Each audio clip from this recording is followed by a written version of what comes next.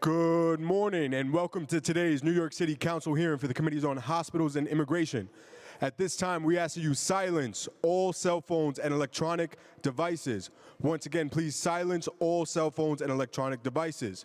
If you have testimony you wish to submit for the record, you may do so via email at testimony@council.nyc.gov. Once again, that is testimony@council.nyc.gov. If you require translation services, we have Arabic, Bambara, French, Fulani, Haitian Creole, and Wolof. That will be available in the rotunda. We thank you for your cooperation. Chairs, we are ready to begin.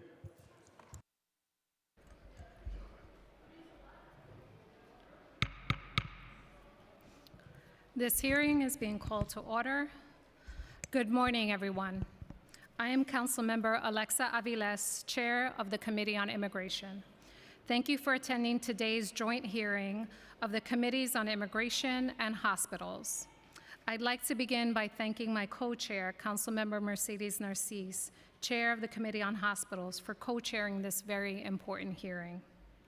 I would also like to thank everyone joining us today and those who are attending remotely, including our council colleagues, impacted people, representatives from the administration, the public, service providers, stakeholders, advocates, so many. We've been joined today by council colleagues, Councilmember Stevens, Councilmember Moya on Zoom, Councilmember Hudson, Councilmember Maramato, and Public Advocate Jumaane Williams. Today, the committee will be conducting an oversight regarding the experiences of Black immigrant newcomers in New York City. This topic is of the utmost importance to me and to the Committee on Immigration. Black immigrants have long contributed to New York City's storied cultural history and economy. Throughout the United States, the arrival of new immigrants from Africa, the Caribbean, and elsewhere has bolstered the Black population's growth. 400,000 Black immigrants live in New York State, comprising nearly 4% of the state's population. It is incumbent on New York City to acclimate its newest immigrant residents to their new role, facilitate pathways to work authorization, and connect immigrants with culturally appropriate resources so they can ultimately thrive in their neighborhoods as fully integrated community members. Over the past 2 years, Black immigrant newcomers have faced especially stark barriers in accessing city services. Those needing information translated and interpreted in language predominantly spoken in West African countries, including Wolof, Arabic, Bambara, Fulani, and French, among others, have reported difficulty communicating with migrant shelter staff and obtaining information from city agencies. Public reporting has demonstrated that the 30-60-day rules disproportionately evicted African immigrants, with newcomers from Mauritania and Senegal being the most likely to receive eviction notices. Black immigrants are disproportionately subject to immigration detention near the US-Mexico border before traveling to New York City, and many hail from countries that lack temporary protected status designations. And as a result, they require intensive immigration legal services involving full legal representation. Many Muslim newcomers have raised concerns about cultural competency in the migrant shelter system, from the demand for halal food to the incompatibility of congregate settings with their faith practice. I would like to extend a special welcome and express my deepest gratitudes to the panel of advocates and people who will open today's hearing.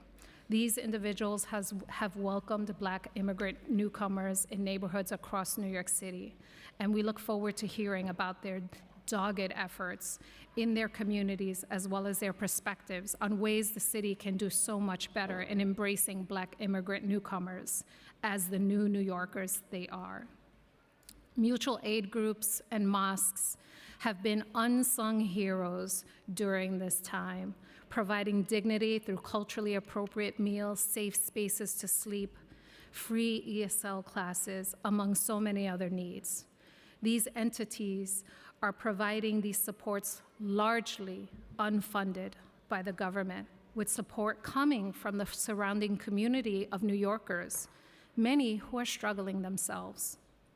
I want to express my deepest gratitude to all of you who have gone above and beyond and who have exemplified what a welcoming New York City looks like, what dignity looks like. While we recognize the sacrifice of the work you have done, you should not be singularly bearing the burden of our city government. We must be creative in funding and service delivery that follows people's and their needs. After today, the government cannot claim it did not know of the gaps and their profound impacts on people. I will attest, we have known and ask, why hasn't getting stuff done and a city of yes fully reached newly arrived Black people? We see the same patterns of disinvestment, anti-Black media narratives, and disproportionate negative impacts in US-born Black communities as we do with Black new arrivals. We can and must make different choices. At the heart of this hearing is a need for data on the needs of immigrant New Yorkers residing in our city. We all know that it is impossible to make policy and conduct oversight without the appropriate data. And knowing the needs of New York City residents helps policymakers and elected officials tailor the city's programming and service delivery. That is why the Committee on Immigration will be hearing Introduction 84 and Introduction 85, both sponsored by Councilmember Carlina Rivera, which would respectively require the administration to develop and implement workforce and health surveys of newly arrived migrants and asylum seekers. These bills would also require the administration to recommend policies and investments to support the well-being and success of immigrant newcomers. The committee will also be hearing Introduction 739, sponsored by Deputy Speaker Ayala, in relation to the reports on the response of asylum seeker arrivals and requiring the use of budget codes for funding associated with the response to asylum seeker arrivals. We look forward to hearing the administration's positions on these bills and working with the administration on a long-term, forward-thinking approach to welcoming immigrant New Yorkers to our neighborhoods and communities. Finally, the Committee on Immigration will also be hearing Resolution 340, sponsored by Councilmember Carlina Rivera, calling on the U.S. Citizen and Immigration Services to eliminate filing fees for humanitarian benefit applications and subsequent employment authorization applications, and calling on Congress and the President to move significant funding from USCIS to cover the funding loss by eliminating filing fees. Even as the Committee on Immigration seeks ways for the city to do better in welcoming immigrant New Yorkers, the Council has been clear that the federal government must play a leading role in making it possible for immigrants to build full lives in our cities and provide for their families. Rather than requiring immigrant New Yorkers to pay exorbitant application fees when many of them are already struggling to make ends meet, the federal government should meaningfully resource USCIS and reassert its commitment to humanitarian forms of immigration relief and protection. I would like to thank all the committee staff for their work on this hearing, including Nicole Cata, Rebecca Barilla, Nia Hyatt, Florentine Cabor. I would also like to thank my staff, Chief of Staff Edward Cerna, Christina Botego, Amarachi Ngadi, and Emmett Turan, and everyone working in the background to make this hearing run smoothly. Lastly, I would like to thank the representatives from the Mayor's Office on Immigrant Affairs and the Office of Asylum Seeker Operations who are present today to testify before the Council. H&H is not here, right? No, but the Office for International Affairs also is. Okay, we'd like to recognize the Office of International Affairs. And unfortunately, I am extremely disappointed to know that representatives from New York Health and Hospitals and New York City Emergency Management are not here. I understand that Dr. Long is the only person authorized from H&H to testify for this body, and tomorrow he will be attending another very important hearing. Given this constraint, I would like H&H to seriously consider how it can meaningfully staff these hearings, especially since it continues to take on larger and larger pieces of New York City's work. They should be present. And now I will turn it over to my co-chair, Councilmember Mercedes Narcisse. Good morning. I am Councilmember Mercedes Narcisse, Chair of Hospitals Committee. Thank you to Chair Avalos and the Immigration Committee staff for holding this incredible, important hearing. I'm grateful for this opportunity to learn more about the experiences of Black immigrants in our city and to determine new pathways to ensure that new arrivals are receiving the support that they so richly deserve. As of last December, New York City was delivering care to 68,000 new arrivals. With the number of newcomers continue to rise steadily, our recent data shows that we are welcoming an accelerating number of people from Senegal, Mauritania, Guinea, and Haiti, and many other folks of the beautifully diverse African and Caribbean diasporas. I cannot emphasize enough that when we say Black immigrants, we do not refer to a monolith with a singular shared experience. These new arrivals represent a diverse array of religions, languages, foods, traditions, and customs. It seems obvious that we must therefore tailor our response to each individual's unique needs, whether it be language access, healthcare, dietary restrictions, religious observance, or any other support that they may require. Furthermore, we must create spaces which allow our newcomers to thrive by offering opportunities that will tap into their unique skill sets to contribute to our city. We heard it outside. They're not looking for a handout. They're looking for opportunity. Every day, we usher in doctors, construction workers, engineers, nurses, and teachers, and so on. Every person who is arriving has something valuable to contribute. And it is severe detriment to our city to allow their skill set to be underutilized. People need to work. As we have observed the recent political unrest unfold in Haiti with heavy hearts, I am from Haiti. It becomes apparent that we must discuss our city's response to accommodating Black immigrants. It is crucial that we understand the shortcomings of our current procedures to generate new ideas and foster new community connections to improve our process of providing aid and shelter to those fleeing violence and persecution.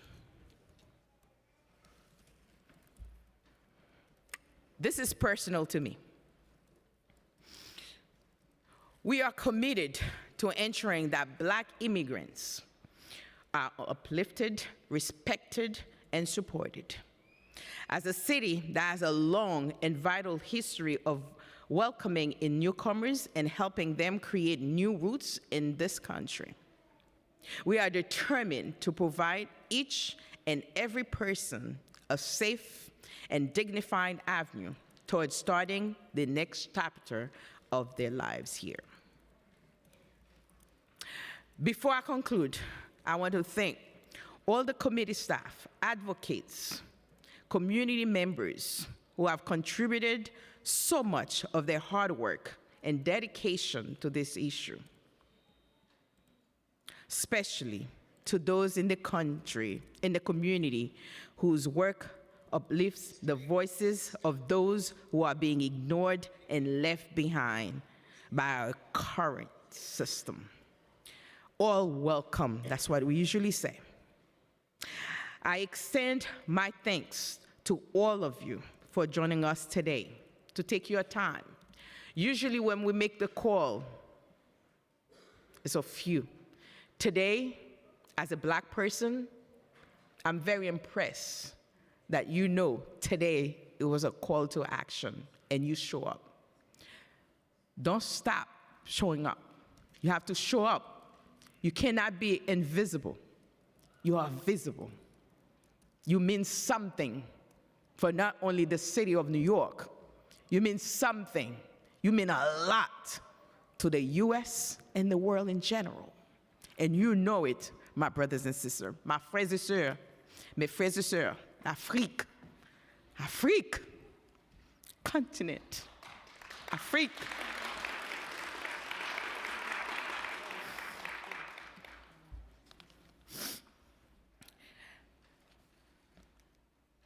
It means a lot.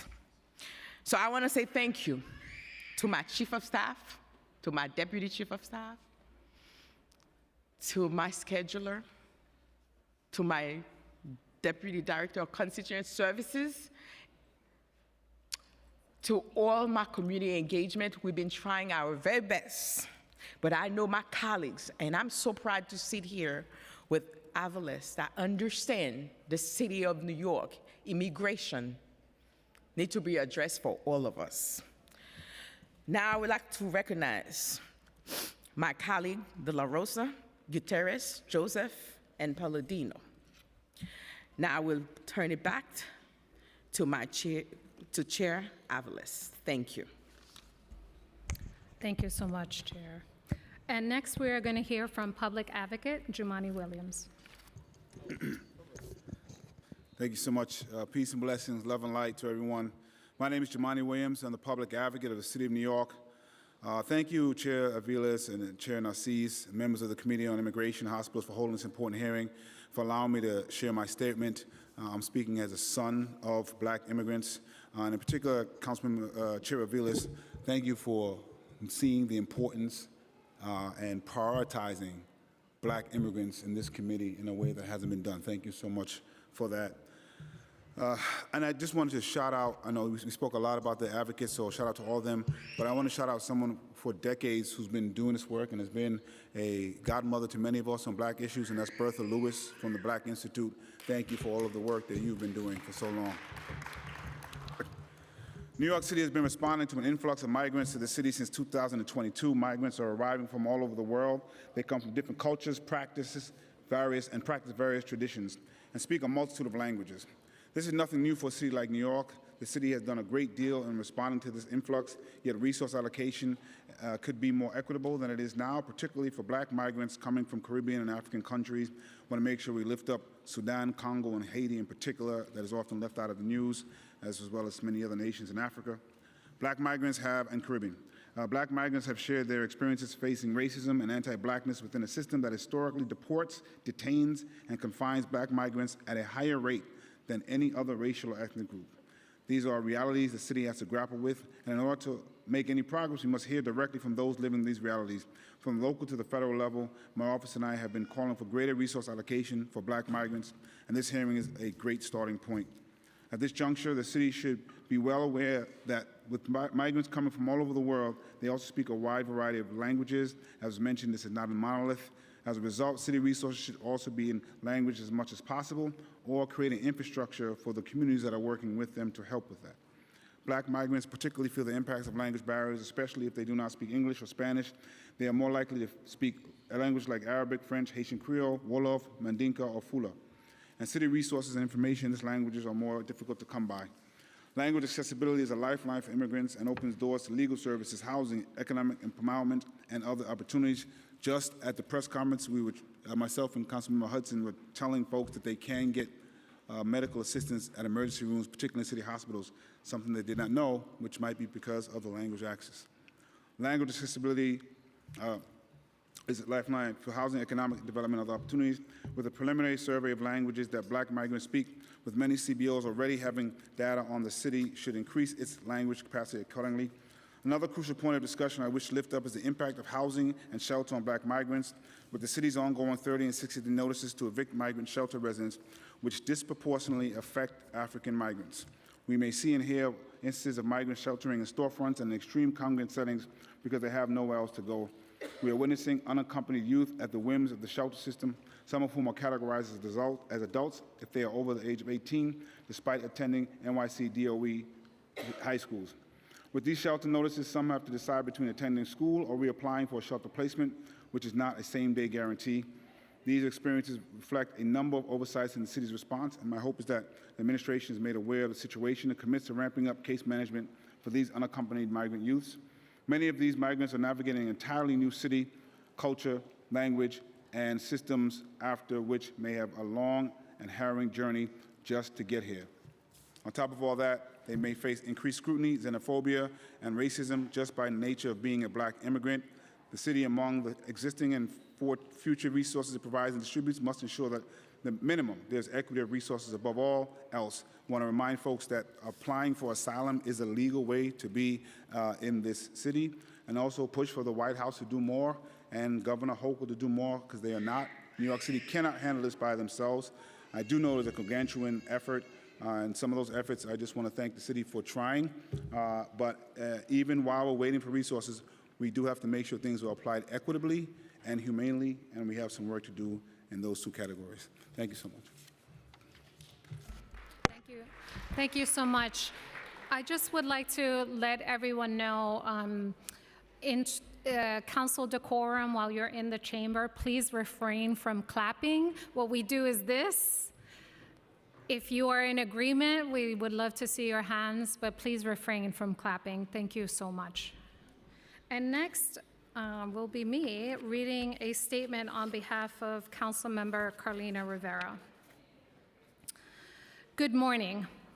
We are in an era of global displacement, and the number of individuals and families seeking asylum in the United States has risen significantly in recent years. 2 years ago, almost to the day, on April 13th, 2022, the first bus of individuals from war-torn and politically unstable countries arrived in Washington, D.C. from Texas. In the following days, many of those individuals found their way to New York City, and since then, the 5 boroughs have welcomed more than 182,000 individuals seeking asylum. Immigration is core to the identity of the United States, and as these families exercise the right to be here, per our national policies, New York City policies can be improved to meet the needs of the influx of migration. In response, our office has worked with advocates across workforce and healthcare sectors to respond to the needs of these new residents. At today's hearing, 2 of my bills will be heard to require the development and administration of healthcare and economic-related surveys to foster opportunity and well-being. Over the last 2 years, the New York City Health and Hospitals has completed over 100,000 visits for individuals seeking asylum.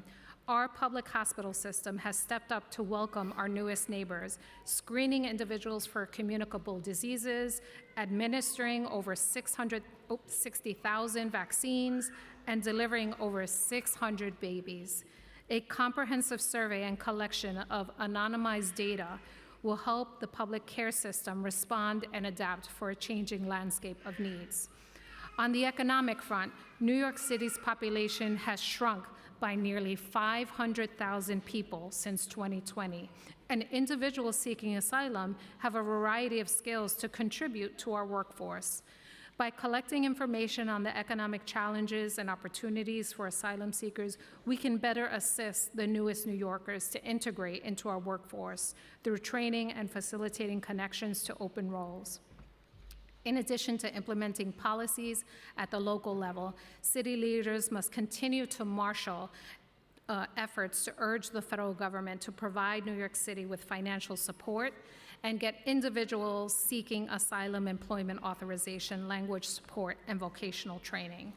And on behalf of Councilmember Carlina Rivera, thank you. And we wish her and her families well as she is having a baby. So blessings to Councilmember Rivera and her family. Next, we'd like to recognize, we've been joined by Councilmember Savannah Brooks Powers. And where are we on the list? Here we are. Okay, and now we're going to hear from a pre-panel that we are. Thank you again for being here, and I guess we will turn it over to council staff. Good morning, everyone. We'll first hear from a pre-panel. We have Adam Abal, Patrice Lawrence, Corinne Mbongo Golden, and Balde Abdoulaye. And if I haven't called your name and you're seated at the table, please just state your name for the record as you begin your remarks. But we'll start with Adam Abal whenever you're ready. Thank you. Good morning, Chair Alvarez and members of the Committee on Immigration. My name is Adam Abba, and I'm the Executive Director of Africana. Africana is a nonprofit organization supporting Harlem and Bronx communities and recent migrants to New York City.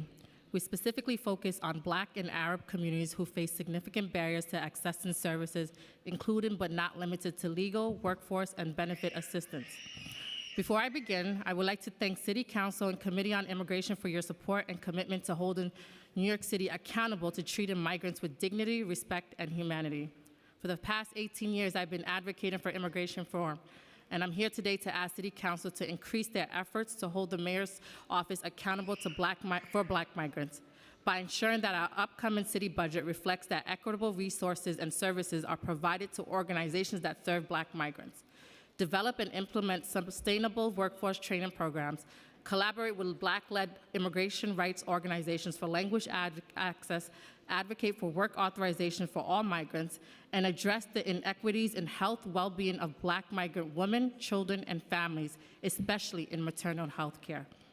Today, there are over 60,000 migrants in NYCs from many countries, included, not limited, Mauritania, Senegal, Burundi, Guinea, and Chad.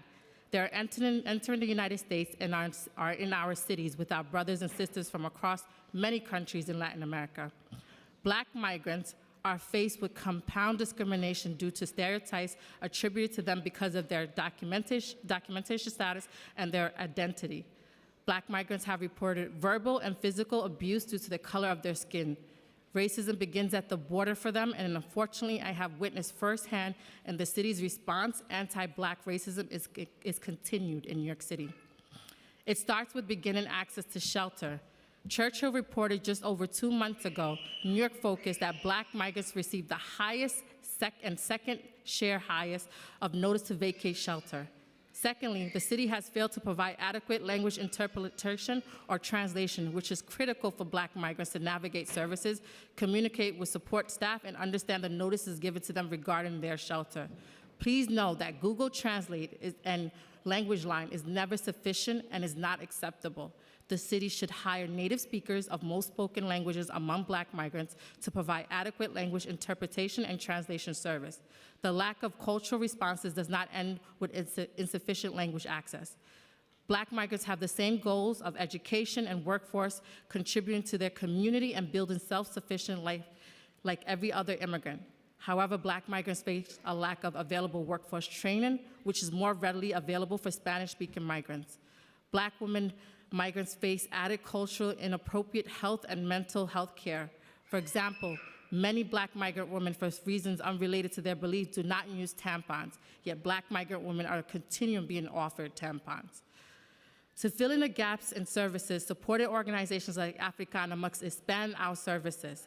Black migrants rely on organizations like ABISA, Haitian Bridge Alliance, Africana, UndocuBlack, Africa is Everywhere, Haitian Women for Haitian Refugees, and ACT, and GYO for direct services and support with no funding.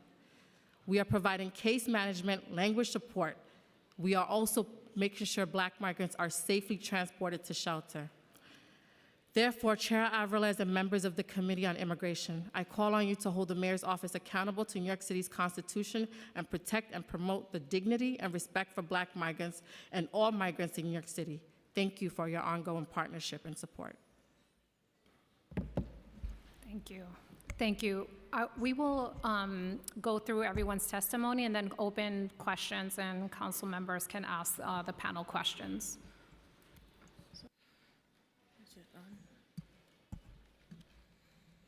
Oh, you can go ahead when you're ready.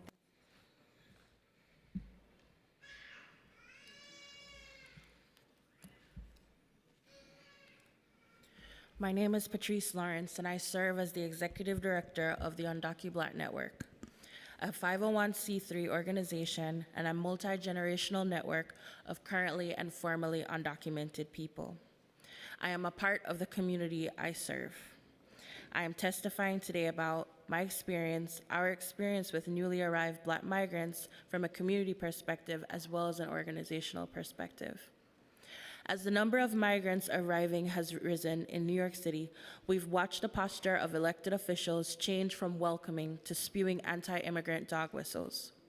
Ensuring that policies that would have migrants detained rather than sheltered in habitable and dignified spaces, as well as access to safety net resources, is a key priority for UndocuBlack Network, UBN, and should be for anyone who believes in justice and fair treatment for all.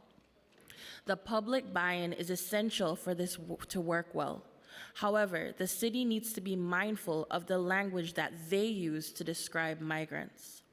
Expanding access to services for long-term residents also needs to be done hand in hand with resources for the migrants. This will help with some of the rhetoric that has been used to describe Black migrants and to pit them against the communities that they come from, as well as the new ones that they're inhabiting. We do not need to remove the right to shelter. We do not need to remove the right to shelter. We do not need to remove the right to shelter. We do need to contract with culturally competent contractors and community-based organizations. And if it needs to take time, consult with immigrant organizations so that you will know the best ways to move forward and you will see success. We need a welcoming atmosphere for migrants entering New York City by bus or by plane. At the airports, the instructions are confusing even for the average traveler. Many newly arrived Black migrants have needed to take Ubers that we have facilitated access to. This is costly. Airports need signage, people, access to Metro cards or a pass that does not require credit cards so that the migrants can use the subway system. Moving away from cash should not be fully implemented. Our collaboration is primarily with Adama Ba of Africana. I testify that I have witnessed Adama welcome migrants at Port Authority in the dark hours of the morning for over 2 years. With a warm smile and food and care, she still does it now. It is not lost on us that the beginning of these buses came out of spite and hate for immigrants. We hope it is not lost on you either. But what was meant for evil has been turned for good. We support Adama Ba's expanding team, as well as Dr. Sadie, who heads up APISA, and we have directly financially supported both of their work. I know these women and their respective networks and organizations. With our help, we have seen and witnessed medical clinics that they have set up at times in parking lots in Harlem, and we've seen the glow of faces and individuals as they have been treated with dignity. Additionally, we have seen legal services. They provided legal consultations, assistance for immigration and paperwork, medical support, medical screenings, vaccinations, referrals to healthcare providers who are culturally competent to ensure the health and well-being of migrants, housing solutions to make sure that that the Black migrants who enter this city have secure, safe, affordable housing for migrants, as well as additional health and wellness programs. Connecting Black migrants to a local network of competent service providers to ease their experience of getting social services is very, very necessary and must be done in all of the languages that they speak. It is my hope that any surveys and reports to be conducted in the future, as I understand is in front of this committee, for the migrant population in New York, be conducted in a way that ensures participation of Black migrant communities. This may mean and is not limited to conducting the survey instruments in multiple languages, including the participation of community-based organizations, and the findings must not result in punitive measures. Too often in this city's past and present, we have seen them resort to police. Please don't make that mistake here. Lastly, we know that federal policy impacts people everywhere. And we also know that without proper implementation, that gap will fall flat and fail. There has been temporary protected status that has been instituted for several people for Black countries, and we fight for it to continue to happen for additional countries. We need the city's help and funding to make sure that these are successful. We have seen firsthand that without proper funding and implementation, and because of the systemic bias and racism within the system, USCIS may not process people at a time that they're supposed to, or even accept their applications. Therefore, Black migrants need more help and assistance. Our organizations, my organization, is willing to do that work, but we cannot do it.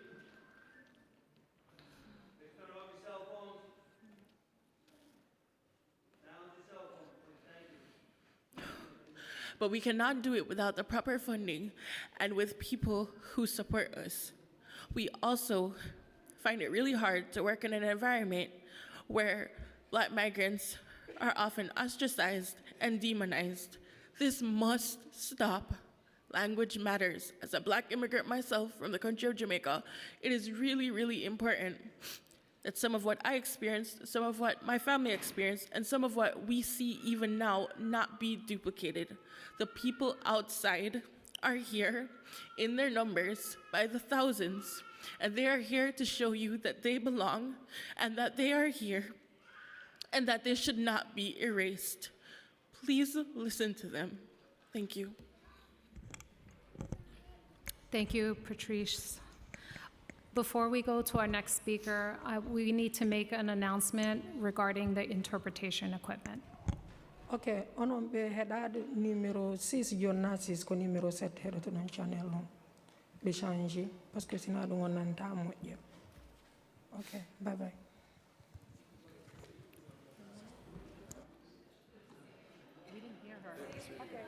Oh, yaafe nani ɓe inni wo wonnoɓe heɗade ɓen numéro channel hara ko 600 joni on ikkoto hara ko numéro 7 ok fiyon nano moƴƴa par ce que nder toon no mari complication technique comme si ɓen wowli onon gonnanta moƴƴa ka numéro 6 donc écoutez numéro 7 joni on faami toon e juɗɗen son faami ok on jarama. Thank you. And before we move to the next panelist, I want to recognize the 16 students from MS 890, Brooklyn, New York, up there. We see you. Thank you for being here. You're always welcome in the People's House. Next, we will move on to the next panelist.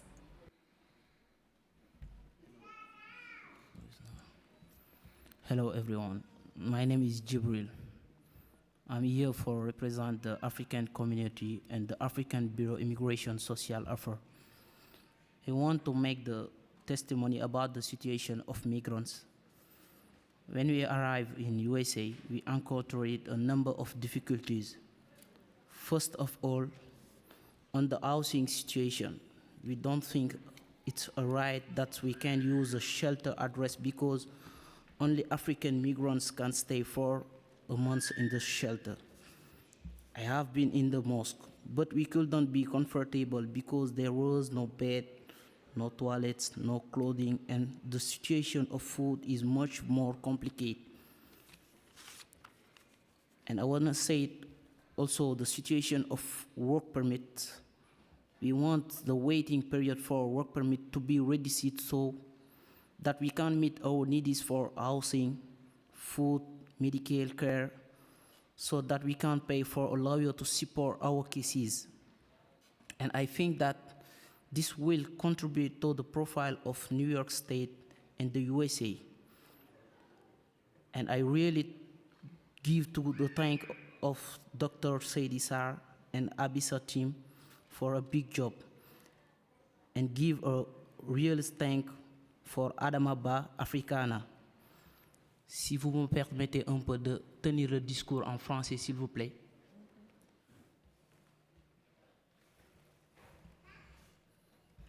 C'était un immense plaisir d'être là pour pouvoir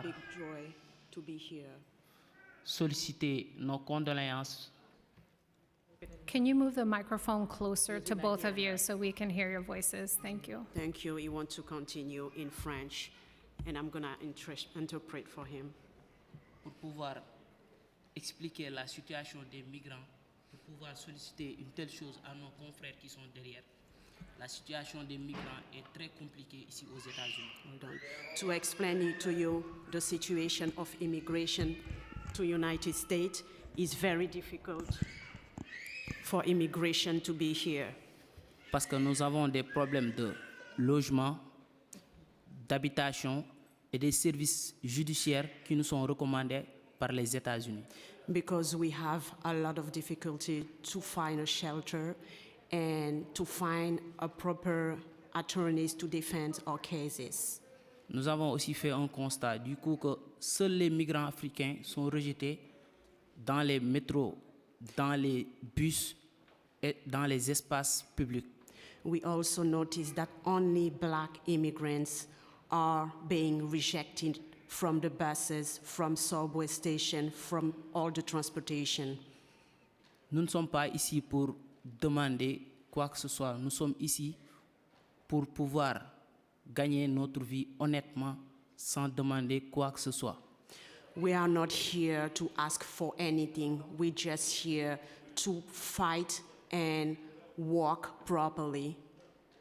Lorsque nous étions dans nos pays, on avait entendu que les États-Unis, ce sont les pays de droit et de démocratie.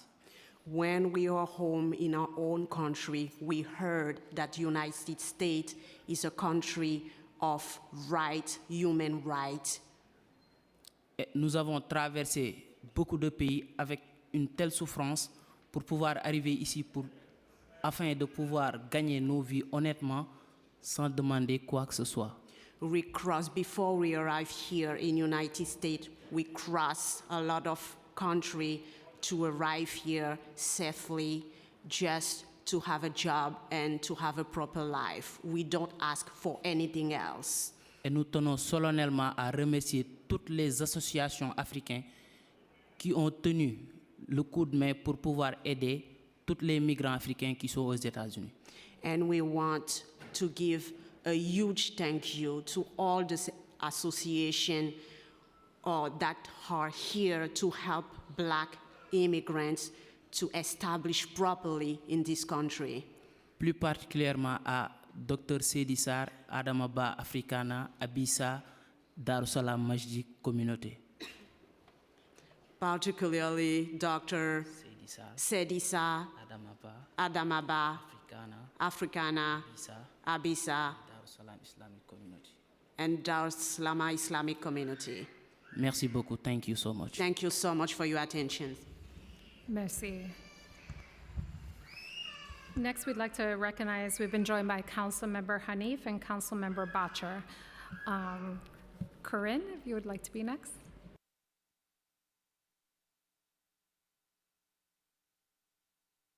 Button is working? Okay. Hi, City Council member. Thank you for having me. My name is Corinne Obongo Golden, and I am a resident of the Bronx. I'm a tenant organizer in the Bronx. I'm African. I am from the Congo. If you know, the Congo is at war. My dad is from the Congo. My mother is from Ethiopia.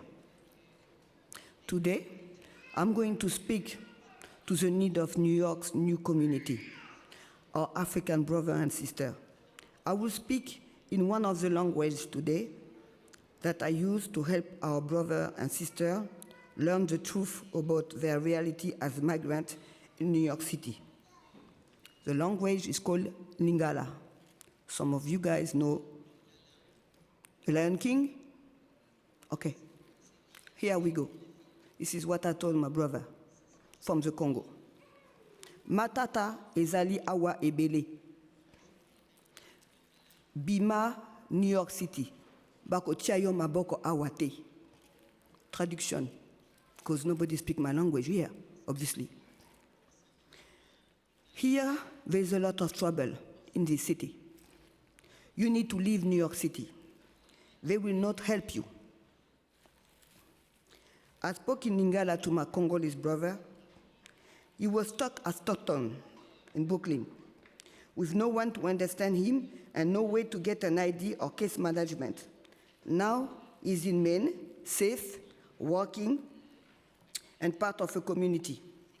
Africa has 54 countries. There are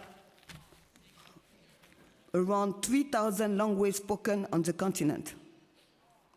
Black Africans are not slaves, but have been unfree due to the colonial and capitalist exploitation. Our lives are sacrificed for the rest of the developed world. I'm a grassroots. I am not a non-profit worker. I do not work for the city. I am here to tell the truth. Everyone today will hear our truth. I came to volunteer with the founder of Africa is Everywhere and BAMSA. It is a Pan-African feminist initiative. The founder is Diane Enobabor, to help our brother and sister in Brooklyn. They were at Jefferson, Stockton, Halls, thousands of men who did not have case management, sleep on court, without anything. They need to get a job, have no good health care or housing. We do not have enough African direct service organization. We demand help in Brooklyn and Queens. We have donated time and money to African mothers, expecting organizing clothing drive, transportation, and food for medical service as mutual aid. We have translated for health or death medical procedure. We couldn't afford necessary antibiotic in a city like New York. So one of our members had to buy antibiotic in Colombia to help our brother who suffered from a third burn degree. We have seen asylum case be poorly completed, being denied asylum, thousands more have had the chance to do their application. This is negligence. This is unacceptable. This is shameful time in New York history. This city is not friendly for all people. It is anti-African and xénophobique. Cette ville n'est pas du tout accueillante pour les Africains. Elle est raciste et xénophobe, et on doit le dire. We came to share this testimony to let you all know in this council you all are responsible for this pain and suffering that will affect us for generations to come. But you also can change this for better. C'est l'hôpital qui se moque de la charité. New York City should at least live up to the standard it projects to the world, instead of the mediocrity he has shown our community. Africans deserve dignity and respect. We are not animals. This country has the habit to, I'm so upset. You have a habit to receive all over immigrants, all over community. Why is it going to be done only to the African? It's because it's an embedded protocol of racism and xenophobia in this city.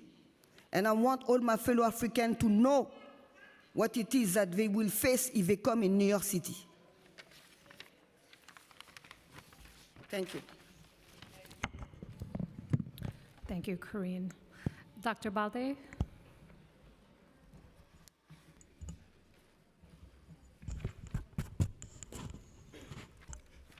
Bismillah ar-Rahman ar-Rahim.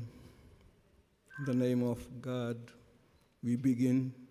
In the name of God, we end. I start by saying thank you to our chair. Thank you to all of you.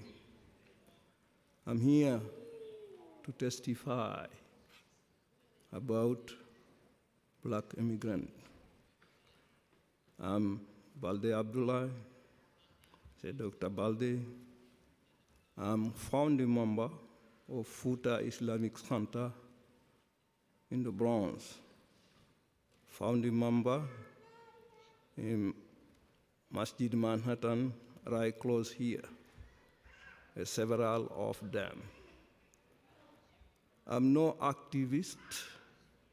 I'm just member of the community. I try to help as much I can. But I'm telling you, in the bottom of my heart, since this brother start coming, I have broken heart. Because if we see human being, when human being without food, you lose your dignity. You have to eat. You have to find space to stay. If not, to save your dignity is very difficult. My center have been holding more than 300 to 500 people. This last Ramadan, first day of Ramadan, we have more than 1,000 people who come to break their fast. This day, I have only 1 cup of water. 1 cup. And we call throughout the houses, we say, whatever you have there left, please bring here. I'm telling you, I go back to my house, like midnight, I have nothing to eat until next day. Next day, I be in the phone. I call Interfaith, all friends and community, leaders, organization, ask for help. 4 or 5 of them answer me. New York Interfaith, Gambian Youth Organization, and one of my friends, you know, Debbie Almonstaza and her husband, other friends like Muna Organization, those people answer me. Interfaith have been providing like 200 meals a day. Muna, 300 meals a day. Debbie Almonster, 200 meals a day. Alhamdulillah, the Ramadan passed very good. Don't forget, in Ramadan, we eat 2 times. We breakfast, and then like 4 o'clock, we have to eat something. We have like 300 in the masjid. People who are in the shelters, they all run down there to find something to eat. We thank God. God help. We finish Ramadan. What I'm asking, all these people I'm telling you who come here, every one of them are treasure from the family. Treasure. The only thing we ask the city, when our chairman went to my center, we went to the Senegalese center, she find those people, she asked me what I can help with. I say, we ask your help just to help these people to get work. They can support themselves, support their family, without no going to any shelters. Since then, she stands by her feet, do everything. That's why she called this meeting today. All my thanks to her or her staff. We have to recognize a human being. When she went to my center, see all these people, I see the tear from her eye. I see the tear from her eye. But I say, God is the provider. Alhamdulillah, we thank God for everything He has been done. But what I'm asking you, before you give fish to somebody every day, help him how to find the fish. Help him how to find the fish, how to fish. The only things we ask to get these people training, get them a job, get them a paper to work, that's gonna help themselves, gonna help ourselves, it's gonna help several family.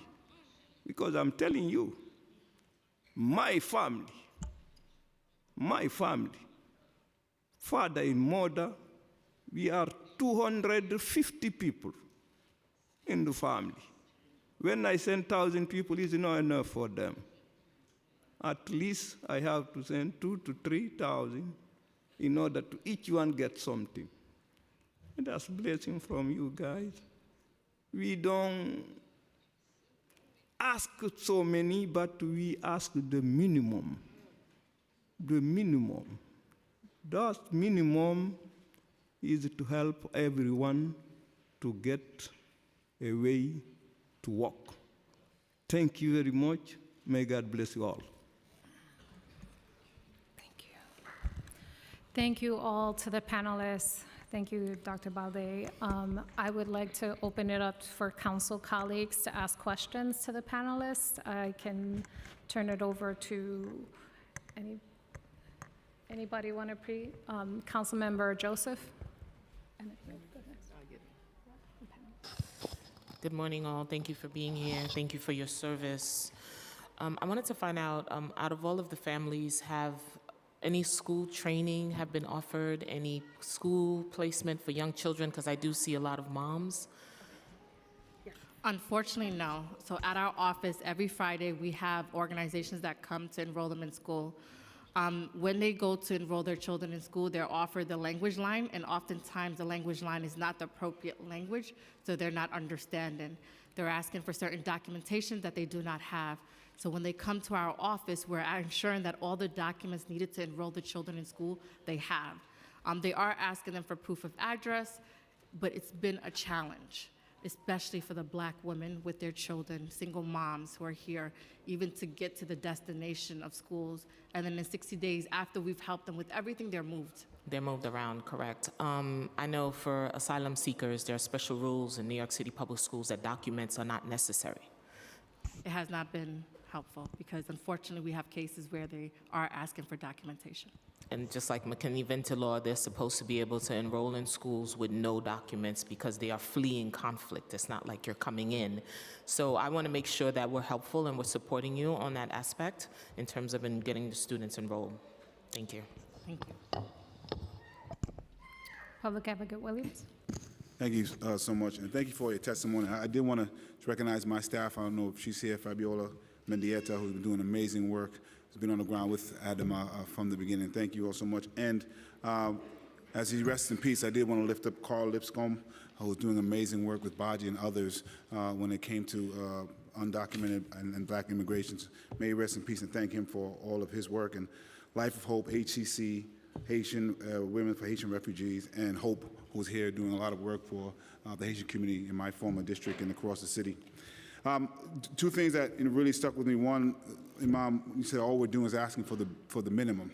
And it's unfortunate how much particularly Black people in general have to fight for just for the bare minimum of humanity. And so I'm sorry that that's the struggle we have. And a sister, I'm sorry to remember your name, but you lifted up that New York should show some version of should show what it projects to what it is.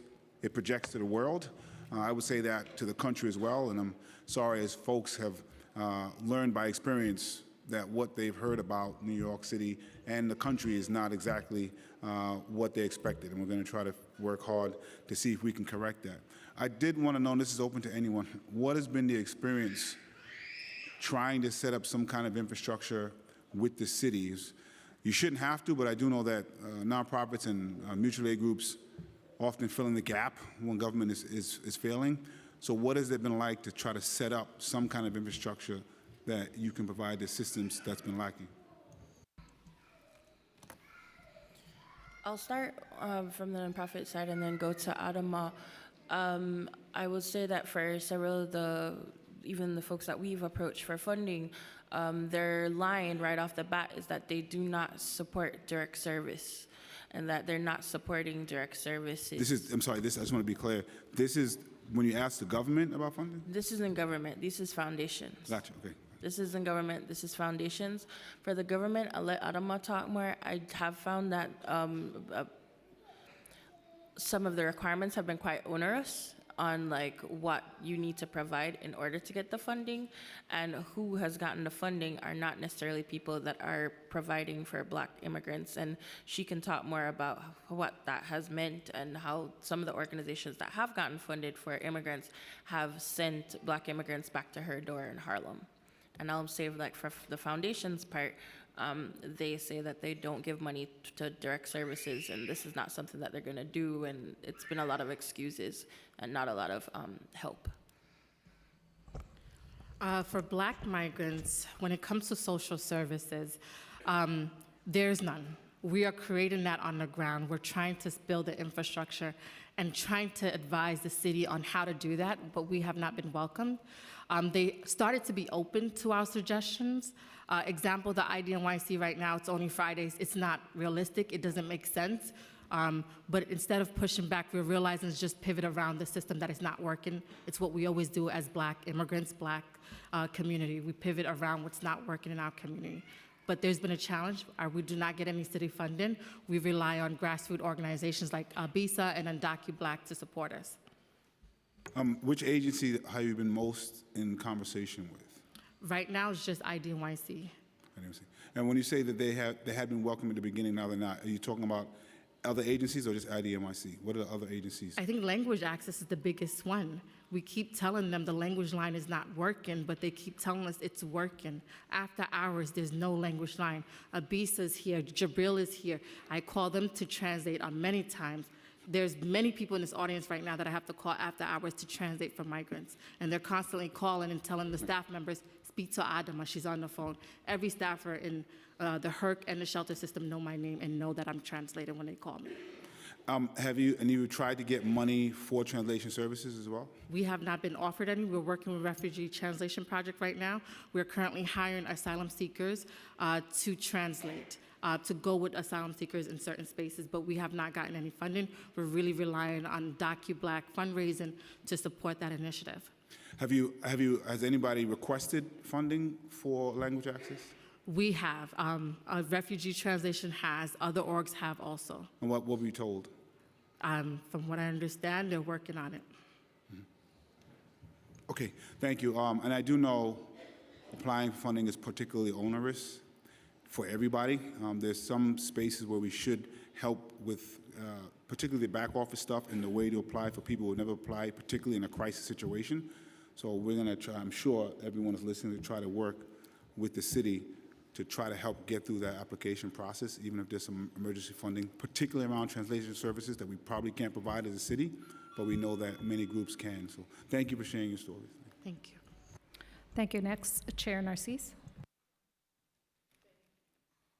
I just want to say thank you for being here. Thank you for being an advocate. Thank you for standing the ground for our brothers and sisters that are coming from Black immigrants, especially from African nations. So the language access, one of the things that we know for sure, if you cannot speak a language, you're not gonna get anything done. You cannot get your kids to school because they can give you a paper you don't know. You cannot get, even explaining if you feel something. I know that because I speak Creole and French when I came to the US, and I know how difficult, how challenging that can be. So my question to you, and we know that the calling when you're trying to get translators is almost impossible. I'm hearing it a lot. So in your capacity, in this space where you function as an organization, how many dialects that you encounter that you can help the city of New York? At our office, there's currently 16 different languages that are spoken among the whole staff. But the focus has just been on West Africans, and there's a lot of East Africans coming with a wave of Haitians coming. And we need to be mindful of those languages. There are unique dialects that are also coming that I've never heard of, that I'm learning now. about. People from Madagascar are coming. You have people, Burundi are coming. People from countries that are not common to us. So language access has been truly, truly a challenge, especially if you don't understand. Poulard from Guinea and Poulard in Mauritania, Poulard in Senegal is very different. So thank you, because we have to push for language access, because I have seen it, people telling me even to stay in the shelter, to wherever in the HERC they cannot stay, because when they ask them to reapply, they're not getting it. And so thank you for continuing the work. I do want to add on one thing. There is a significant amount of people who are illiterate, so written does not work. We have been sending voice clips to the migrants, explaining to them what their rights are and to understand what's going on. So it's not just written, we need vocals. Thank you. May I intervene for that? Because I actually taught literacy class in Brooklyn, in the library of Bushwick. And we have, in Africa, unfortunately for us, learning how to read and write is a privilege. And a lot of our brothers and sisters do not know how to read and write. So they only speak their, I would say, native language. Like I said, I'm from the Congo, so I was speaking only in Congolese, one of the many Congolese languages that I speak with my fellow brother and sister to help them out. So the language barrier is tremendous. We at Brooklyn, we were faced with that predicament, and we had to taught, and we actually have like 6 classes, because we had a morning class, and then we have an evening class for the ones that were literate. So without that, it's impossible for them to do anything, because they don't understand the language, they don't understand the way the city works, they don't understand anything. And you can't go nothing, you can do nothing. And like I said, there was emphasis many times that, we are African, we don't speak African. We have different specificity in Africa. I'm from Central Africa. My mom is from East Africa. My mommy speaks Aramaic. My dad don't speak Aramaic. He don't even understand it. I do, because my mom is Aramaic, so I do. But only in the Congo, you have like more than 500 languages. Swahili is being spoken in Burundi, so I can speak with somebody from Burundi, but I cannot speak Swahili with somebody from Mauritania. You understand? In Europe, a Turkish don't talk for a French. A French don't talk for a Spanish. So why it is that you will put everybody in Africa in the same bag and thinking that because they speak Asania, because they speak Peul, everybody will understand. You see, I told you Hakuna Matata, you couldn't understand anything. You see, so that's what we need. We need people that speak the native language to teach to those people. That's what we're asking the city, and the city refused to acclimate. And since 2002, I learned that French is an indigenous language. Yes, French is an indigenous language because United Nations speak French as a diplomatic language. How come you cannot have OSHA in French? Why you don't have interpreter in hospital? Why I have to go and translate for my brother and sister every time they have an emergency? They call me at any time. Why? This is New York City. It's the first megapole of the world. There's no excuse. There's not. So now I know that speaking French, you are indigenous. With Alliance Française here, French Embassy here, United Nations, speaking first language of diplomacy is French. So New York City, you need to do better. You have no excuse whatsoever. You have none. You don't even want to implement English lesson for French speaker, but you have bilingual class here. I know because I was teaching French here.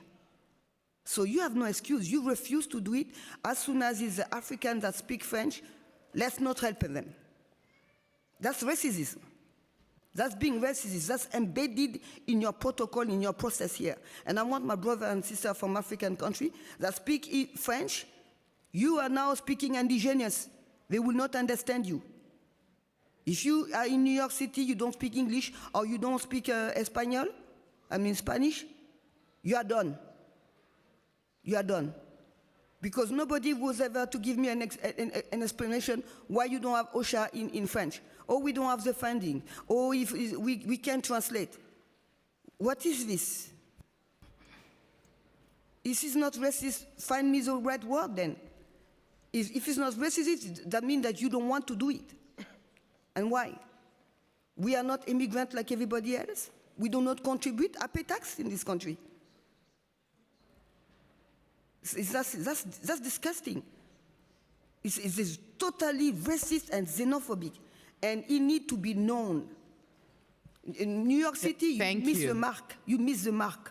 Thank you. Thank you, Corinne. Next, we're going to have Councilmember Hudson. Thank you so much, chairs. Thanks. Thank you all for your testimony. My office hosted a resource fair back in November that was, we thought, going to be mostly for folks who were staying at the Herc in my district. And we were completely overwhelmed and didn't have enough resources for all of the people who showed up. So we're hosting another one on June 1st, but I wanted to ask you all what types of resources. We're going to have a vaccination bus, an IDNYC, and many other resources for folks. We're working very closely with the mutual aid groups that we've been working with in our district and our community. But I'm just curious to know from you all directly, what are some of the resources and services that we can have at a resource fair that would be most helpful? To be honest, there's so many resource fairs happening. We need workforce training. We really need to be able More to what? Workforce training. Workforce training. We need our folks to be able to work. It is not fair because that they do not speak Spanish or English, they're not able to get that. We have been covering the vaccination by accompanying them to the hospitals or even the clinics, but it's really workforce training that we truly need. And then mental health services. Mental health services not based on what the city thinks, but what our community thinks, what our community needs. Thank you. And then just touching on the vaccines that you mentioned, my understanding is that the city no longer does vaccinations at intake, and that they're sending folks to get vaccinated. And so I'm wondering if you know also if families with children are getting their children vaccinated, or if there are hindrances to making that happen. Sure. I don't know how the city is doing it now, but for us, when they come to our office and they're not vaccinated, we refer them to the 2 local hospitals, which is Lincoln Hospital and Harlem Hospitals. They are welcoming towards Black migrants. And if their children don't have the vaccine, we make sure that they have all the vaccines so they can enroll in school. Right. But we are ensuring that in our office that they do get vaccinated, and understanding why they need those vaccinations, not just telling them you need to get it. Right. So we do have healthcare workers that explain that. Okay. And I think Jabril also wants to add on. Okay. Thank you. Yes, I want to highlight something like the majority of migrants need to continue their learning at the school. And this is a big problem to pay their school because they don't get money and they don't get support for pay their school. And I believe you will figure something for make it out. Thank you. Thank you. Thank you all so much. Thank you, chairs. Majority Whip Sylvana Brooks Powers. Thank you. And thank you so much for the powerful testimony that you all have shared. I think I can speak for my colleagues saying we've been waiting for this moment to hear your voices directly on this issue in terms of how the Black migrant community is being prioritized in this crisis. So thank you for testifying today. Kind of piggybacking off of Councilmember Hudson, I'm curious to understand a bit more granularly the resources that are being provided. So for example, I represent the 31st Council District in Southeast Queens, which includes JFK Airport, where a hangar was opened, and when I toured that hangar, it was the census for that day was about 752 migrants that were there, predominantly Black migrants that were there. And so my concern is in terms of what resources are being offered. So wanting to understand, and I know you mentioned, a lot of resource fairs and workforce being needed, but what are some of the other critical services that you need? How can the council increase the capacity of the work that you're doing? And also, I'm curious what the shelter experience is like. What language is being spoken in the shelters that you all are being located in? And before you respond, Adam, I just want to recognize Councilmember Sanchez on Zoom, but please respond. Jabril wants to answer for the languages for the shelter. Go ahead, because he has translated. Majority of migrants speak African speak Wolof, French, and other language. They need to translate for them in Spanish and English, and this is a big problem for them because sometimes some peoples we don't understand what I'm saying, because this is a big problem for translate for them. For legal is another big thing that's desperately needed for Black migrants. Patrice, you want to talk on how? Oh, she doesn't. But legal is desperately needed for Black migrants. We are seeing a huge gap of Black migrants not getting access to the Red Cross. And we were told it's because of language. We fixed that by offering the language services that we have. We accompany them with a translator. But legal is desperately needed. It's the only way that Black and workforce, is the only way Black migrants can get a foot in the system. Without that, they're hopeless. You have to understand, Black migrants have it harder in the immigration system. The first wave of migrants that we saw Black were all wearing ankle bracelets. At this time, people were shocked because we were only seeing Black migrants with ankle bracelets. We're seeing already Black migrants getting deportation letters. Black migrants aren't getting their mail. Mail is another big thing. Because they are disproportionately kicked out of the shelter system, they do need mail. At our office, we offer that. We get their immigration, we get their medicals, their bank. They need a system that we have created from the ground and up that supports them. And we have to rely on grassroots organizations for that support. When you say disproportionately being moved out of the shelter system, can you explain that a bit more for me, please? Sure. So Black migrants are getting a 30-day notice. They're getting a piece of paper. For some, they are not getting a piece of paper. They're just being told that they have to leave, but it's not being translated properly. And so when they call us when they get kicked out, and we have to explain to them that they can go to St. Bridget's and explain the whole system to them. It is not fair because there's thousands of other people that need services, and we have to pause to explain how the shelter system works. Dr. Balde just spoke and told you there are 400 people in his mosque. There are over 24 mosques now that are housing Black migrants in their mosque. They are overcrowded with no funding and no resources. So shelter is a huge challenge. Thank you. What I'm at those mosques where they have been leasing, most of them are destroyed. We have to fix. We don't get any funding for those masjid. I don't know if the church is get it, but the masjid never get funding from the city. And I'm telling you, in Africa, we don't have language, we have dialect.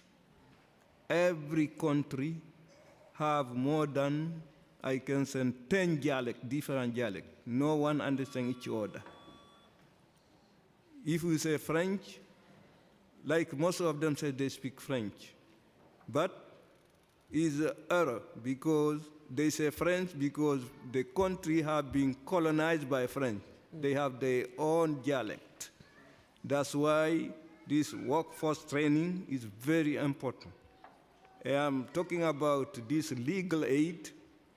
When they cross the board, they give them several lists of pro bono lawyers. Myself, I take more than 3 hours to call each one of them. No one pick up. No one. I speak English. And now those people who get those papers through the border, how they can? I try to find out, they don't get any. Until now, some of them don't even file their paper for asylum yet. Why? Because they don't have any form, any means. So please try to help. Thank you. Thank you. And just one more follow-up. Adama, do you have a list available of the organizations that you could provide to us that offer translation services? Because when the council was pushing the translation funding in the past budget, I think there was a need to identify more organizations that have the capacity to offer this service. So if you can be able to provide that for us, that would be helpful. Yes, I can do that. Thank you, and thank you for the work you're doing on the ground. Councilmember Palladino.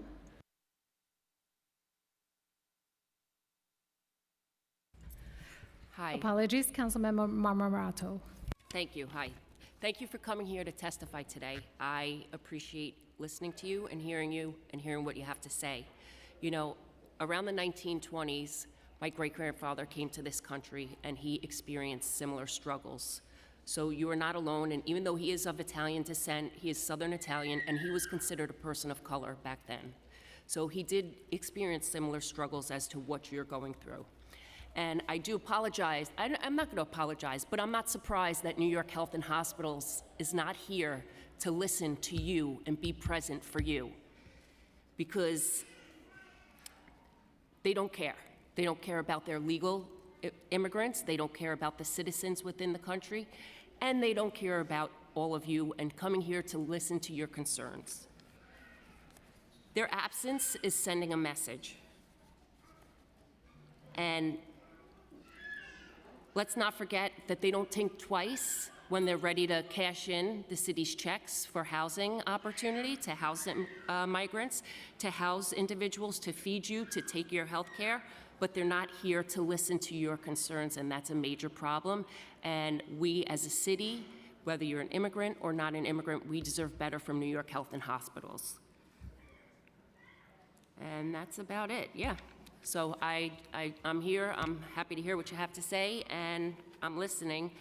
And we do provide legal immigration services in the Bronx to the 2 Bronx people at the end, in my office on Mondays.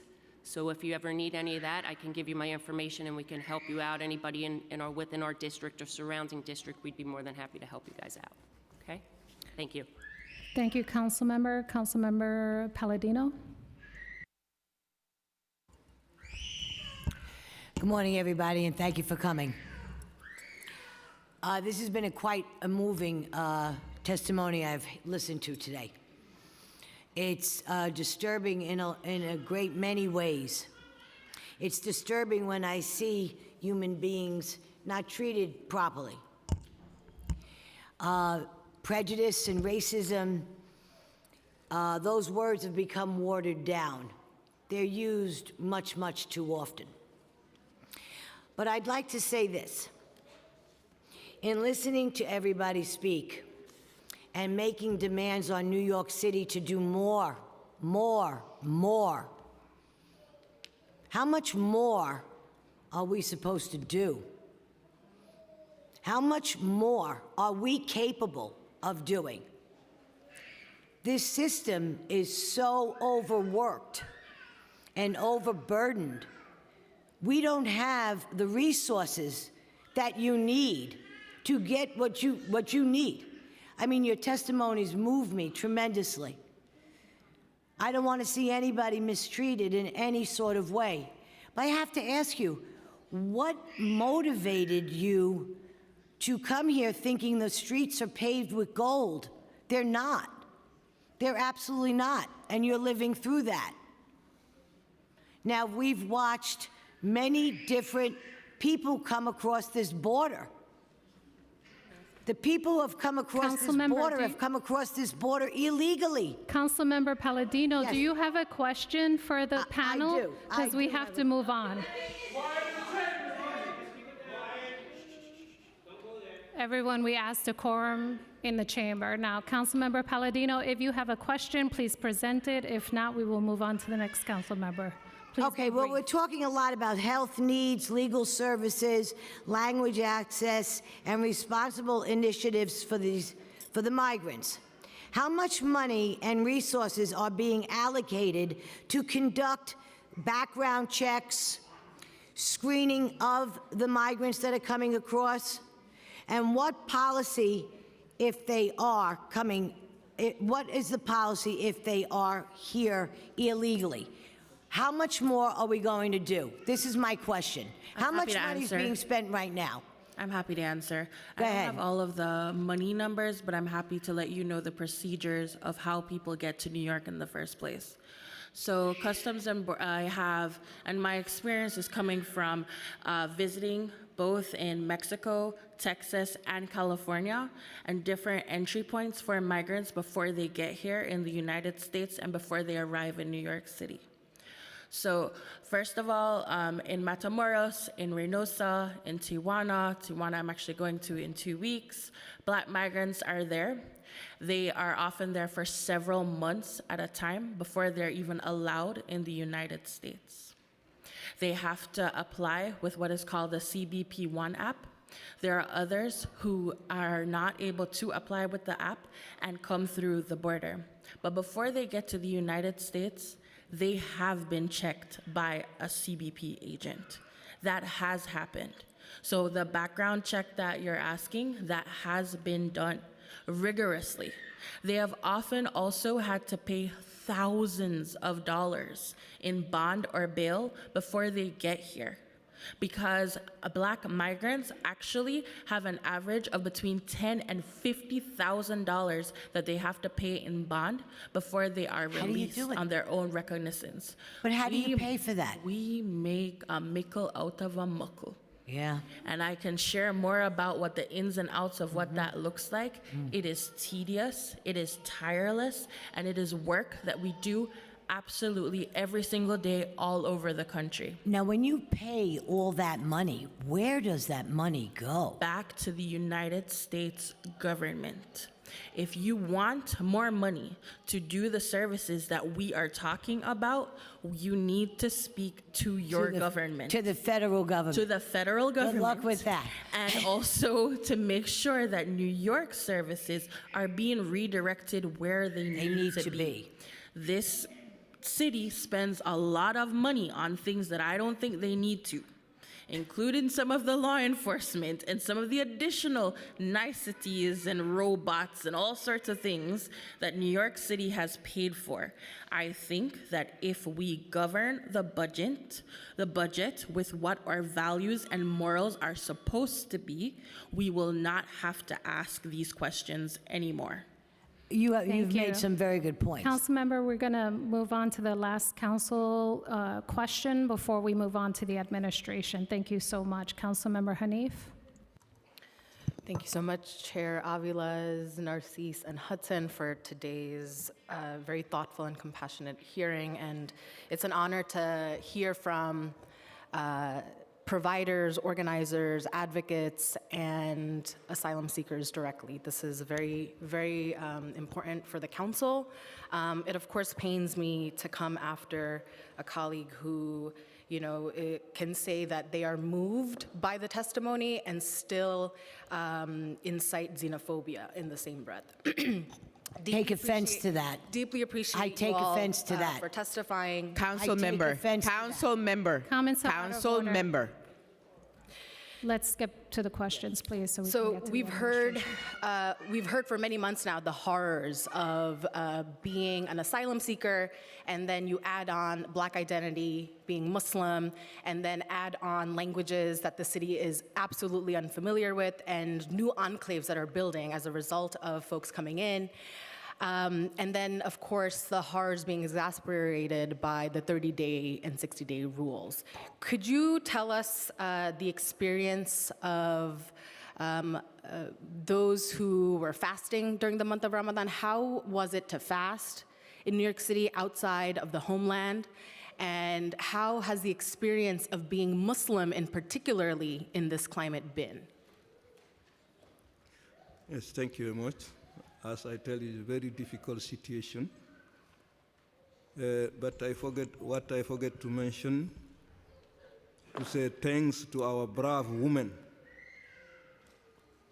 Brave women, wives, because they are the most supportive. everyone bring at least 3 to 4 pans of food every day. And the imams have been asking the congregants to give out money to help. Particularly in my mosque, the imam, every Ramadan, they supposed to go to Hajj, to Mecca, last the 10 days, but this time they cancel everything because of these people.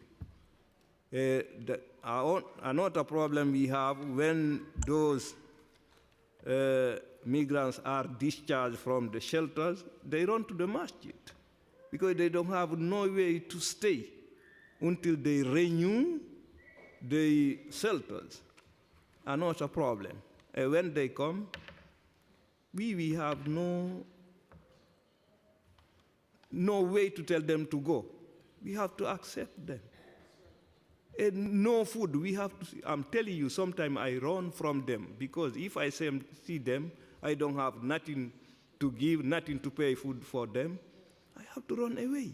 And those who are coming to the mosques, are they primarily men or families too? All. Everybody? Everyone.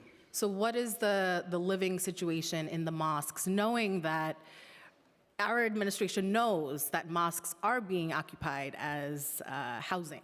Very difficult situation, very difficult situation. And right now, most of the congregants running from the mosque.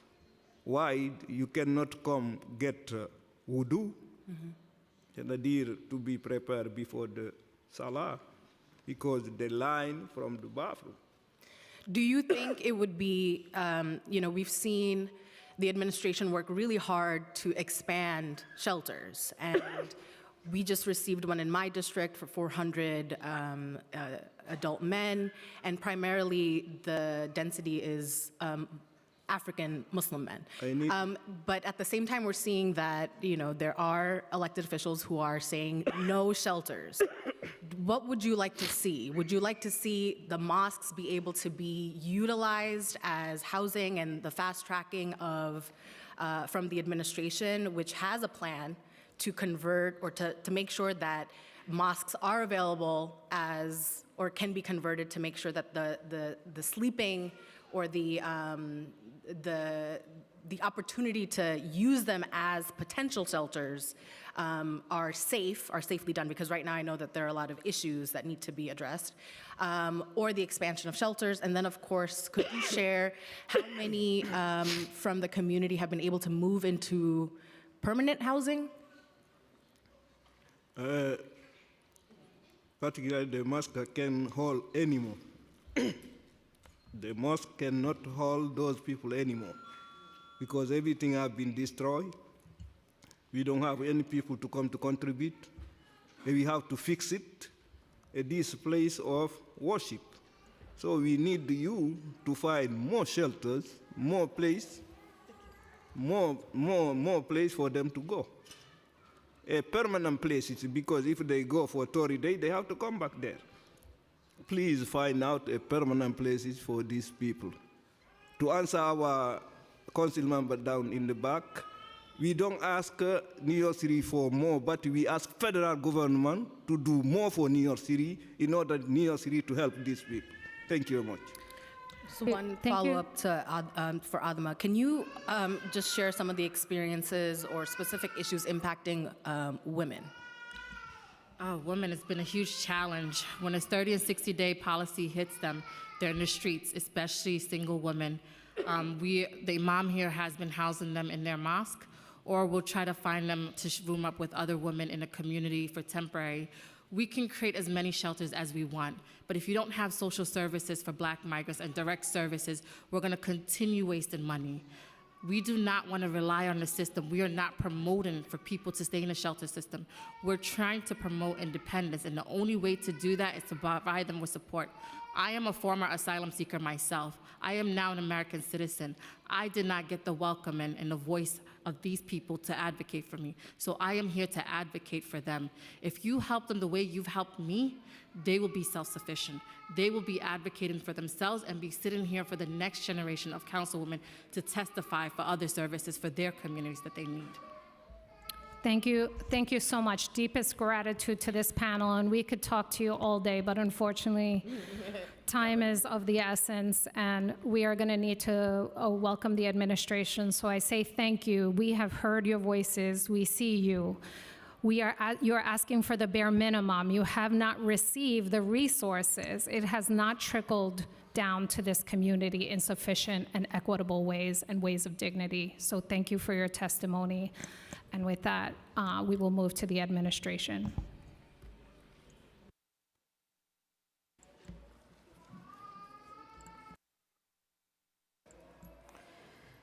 Thank you, Chair. We will now hear testimony from the administration. We will hear from Manuel Castro, Molly Schaefer, Tom Tortorici, and Aissata Kamara.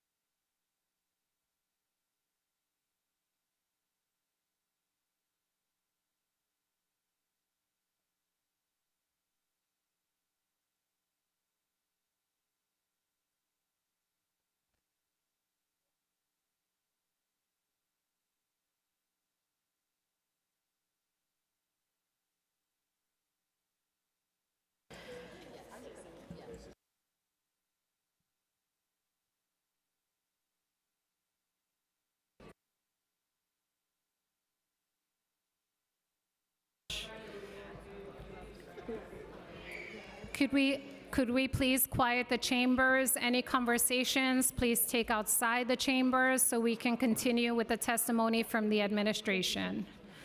Thank you so much. Before we begin with this panel, I will administer the affirmation. Panelists, please raise your right hand. Do you affirm to tell the truth, the whole truth, and nothing but the truth before this committee and to respond honestly to council member questions? Seeing that everyone has affirmed, thank you, and you may begin when ready.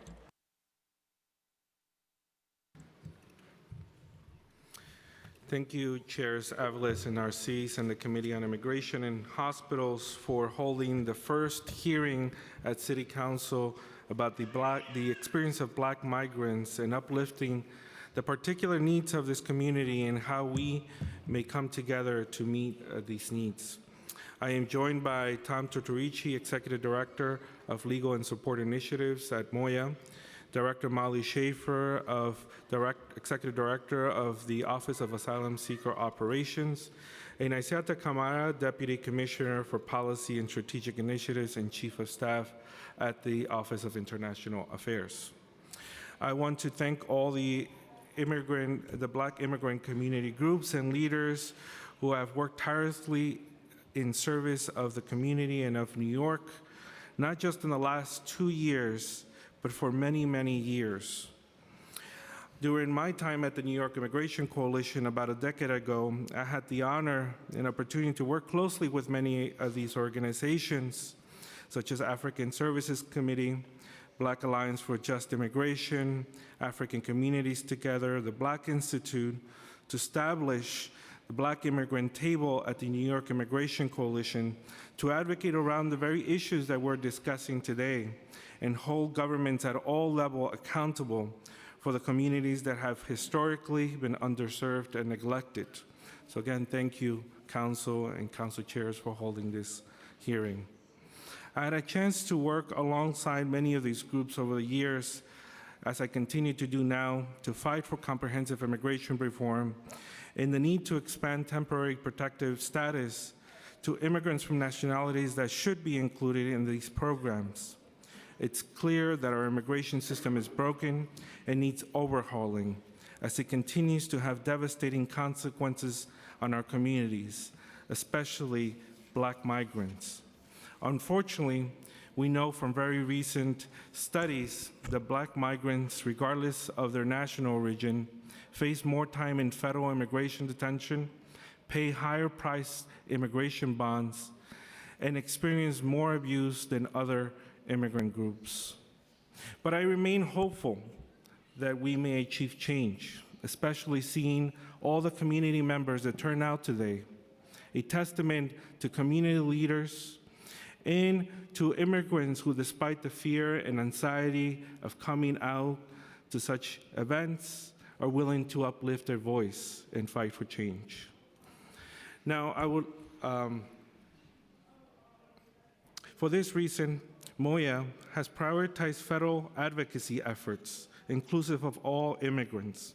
I stood alongside council members of our Haitian community members to call on federal government to stop all deportations of Haitian nationals who now call New York City and the United States their home.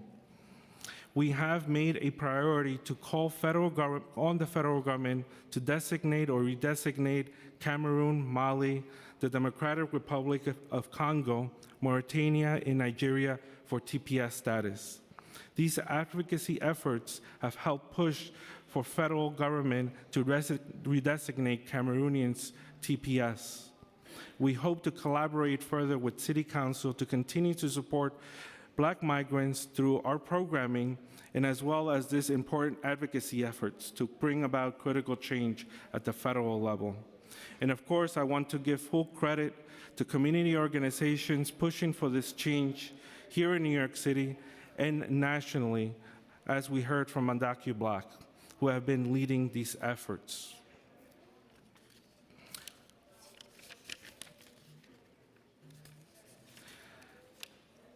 Now, I would like to highlight our work in response to the arrival of Haitian immigrants to New York City and describe how Moya works to serve immigrant communities. Moya coordinates an innovative program known as the Haitian Response Initiative to meet the needs of newly arrived Haitians. The initiative funds 7 Haitian-led community-based organizations to provide case management and social services, and legal service provider to provide legal services and capacity building trainings. The Haitian Response Initiative was created in fiscal year 22, and nearly $5 million has been allocated to the program over the past 3 fiscal years. Over the life of the program, more than 4,000 recently arrived Haitian immigrants have met with HRI's caseworkers to determine what services and resources they need to integrate into our city. Case managers have spent thousands of hours following up with community members to determine their eligibility for benefits and connect them to resources and services, including direct cash assistance, food assistance, healthcare, maternal and infant health, school enrollment, housing, mental health services, and legal services. Additionally, following the federal government's redesignation of Haitian temporary protective status in 2023, our HRI partners held TPS clinics around the city, helping hundreds of Haitian community members access both protections from deportation and work authorization. Our proposed budget for fiscal year 25 continues to fund this important work, which is especially critical at a time when social upheaval impacts Haiti, as well as our neighbors in the Haitian diaspora. The Haitian Response Initiative is a relevant example of Moya's in the city's broader approach to responding to the needs of arriving immigrants and making sure they receive critical information, support, and services. Moya we fund and partner closely with community-based immigrant-led nonprofit organizations and immigrant legal experts who work together to provide culturally and linguistically responsive services in neighborhoods with high concentrations of immigrants.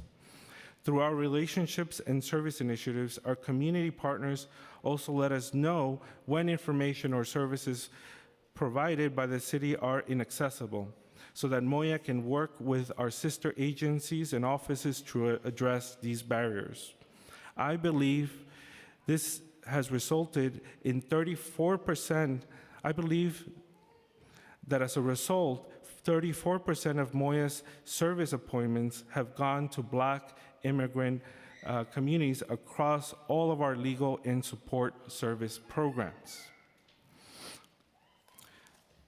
And now I would like to provide a list of the Black serving groups we have contracted over the past fiscal years as follows: African Communities Together, African Services Committee, Arab American Family Support Center, Muslim Community Network, Caribbean Women's Health Association, Diaspora Community Services, Flamboyant, Haitian American Community Coalition, Haitian American United for Progress, DCI International, International Child Program, Haitian Women for Haitian Refugees, Life of Hope, as well as contracted organizations that serve all immigrants, including Black immigrants, such as Catholic Charities, NILAC, Unlocal, and others. For smaller organizations, we work closely with the Mayor's Fund and Philanthropy to provide microgrants and other types of in-kind and otherwise donations. Now turning to language access of critical importance to the community. During the intake process at the Arrival Center, many West African asylum seekers state that their preferred language is French or Arabic. However, when having sensitive legal or medical conversations with shelter and city staff, it has become clear that many were not comfortable verbally communicating in these languages. Their mother tongue or language of preference is language of limited diffusion, such as Wolof, Fulani, and Soninke. I saw something very similar during my time at New Immigrant Community Empowerment as the executive director there, when working with immigrants from indigenous communities in the Americas, whose mother tongues are Garifuna, Conjabal, and Quechua. This is an area where we want to show our commitment to language access, which is partly born out of witnessing the struggles of our own immigrant families and communities here in the US. For this reason, under my time at Moya, we have grown our language access team from 3 staff to 20 staff, providing support to offices and cities across city government in deploying our language access specialists as needed. Indicative of these needs, my first day as Moya Commissioner, I was in the Bronx responding to the Twin Park fire that took the lives of 17 Gambian community members and left many more homeless. My team was immediately on site helping impacted individuals and families get connected to case management, IDNYC, mental health supports. During this time, language access was critical. My team worked with community-based groups on the ground to ensure the information and resources distributed in Wolof and other languages of limited diffusion. Moya's language access team has collaborated with providers to translate materials into emerging languages. For languages with limited written systems, we have shared best practices with agencies by recording messages that allow asylum seekers to understand important updates and resource availability. Our team also created I Speak cards that include languages of West Africa to better identify prepared languages of entry points, as well as multilingual posters to ensure that newcomers know their rights to receive services in their preferred language. We believe that our approach of centering language access could become a model for other governments at the state and federal levels and across the cities in the country. Additionally, as part of Local Law 6 of 2023, Moya recently surveyed 69 community-based organizations serving specific constituencies that need language assistance to better understand how the city may be able to increase and support language capacity. We are working with the Mayor's Office of Contract Services to facilitate and give better access to city contracts centered on language access. Interpretation is provided regardless of language of asylum application at the Asylum Application Center and its satellite offices, overseen by the Office of Asylum Seeker Operations. These sites provide pro se application assistance for immigrants seeking asylum, temporary protective status, or work authorization. Moya's Asylum Seeker Legal Assistance Network also provides dedicated immigration legal assistance for African migrants through contracts with nonprofit partners rooted in immigrant communities and possessing the linguistic and cultural competencies needed to properly provide service. Immigrant legal services for African migrants are provided through regular information sessions and application clinics at African Services Committee, African Communities Together, and on specific dates at an East Harlem legal clinic run by Lutheran Social Services of New York. During these clinics, interpretation assistance for African languages of limited diffusion is sourced from local community providers. My office's French and Arabic language access specialists are also available to provide on-site interpretation during these days. ASLAN, as it is known, partners have also prepared packets of research and information that African asylum seekers can use to support their claims when presenting themselves pro se. And finally, regarding Intro 84 and 85 introduced by Councilmember Rivera, I want to thank the councilmember for her trust and confidence in Moya. I agree with the goals and spirit of these bills, but would like to meet with her team at some point to work through them and have a discussion about how to achieve these. As for Intro 739, the administration is still reviewing the bills and how it would impact overall operations at the asylum seeker response. And before I finish, as I usually do at the hearings, I want to take a moment to thank the staff, both government and nonprofit staff on the ground doing the work to support newly arrived immigrants in our city. Thank you, and I look forward to questions. Thank you, Commissioner, and thank you all we know there was a delay, and I know you have a hard stop at 2 o'clock, Commissioner, so we are going to try to speed through. Director, are you going to make a statement from Owasso? No, okay. Oops. Thank you. So let's jump into the questions. I'm going to start off and just maybe ask 5 questions, and I'm going to turn it over to colleagues who are patiently also waiting to respond, and then we will pick up after the fact. So thanks again. So Commissioner, I was intrigued by, I would love for Moya to send us the breakdown list of all the organizations that you read into the record with the amounts that they've been allocated on what kinds of work they've been allocating. But I was intrigued to know that a good number of the organizations in this room who have testified, who are doing the work, are not on those lists.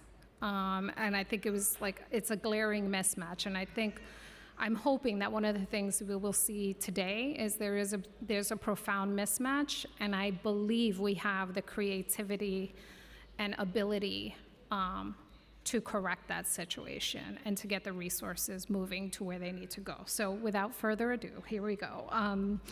Is Moya involved in connecting new arrivals with the diaspora or community that can help them with language access?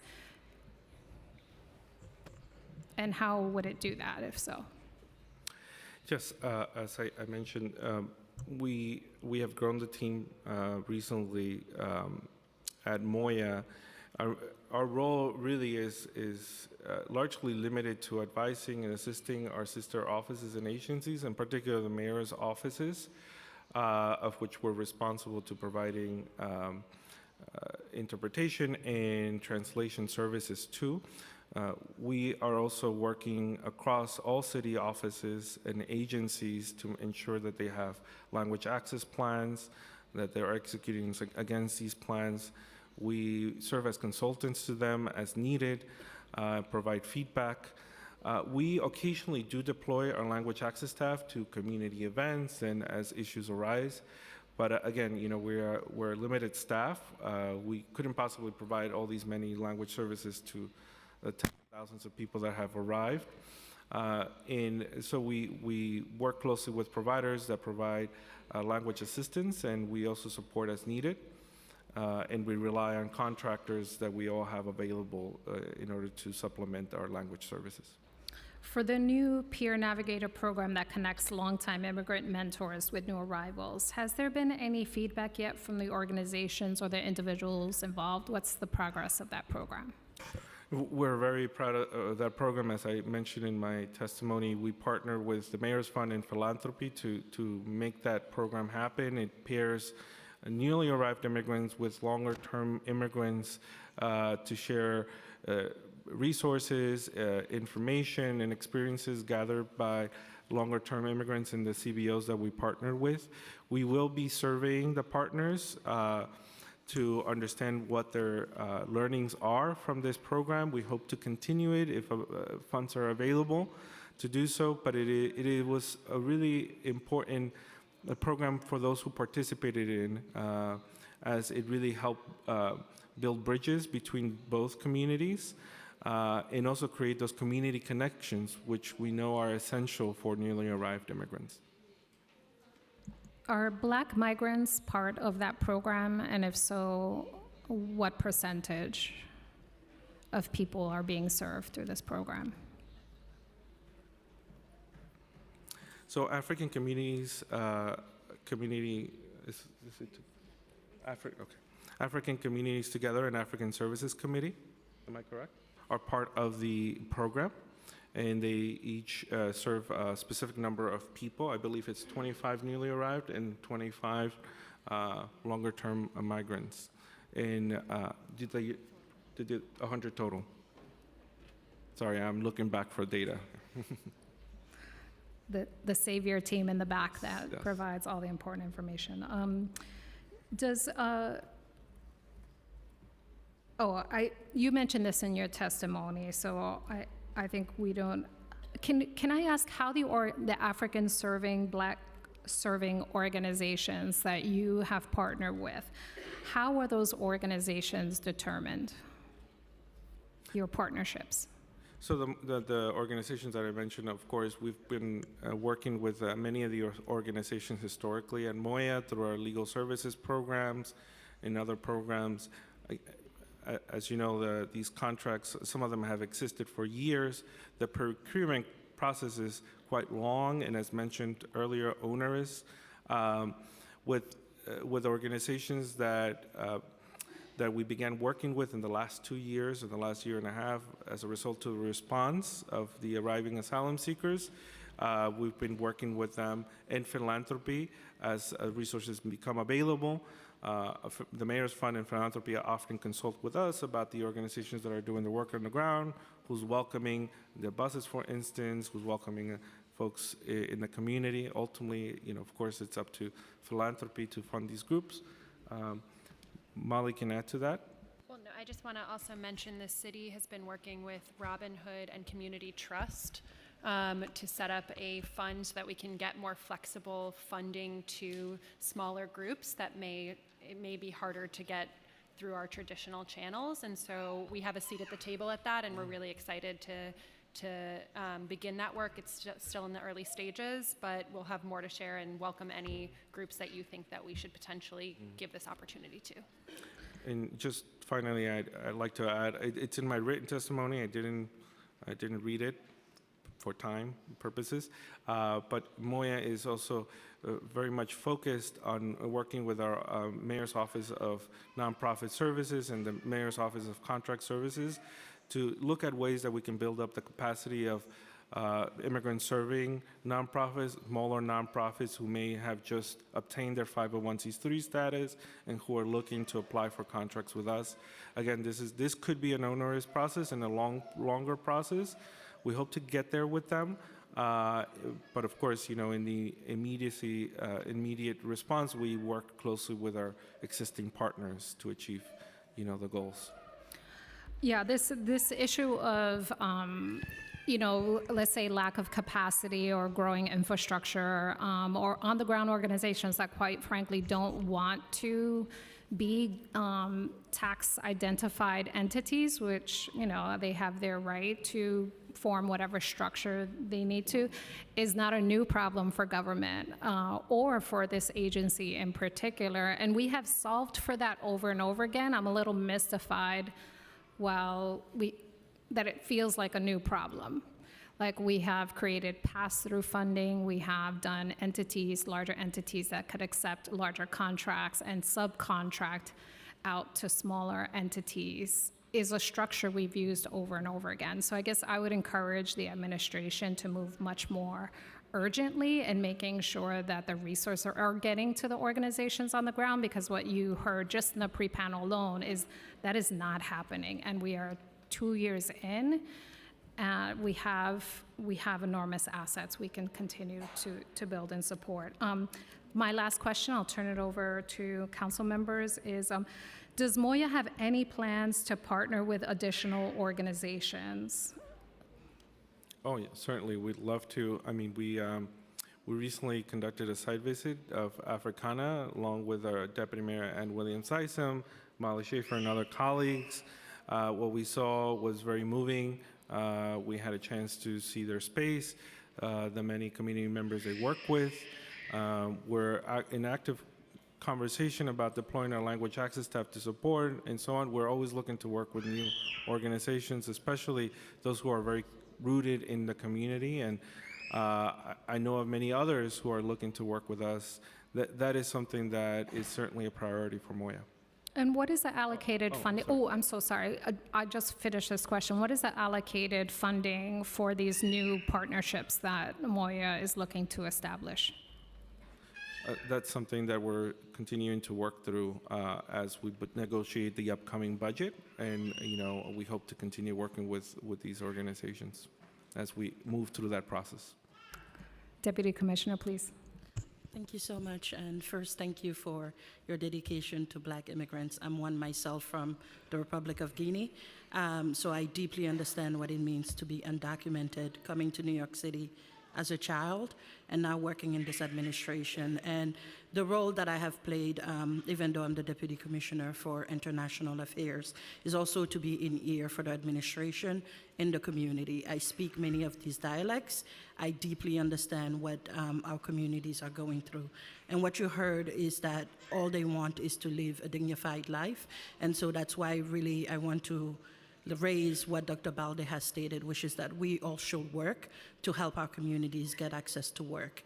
But in terms of identifying additional community members and community organizations to work with, I give my cell phone to many community leaders, and they know that they could also reach out to us. So I am also helping to advise them on others that are doing the work on the ground that could be included in some of these efforts. I wanted to add that to the discussion. Thank you. Thank you so much, and thank you for being here. And I think we're seeing a burden, a disproportionate burden on the weights and shoulders of Adama Ba, of Corinne, of Dr. Balde, who can no longer continue that pace, bearing the burden of this city. And we must do better. We are stuck in certain ways, but we together can get unstuck and to commit to all of our people that we can do better. So thank you. I'd like to recognize Councilmember Stevens for questions.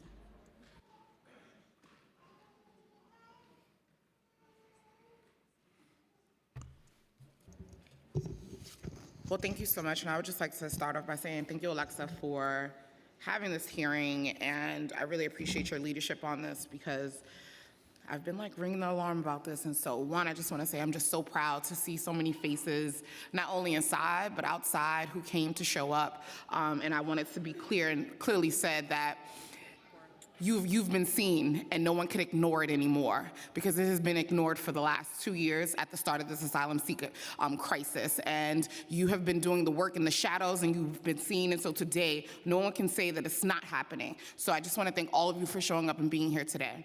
I proudly represent the largest West African diasporas in the city, in the West Bronx, and my community leaders have been raising the alarm about this even before the 60-day rule, because I think even today it's been mentioned like, oh, it's been even worse after the 60-day rule. However, we've been talking about asylum seekers being in the mosque and living in the mosque, and that's the first line of defense, and they've been there, and this was before the 60-day rule. It's been exasperated since then, but my question to the administration is, and I'm gonna ask a couple of questions, I have a bunch of them.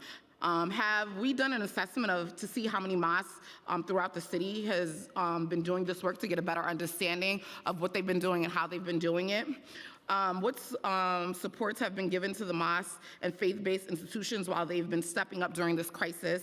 And have we provided training, and not just like money, because I know we've been talking about money, we want the money too, but have they been given trainings? Have they been giving technical support? What supports have they been giving at these mosques that have been doing the work? Also, I spoke to a couple of imams who at the start of the crisis was told that the city would be partnering with them, so they went out, they got spaces, they paid rent, and got leases, but the city never came back, and so now they're being left with a bill. I'll start there, and I have some questions about juvenile justice. So I'll start there. Hopefully you wrote those down, and you can answer some of those. So in the very beginning, we set up a faith bed sheltering program. It has been slow going because we need to make sure that everybody who is in these non-traditional. When you say slow going, what does that mean? Because I'm hearing it hasn't happened. So we have 6 shelters up and running for. Where, and are they partnered with mosque? One of them is a mosque. Which one? Name, please. Dawa. Okay. But I'm happy to get you the list of the other. Yeah, that'll be great. The other houses of worship. It has been slow going because we need to make sure that everybody who is in these non-traditional spaces is safe.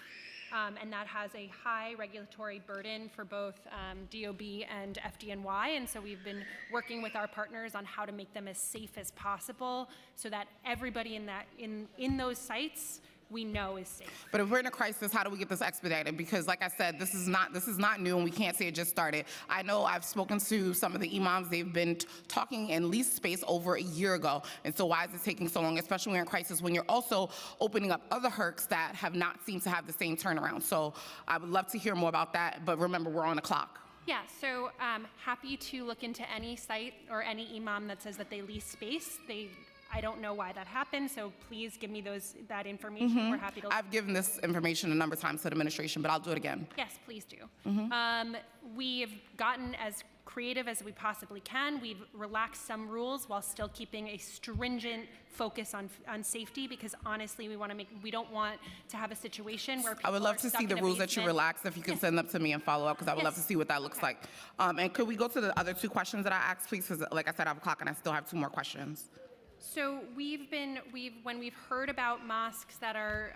My first question was, have you guys done an assessment to see what mosques have been doing the work? And if not, why hasn't that happened yet? Because we're in year 2, right? We're almost in year 2. It's Okay. April. But when we've heard about mosques that are. So you have not done your own independent assessment? Because I know the administration is the one who reached out to me regarding the mosques, and so you haven't started to do any assessments around how many mosques we have, who's been doing the work to kind of get a landscape of what that looks like. So we've been in constant conversation with both the. So the answer is no. We have not done a survey. But Okay, great. You have not done an assessment. So my next question, please. Safety in those spaces. I hear you. We have a high. It's 29 seconds, and I have more questions. So you have not done an assessment. So my next question was, have we given any training, technical support to the mosques that are doing the work? Since you said some of them have reached out to you, and you do know some of them, have you done any of that, and what does that look like? So our Pastor Monroe's and CAU's Office of Faith and Community Partnerships has been talking to the houses of worships and doing training. Happy to connect you with them and say exactly what kind of training. Thank you so much. And if you can send me the list of trainings that already has been done, that'll be greatly appreciated. I just have 2 questions, and I'm so sorry. I'm trying to get done really quickly. The next 2 questions I have is about, obviously, homeless and runaway youth. Why didn't DY City RHY programs have reference access to the asylum seeker application, and what are they doing to give the referrals access? And many youth are eligible for special immigrant and juvenile status. What is Moya doing to increase the funding for legal services for SIJS eligible youth? Okay, so we did do a partnership with RHY to get a lot of folks into the Asylum Application Help Center. We've also, as part of the Asylum Application Help Center, done a couple of pilots on SIJ status, but I will turn it over to Moya for more on SIJ. I'll defer to Tom. Thanks for the question, Councilmember Stevens. So Moya has a number of programs that provide special immigrant juvenile status assistance to immigrant youth. Action NYC is one of those, and Immigrant Opportunities Initiative and iCare sit at different parts of the city. Currently, we're partnering with RHY. We're just starting this out to pivot the Action NYC in Schools deliverables to conduct a screening of all of the newly arrived 18 to 20-year-olds in RHY shelter. There's approximately 300 to 400 of them right now. 80% are from African countries. And so we're gonna really focus on that in the months of June through August, screen broadly, and then connect those who are approaching their age out date, their 21st birthday, with direct assistance, and then triage the remainder. So that particular population in RHY shelter, we are preparing to surge resources toward. I'm a little disappointed that we're just surging it because I know for a fact that I've been ringing alarm about this in these RHY shelters. So please send me all the information and the things that you are gearing up to do, and I will definitely be following up. Thank you. Thank you. Thank you, chairs. Just briefly, council member, just to read into the record, Moya has partnered with mosques to organize 69 events where we provide information, resources, assistance with ID NYC, and connect them to our partners at OASO. We recently held 3 iftar events that we combined, where we combined resource fairs along with them, where 1,275 people participated. So we used the last month to ramp up our services there. Again, that's just Moya. I know that there are other things going on system-wide. To that, speaking to the mosque as well as a member of the community, we do have deep conversations with the different imams, and I did join as a Muslim, African and Muslim member of the administration. I joined Moya in the Bronx to actually go and speak to asylum seekers and to help them with ID NYC cards. We'd love to see more of that and to be able to show up for that. So just wanted to add that to the conversation as well. Thank you very much. And I just wanted to comment that I just got a text in from some of my partners, and they were saying around the RHY stuff, none of the providers have heard about the things that you just spoke about that's about to get geared up. So please make sure that if you guys are gearing stuff up, that we should actually let the providers know. And I will definitely be following up to see how that's going to be rolled out. In addition to, I would suggest that we, at this point, since we haven't done an assessment of how many mosques in the city are doing the work, I would suggest that the city start there because we should have done that at least 2 years ago. Thank you. Thank you, Councilmember Stevens. Next, we're going to have Majority Whip Brooks Powers. Thank you.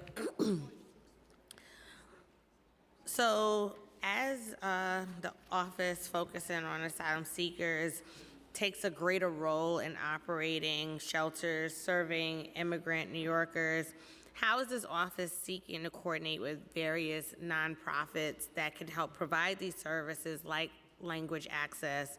And moreover, how is this office seeking to expand the base of nonprofits who are doing the work? So we have a really good partnership with Moya, and Moya has deep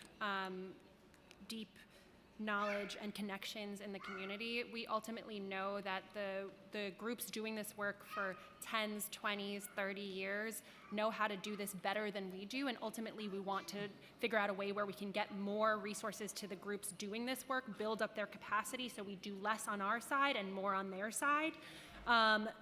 We are constantly looking at that and trying to build our strategic plans around that and how we, again, get resources into the communities that are absorbing people. Because as we all know, shelter is a temporary thing. It's for traditional homeless folks and for asylum seekers. And so we want to make sure that we are adequately resourcing the community as best as possible to be able to absorb people and give them that sense of community. And in the testimony, it spoke to looking to fund the important work that Moya is doing in terms of the Haitian Response Initiative, and has proposed funding for fiscal 25. I'm curious to know, how is this funding that has been received and that if received on fiscal 25, how would that be allocated? Is this funding specifically for the Haitian Response Initiative? Is this a portion of a larger pot? Like, how is it being prioritized among the various immigrants?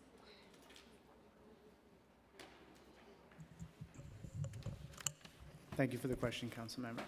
The Haitian Response Initiative launched in fiscal year 22, providing funding to 7 Haitian-rooted community-based organizations to provide case management and either direct services, social services and other, or referrals to other organizations that provide those services. There was an additional funding amount that went to Catholic Charities to provide immigration legal assistance to clients of those 7 CBOs, and also legal capacity building training to the CBOs so that they could more effectively support people at the initial point of contact. And no offense to Catholic Charities, but I'm curious as to why Catholic Charities instead of a more indigenous organization such as HOPE, Haitian Americans United for Progress, or an organization along those lines that can provide the support. I know Catholic Charities does a lot of great work in the different communities, but I do find that they are overwhelmed in certain areas. So I'm not sure what their capacity is as it pertains to the services for this particular initiative. Thank you. So Moya funds Haitian Women for Haitian Refugees, HOPE, and other Haitian serving organizations under the Action NYC program. But they fall under Catholic Charities? Is that how it works? No, I'm just describing the sorry. Haitian-led orgs that are funded for immigration legal. The reason why Catholic Charities was the choice in this instance was because they run what's called the Immigration Court Help Desk program, which provides pro se assistance to people in removal proceedings. And they also have the Action NYC hotline, which did not have Haitian Creole speakers on it. So we really wanted to invest in improving their ability to serve, and also with their legal expertise, train up the CBOs in the Haitian community. And so it's a partnership in that way. They have built a team of Haitian Creole speaking staff to do the work in partnership with the CBOs. And then you also spoke about, in terms of language access, recognizing that the mother language is, mother tongue language is what the migrants prefer and are most comfortable in speaking. How has the city been trying to address this? So at least in our shelters, we're really focused on getting bilingual staff, especially in the languages that we know people are speaking. And so we've been attempting to get to hire more people who are bilingual to make sure that we hit that. But I just wanted to say that point. Yeah, no, and just to add to that, as language access experts would agree, in-person interpretation and language services is the ideal. But to get to this scale, of course, we use contractors and language line and so on. But as Molly said, I think hiring is optimum, and we're working to hire additional staff to provide those services in not just the top 10 languages, but also in languages of limited diffusion, and also languages that are really hard to attain, amongst our community providers. How are you promoting the positions that you're looking to hire for those roles? So we don't do the hiring directly. I only hire for my office, but we work with all of the agencies and their vendors to make sure that we're prioritizing hiring. And we've also been lucky, at least in our NYSEM sites, that we have city volunteers who are bilingual, and especially who also speak some of these limited perfusion languages that have been able to help out as well. But Commissioner, you did mention just now, right, that you guys are trying to hire up more? I'm saying that we've made it a priority through each of the agencies and through the vendors that we have doing the work to make sure that they are actually hiring. So through the vendors, but what about internally in the agency itself? Are you doing anything to hire individuals that can do this work within the agency as well? Yeah, absolutely. We're hiring right now, and we've been really focused on diversity. So what does that look like? What does that outreach look like in promoting that to ensure that you're able to hire folks that speak that language, that you're prioritizing those top 10 languages? So, I mean, I think my entity, my office, doesn't.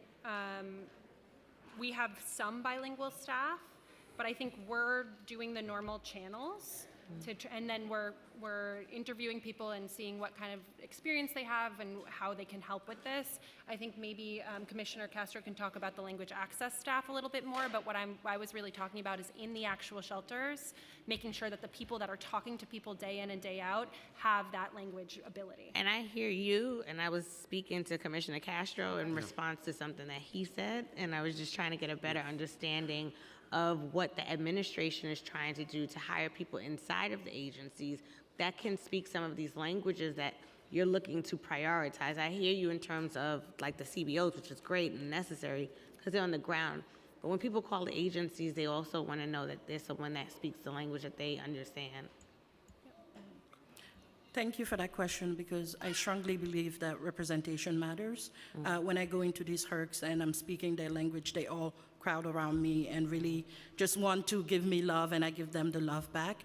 And as someone that's advising the mayor on the African community, one of the things that I've also been doing is really getting our community to apply for these jobs and to also give them the opportunity to get interviews. So I'm also out there really working with the community leaders when we see jobs that are opening, to tell the community about it, to help them understand what it takes to work in a New York City agency. And if they have direct questions, I'm also there to answer. But I strongly believe in that representation, and I'm really glad that our administration, we're committed to doing that, because it matters so much to these asylum seekers every time that they see us out there, that we are them and that we understand their experiences. And Chair, I would love to see the outcome of some of these, hirings through, subsequent hearings to see what those outcomes are. And I'll just say the last question that I have is, I'm interested to understand how council members in our respective districts can partner in the effort to provide more effective services to Black migrants, and in what ways does the administration believe that we can support in both of these efforts? Just to speak briefly to our hiring of language access specialists, we share our job postings widely through our community organizations and community partners. Our language access team, in fact, as I mentioned, has grown from 3 staff when I started at Moya to about 20. Each language access specialist has to pass an assessment to demonstrate their ability to serve as a linguist, an interpreter, and translator within our office. But just to clarify, our offices are more positioned as coordinators. We're not executing on the operational part that I'm aware. So we help other agencies like H&H and system-wide to also implement these types of hiring policies. Thank you. Thank you. Yeah, we absolutely, we understand that you are not hiring the language accessible staff. The problem is that we don't see it on the ground. So I don't know who's in charge of hiring, but we still see significant gaps. So whether it is H&H or any manner of subcontractors, we would like to know for the record how many staff in the system speak Arabic fluently? How many staff speak French fluently? How many staff speak Fulani? How many staff speak Wolof? How many staff speak Russian? In very exact numbers throughout the system, because what we are seeing today, every day, is we are depending on Corinne and Adama and a bunch of aunties in the neighborhood to respond at all manners of the night to this entire community. So I'd have to get back to you on the exact numbers. As you know, Fulani and Wolof are limited perfusion languages, so it is harder to get staff that are trained exactly in those languages to be and on the other service that they're providing. We are working to address that, and we do have staff in our sites that speak Fulani and Wolof. And we're working on that, and we're happy to send it to anybody who has staff that wants to work in our sites, but I will get back to you on the numbers. Yeah, thank you. I'm sure there are challenges. I think what we want to see is progress. We want to see progress. So next I'm going to call Council Member Hanif. Hi, good afternoon. So I'll just dive right in. Under the terms of the settlement the city made with Legal Aid and the Coalition for the Homeless, the city was required to clear the wait list of people not receiving shelter placement by April 8th. I was very disappointed to see that the city failed to meet this requirement. And as of last week, people were still waiting in line outside St. Bridget's for a shelter placement. As of today, has the city eliminated its requirement to eliminate wait times for shelter placements? So anybody who comes back to St. Bridget's at this point to try to get another COP placement is given a COP place within 24 hours. So they come to, could you just describe what happens once they arrive to St. Bridget's again? Yes, they come to St. Bridget's, they say, I'm here for a COP placement. We attempt to place them right there and then in a COP placement, and we move it along. And if we can't, then we refer them to a drop-in center. Or if they come too late so that the site is actually closed, then they go to a drop-in center. So then as of today, the city has not met the requirements. We are in constant communication with Legal Aid, and we are working to implement the settlement that we agreed on. How soon will it be implemented? As I said, we're in constant communication with Legal Aid. I mean, on I the understand terms you're of in the constant settlement. communication with Legal Aid, but it's a law now, it's required. So And we are in constant communication. are you able to share a bit more of a definitive response than just simply being in as I said, communication? we are implementing the stipulation, and when we have an update to give, we will give it. We look forward to that. When I visited St. Bridget's, I was struck by the extent to which the line of people outside was made up of primarily Black asylum seekers. Does the administration track demographics of the wait list of people that it is denying shelter?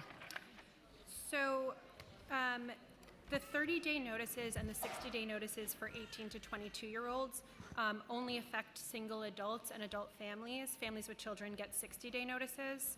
And the renewal process out of St. Bridget's is only for single adults and adult families. What I will say is that migrants from Africa are disproportionately single adults and adult families.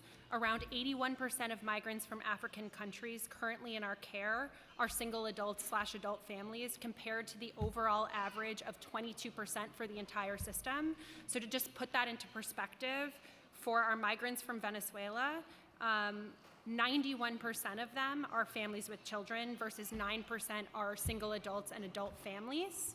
And so the 30-day notices are specific to single adults and adult families. Could you just share what the wait list of people looks like right now? No, we You don't keep track of that demographic? No, we are attempting to, we've been giving a bed to anybody who wants it within 24 hours at this point. But there's no tracking system of how many are on a wait list.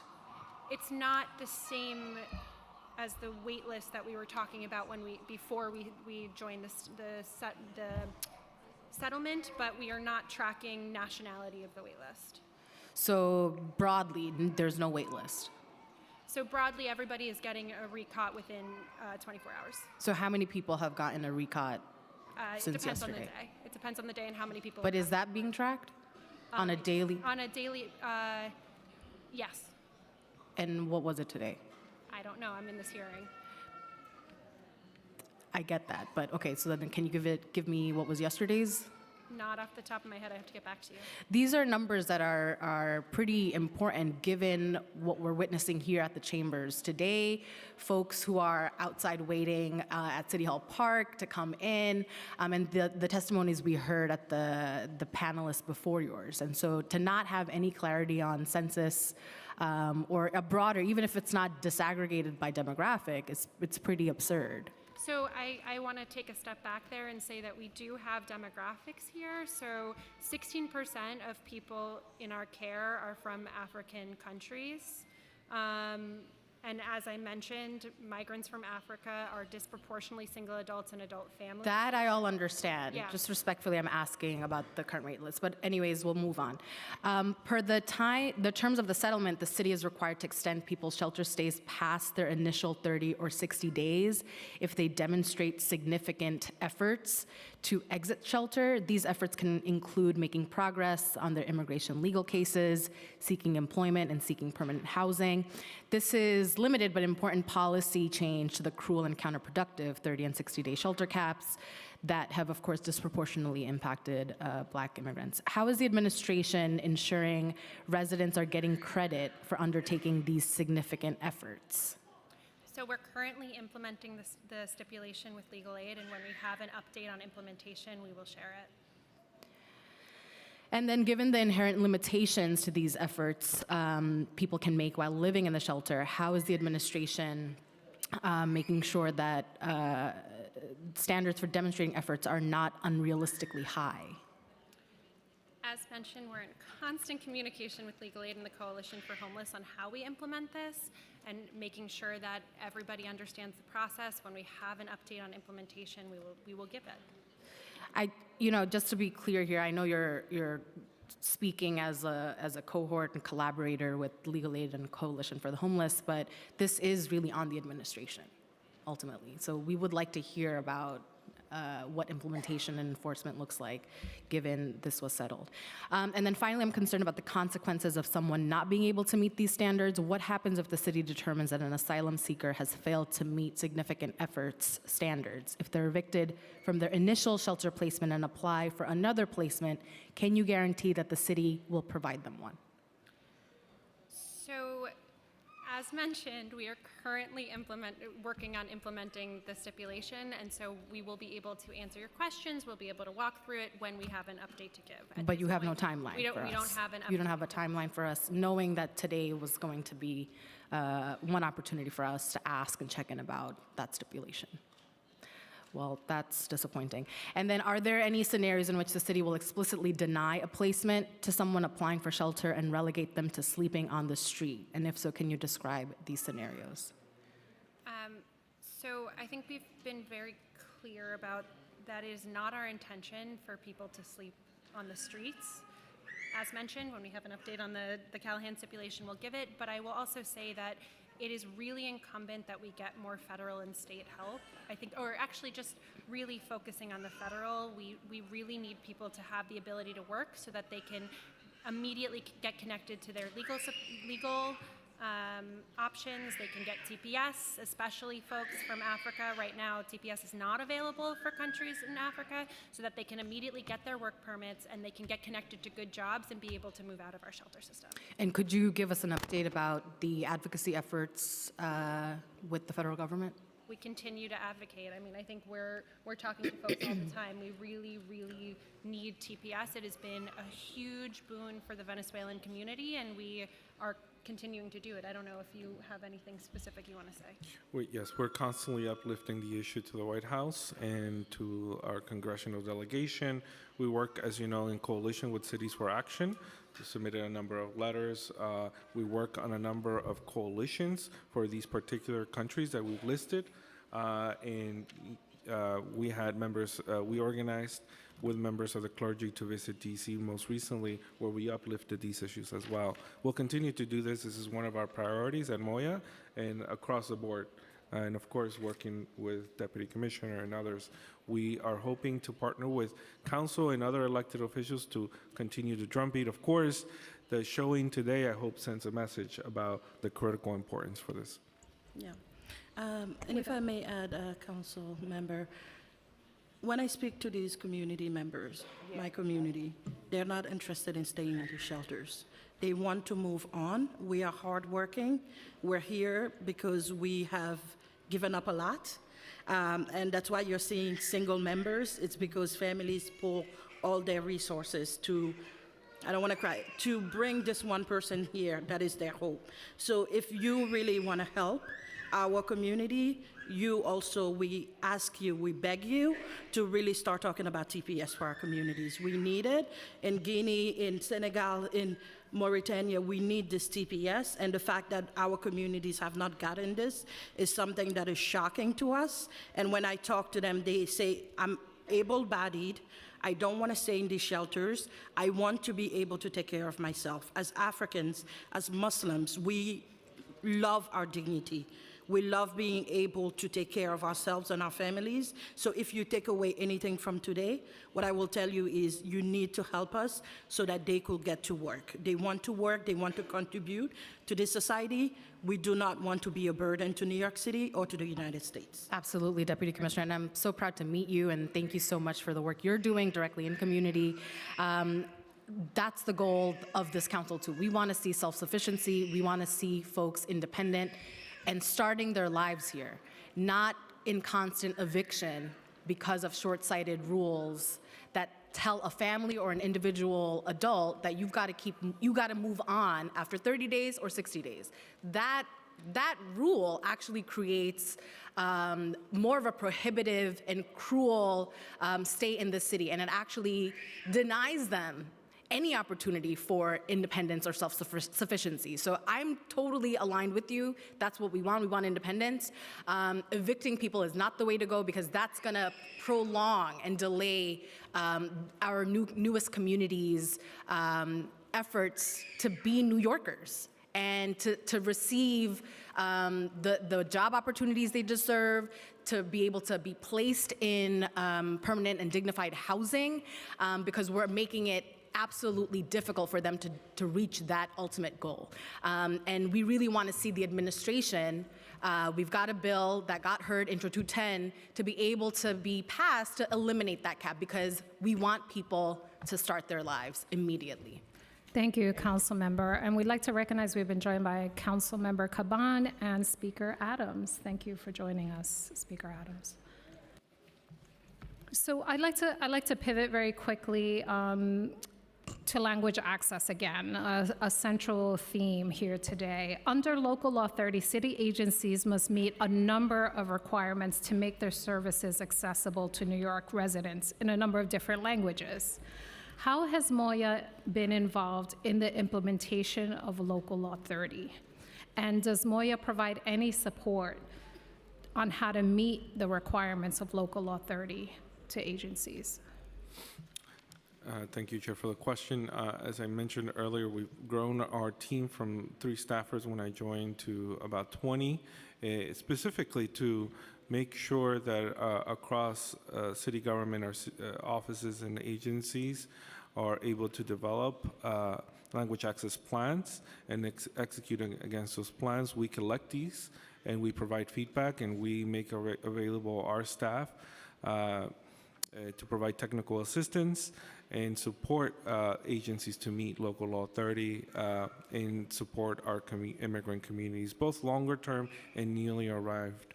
Our staff is in constant communication. We are actually going on the road, meeting with a number of different agencies to present on our language access, the way that we can support through Moya and other tools to develop their language access plans further. So is Moya able to hold agencies accountable for not meeting their requirements? And what does a language access plan actually look like? Are there performance metrics that agencies have to meet? If you could tell us specifically what that looks like, it's still very amorphous. Yes, we collect, we collect these language access plan and publish them. We recently published these plans, and then we conduct an analysis and publish that as well. So it's an ongoing, let's say, relationship with agencies and offices. We monitor. Again, we work very closely with them to address issues as they come up, and they also come to us if they have any issues, and we work closely with the Mayor's Office of Contracts and other agencies to look at how we procure language services across the system. But there are no, just for clarity, there are no accountability mechanisms. If an organization puts forward a very ambitious plan to hire all these bilingual speakers and does nothing, is there any accountability mechanism around how an agency is meeting the mandates of this law? Well, you're correct in that Moya does not have any enforcement abilities, but of course we work closely. I just wanted to be sure that there doesn't exist an accountability mechanism here to ensure compliance. So with that, I'd love to turn it over to Speaker Adrienne Adams.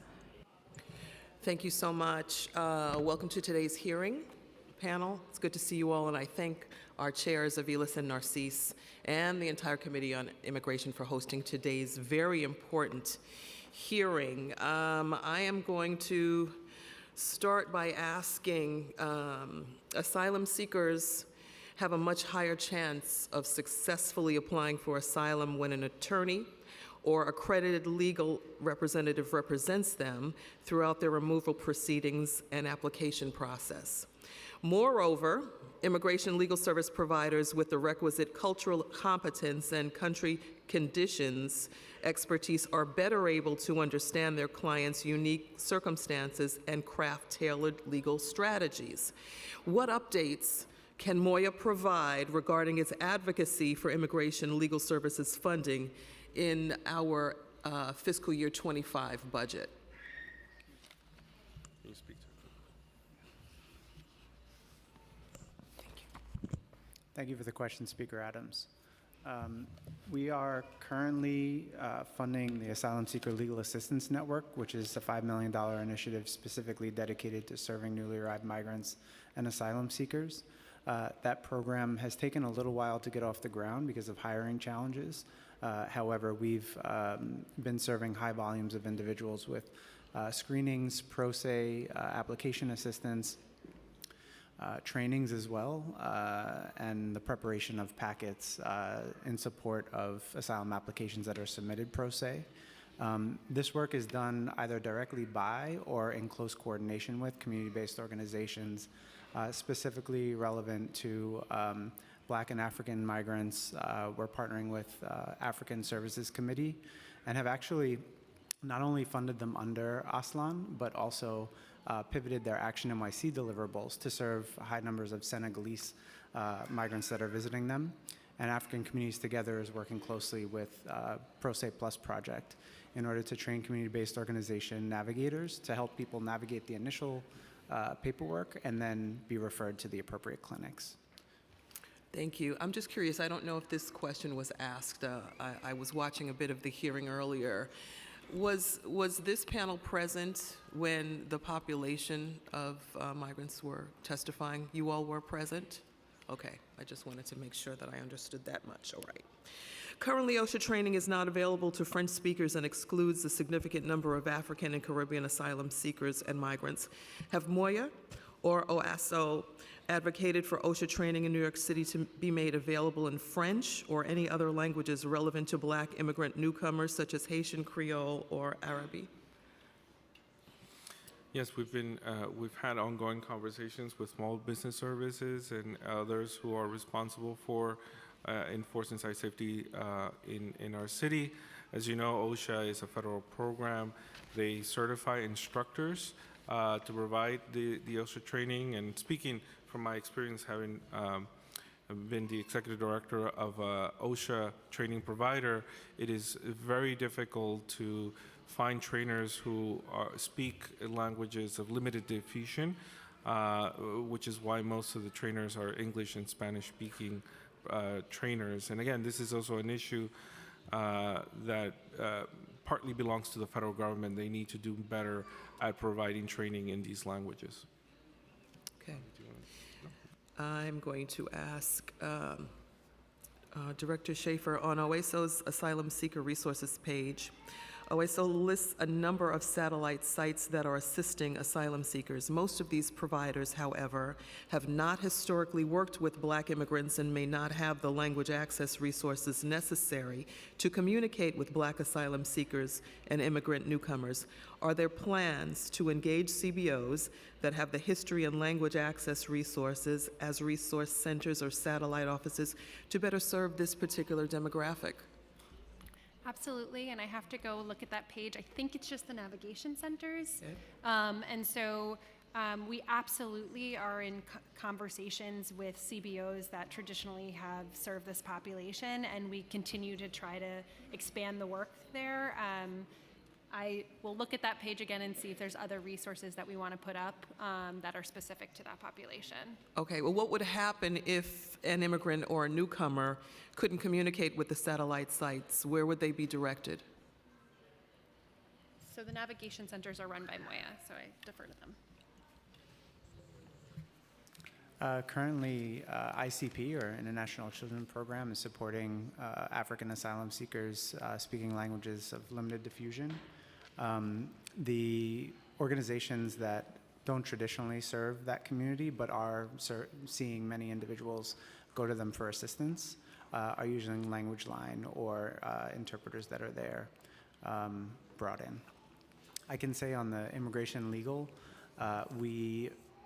Lutheran Social Services has a site in East Harlem, and they've been, and this is sort of the trend that's been occurring, partnering with ICP and other African serving organizations who are sending clients there to also send interpreters with them, community members who have been trained to interpret. And so we're seeing an increased use of community-based interpretation services, and we continue to further that. And some of that is happening through payment as vendors under our contracts with legal service providers and community-based organizations.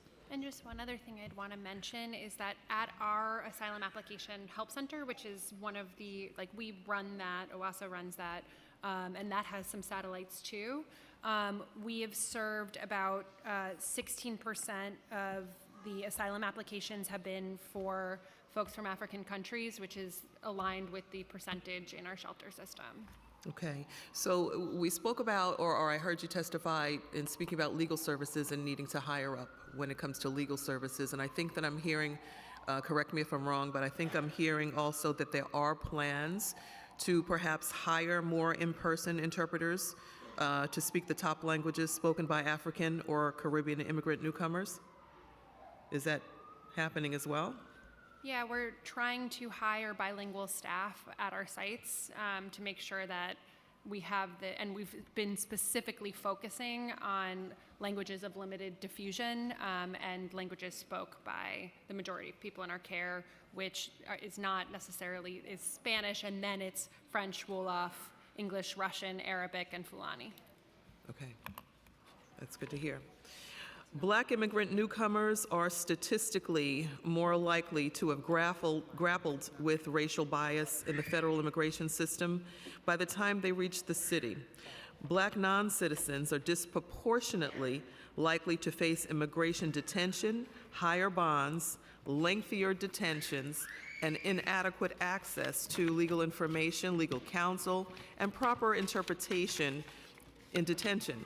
Individuals who have grappled with these realities often need immigration legal service providers with expertise in the immigration detention system and the complex statutory intersection of the criminal, legal, and federal immigration systems, including for those who have faced prolonged detention, the potential impact of the one-year filing deadline for asylum applications. Does the Asylum Application Help Center work with such providers? And does Moya refer cases involving a history of detention to other immigration legal service providers?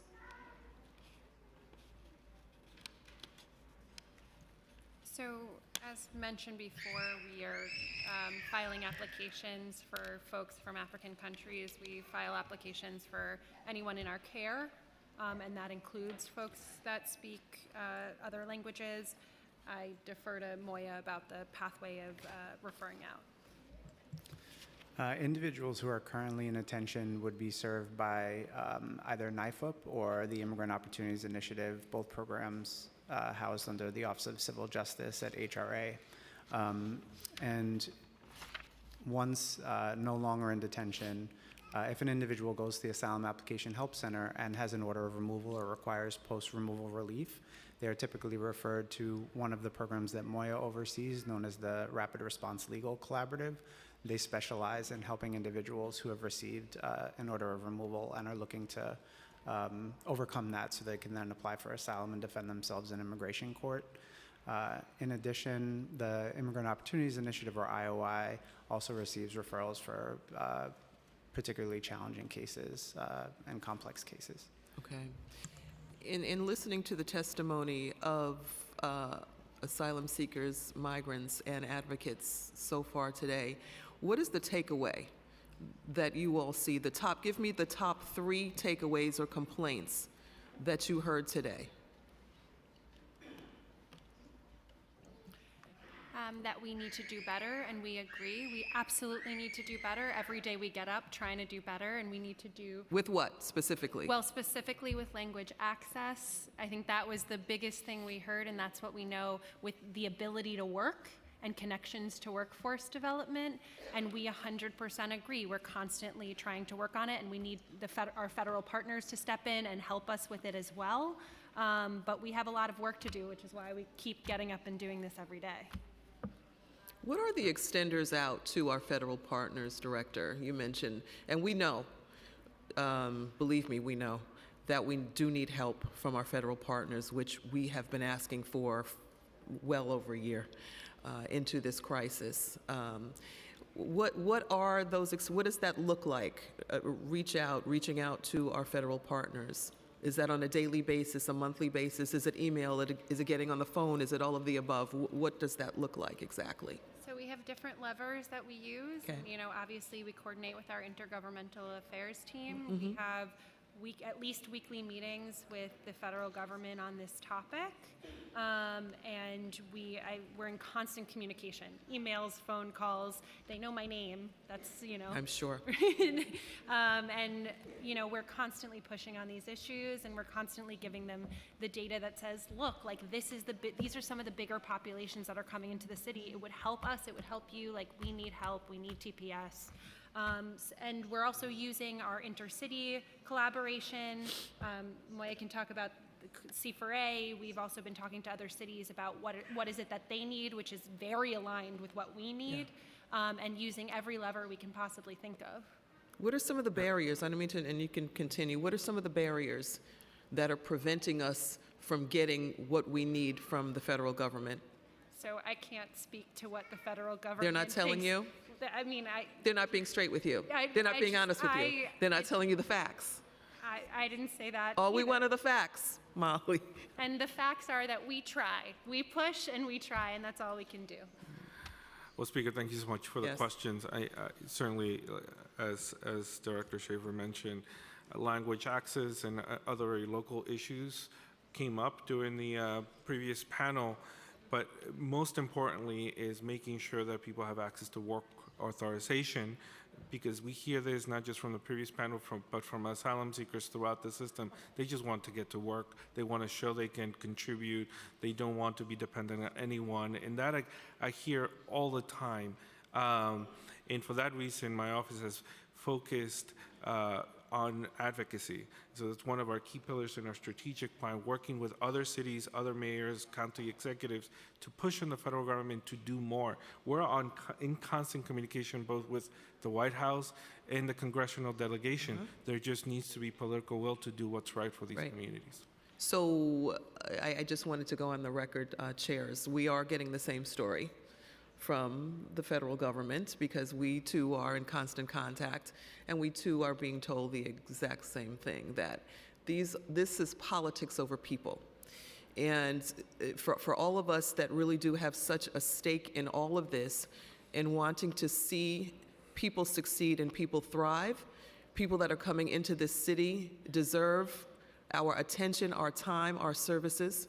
We know that, and I'm speaking to those of you that have testified, the advocates as well. And I hope that you know this, the City Council hears you. We are doing our very best to make sure that this city provides its best to you coming in here, seeking asylum and refuge from your experiences in other places. So we just want to make sure that we all have an understanding that New York, in spite of this crisis, is doing the very best that we can under dire circumstances. But we all recognize as well that this is an issue for the entire nation, and the entire nation must be responsible the way that New York is being responsible as well, and doing our part as well. We all are going to continue to push, to meet with, to speak with our federal partners to try to make sure that we take all of the distance away and the clouds away, what is impeding us from putting people before politics, because this is a national issue. It is not just a New York City issue, a Chicago issue, a Los Angeles issue. This is a national issue, and we deserve, and the people coming to this country deserve national positive attention. So my colleagues and I are going to continue to do what we've always been doing, and that is to advocate for those that deserve the services. For the people of the city of New York, you are our new New Yorkers, and you deserve our attention, our time, and the services that we can offer to provide you as our new New Yorkers and neighbors. Thank you very much for your testimony today. Chairs, I turn it back to you. Thank you so much, Speaker. I'd like to know in that vein, there are 5 asylum application help centers, is that correct? Am I calling them the wrong thing? Need centers? It's 4. It is, it's 3 satellites. Put your microphone on, please. Sorry, it's 4. It's 3 satellites and 1 main hub, if you will. And given the population, you mentioned 16%, and that's just the population, the Afro population from Africa. We are not talking about Black people from all over the world. Is that correct? That's correct. We also have separately the amount of applications we filed for Haitians. Okay. Okay, so one question.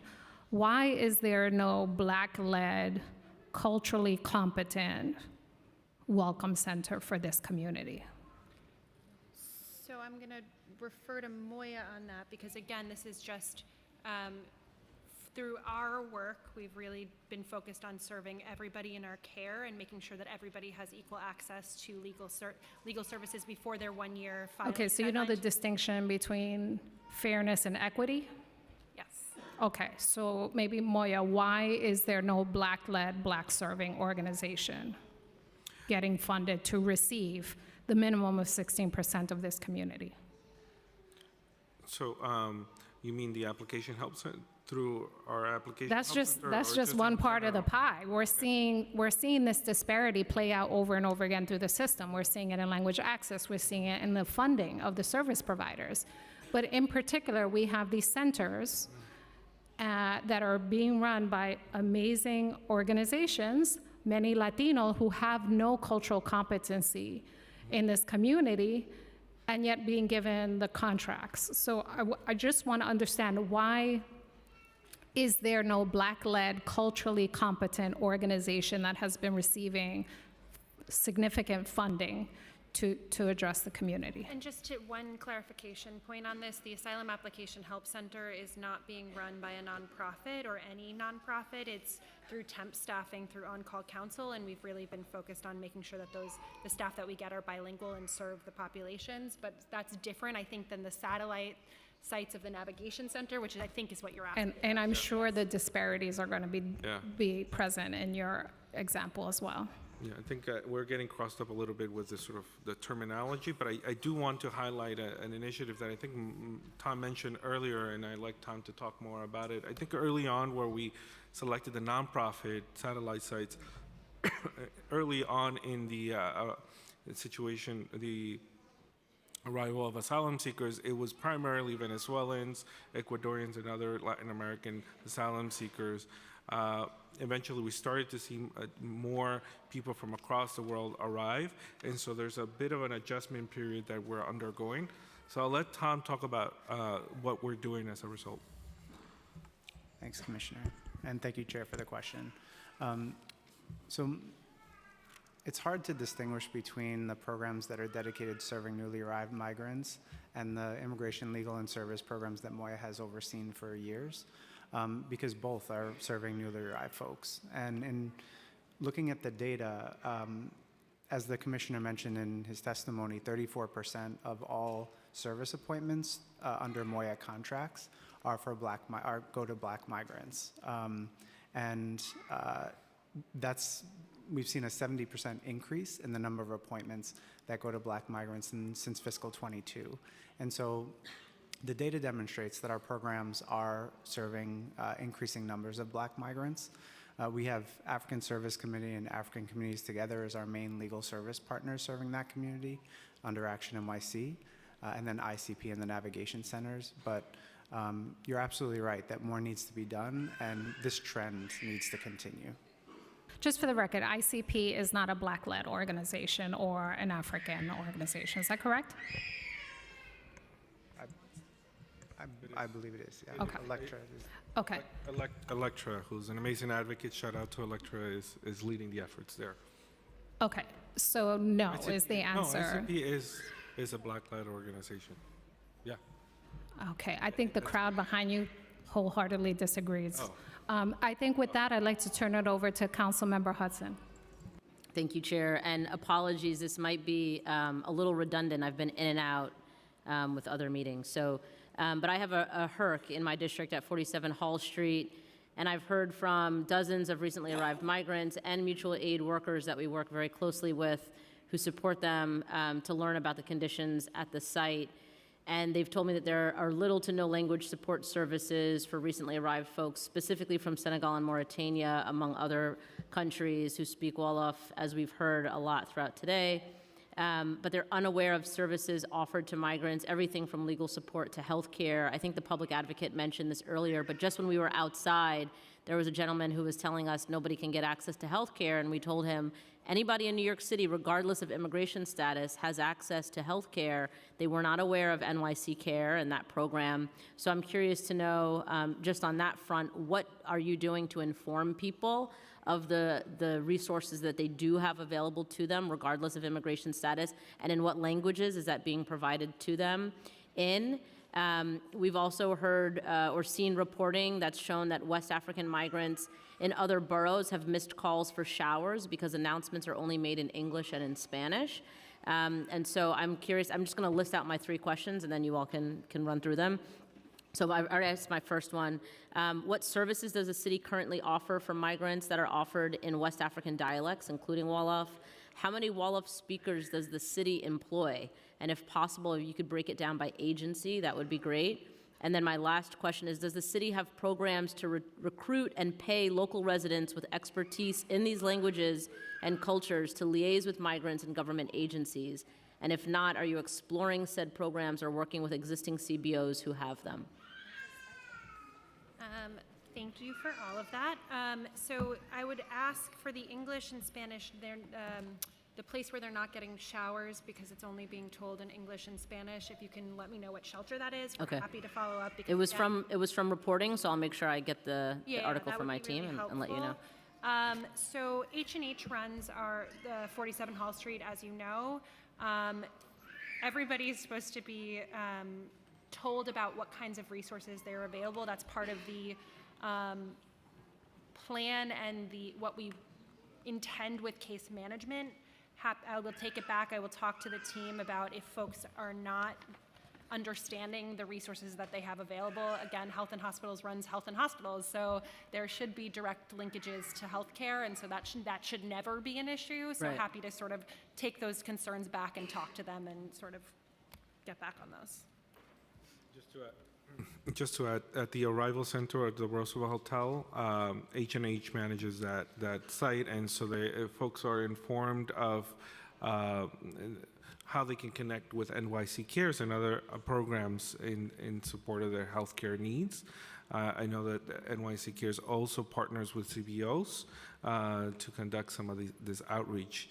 And of course, it's worth mentioning that early on in the situation when we were welcoming buses at Port Authority, we noticed that a lot of people were arriving with medical conditions that have been unaddressed and a lot of needs, which is partly the reason why we partner up early on with H&H to help us manage this situation.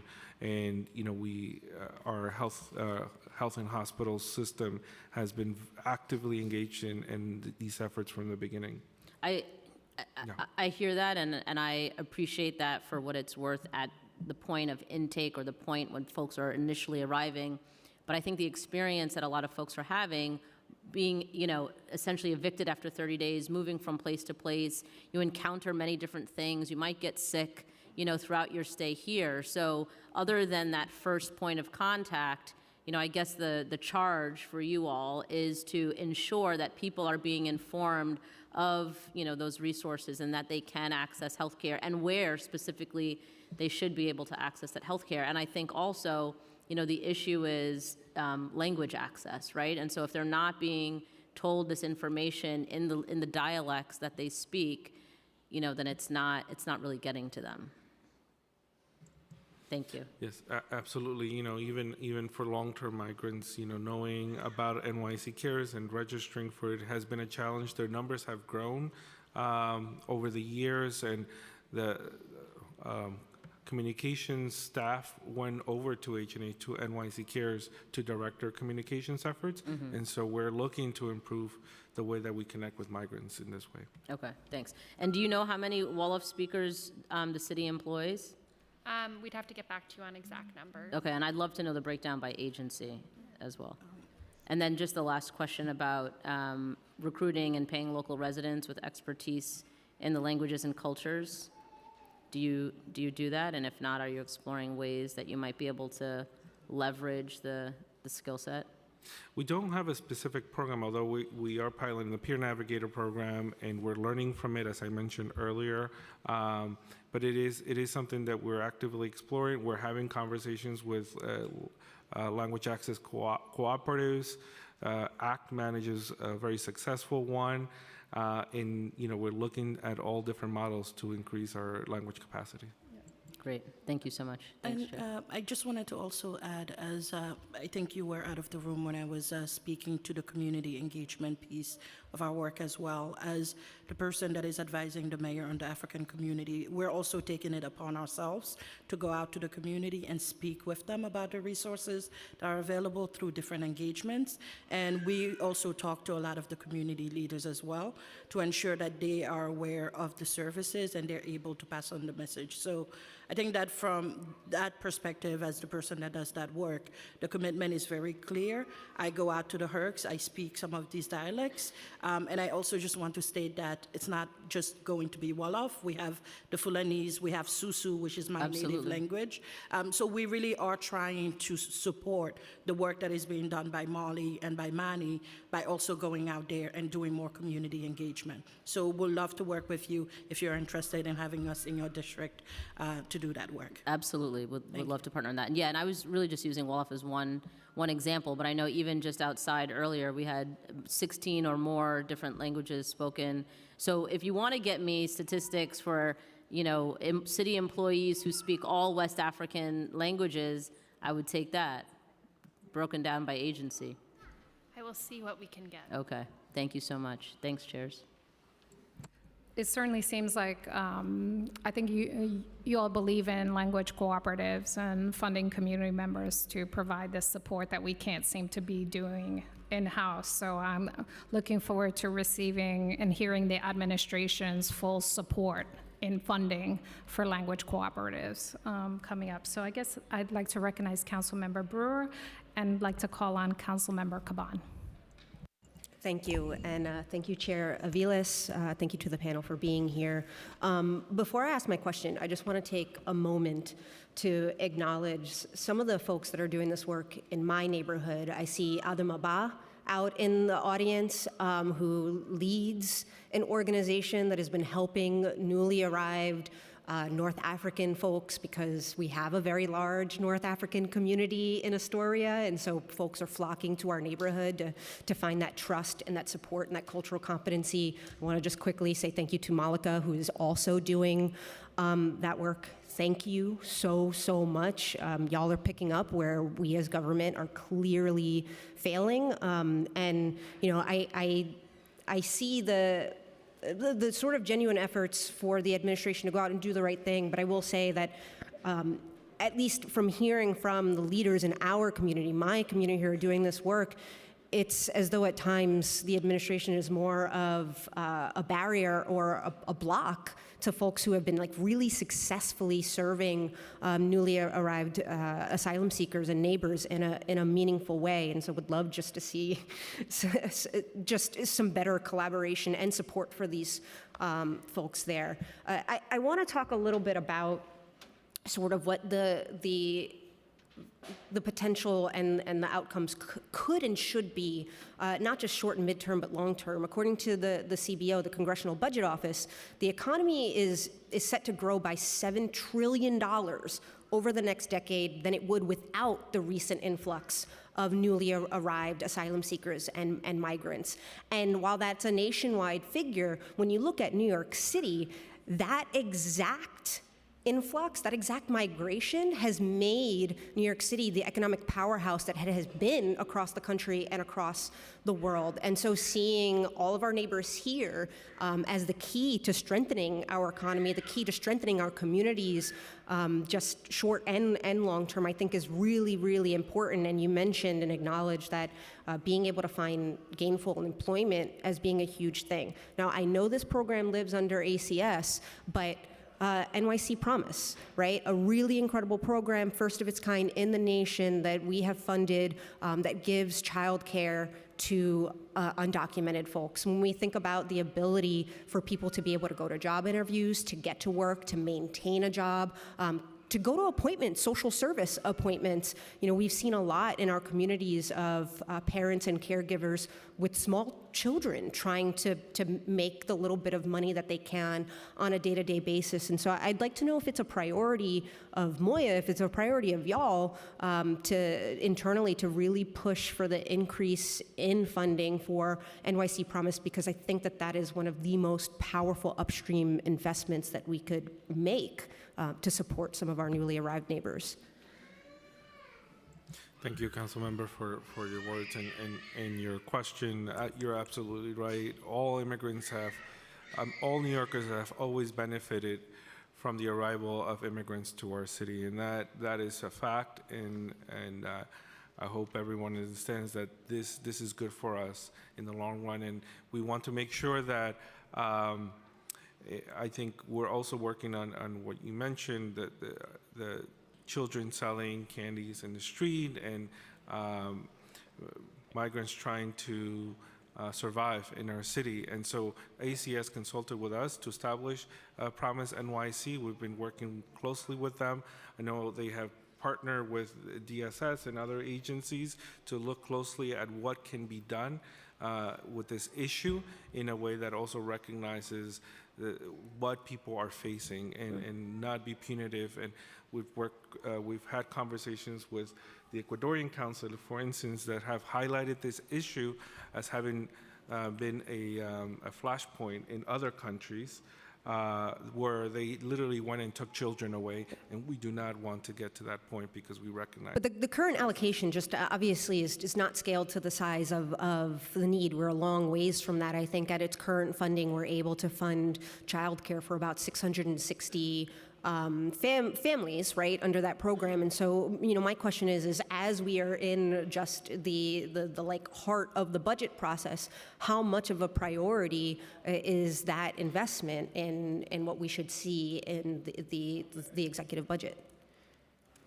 Again, conversations about the budget are still ongoing, and we'll see, you know, if those funds are increased and what we can do as Moya to help inform how Promise NYC grows. But will you advocate for it to grow? Well, I'm not in the position to say that, but you know, once we know how much funding will be allocated, we'll be able to step in and support. And as we've done in the past, make sure that, you know, ACS and other agencies have the information they need to support the community. May I ask one more question, Chair? Make it quick because we have a. But will you at least do you at least agree with the fact that making childcare more accessible for our newly arrived neighbors would make a difference for the safety, the economy, the health of the city? Yes, from the beginning, we've been strong advocates in you know, in that respect. I mean, we deeply care about the children and the families that are arriving. As a child migrant myself, you know, this is very important for me to say. Thank you. Thank you for taking my questions. Thank you for indulging me. I think you mentioned that you know, we need the political will to do the right thing. It's not just true of the federal government. I think it's true of the city as well. It's not unique to them. So I hope that is prioritized. Thank you. Thank you, Councilmember. Councilmember Narcisse. Good afternoon again, and thank you for being here. Thank you for being a partner. We have seen you in the community, and this is a difficult moment for all of us. And with all my brothers and sisters in the back, and all we're hearing over and over is about language access. For me, it's what languages are available to communicate in person from African and Caribbean immigrants, newcomers. You have any? How many you have?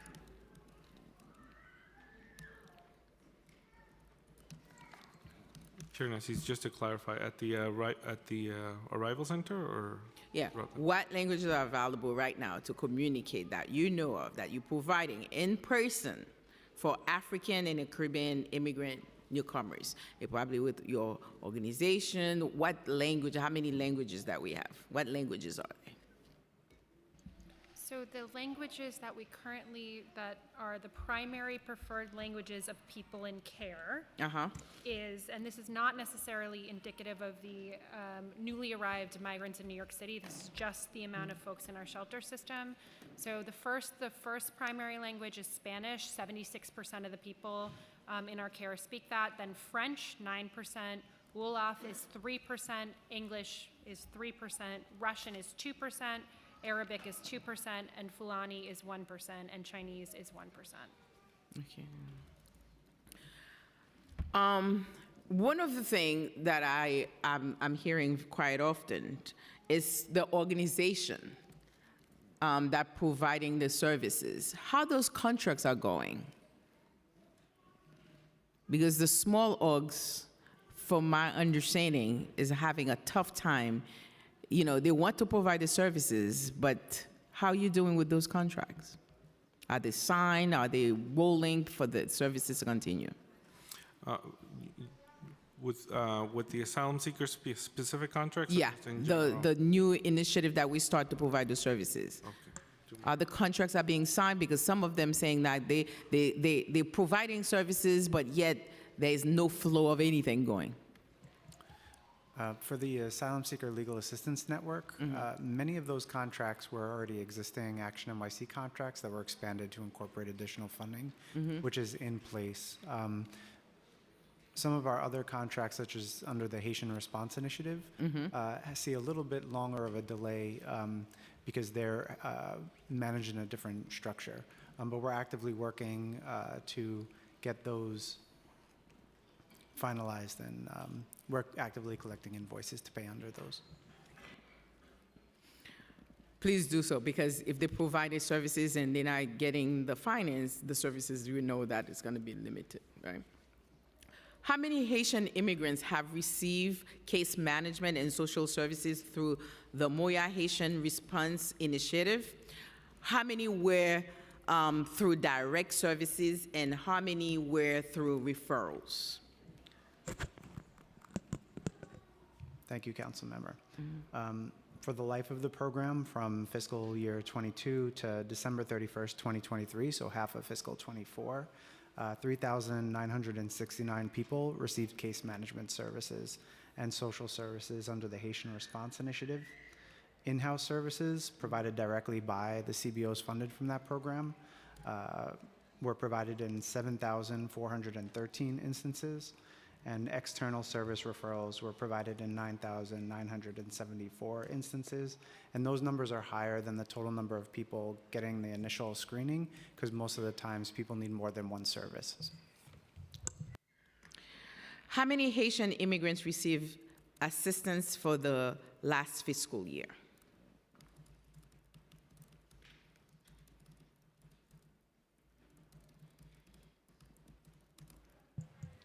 In fiscal 23, 1,447 individuals received the initial intake. 47. And 6,781 were connected to services. Okay, has Moya heard any feedback from their organization under this initiative about the growing demand for their services and having to meet this demand? If so, how has Moya responded to that feedback? We've absolutely heard the feedback. We meet with our Haitian Response Initiative community partners monthly, and we continue to hear that they are seeing, double the number of individuals seeking assistance that they had seen previously.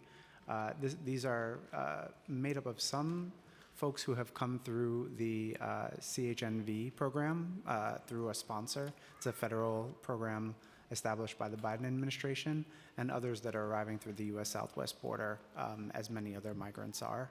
And so we continue to work to support our CBO partners, make sure that they have the information and resources they need to do the work. But we are internally discussing, the increase in need and what that means.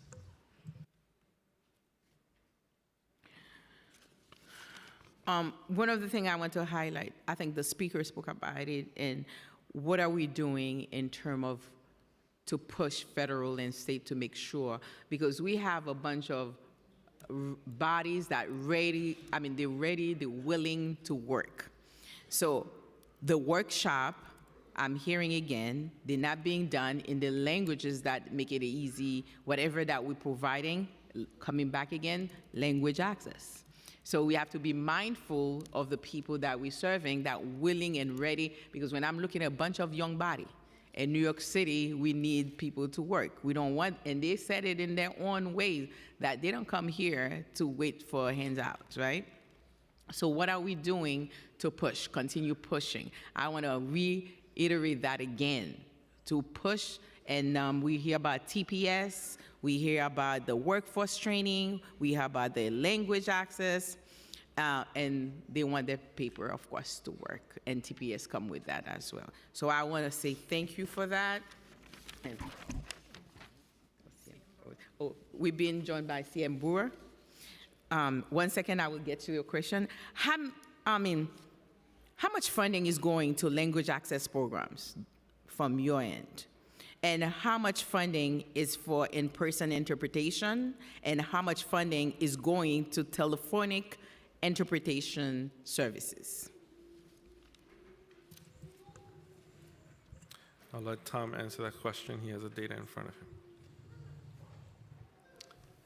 So generally, Moya and New York City are proud at the multitude of languages spoken here.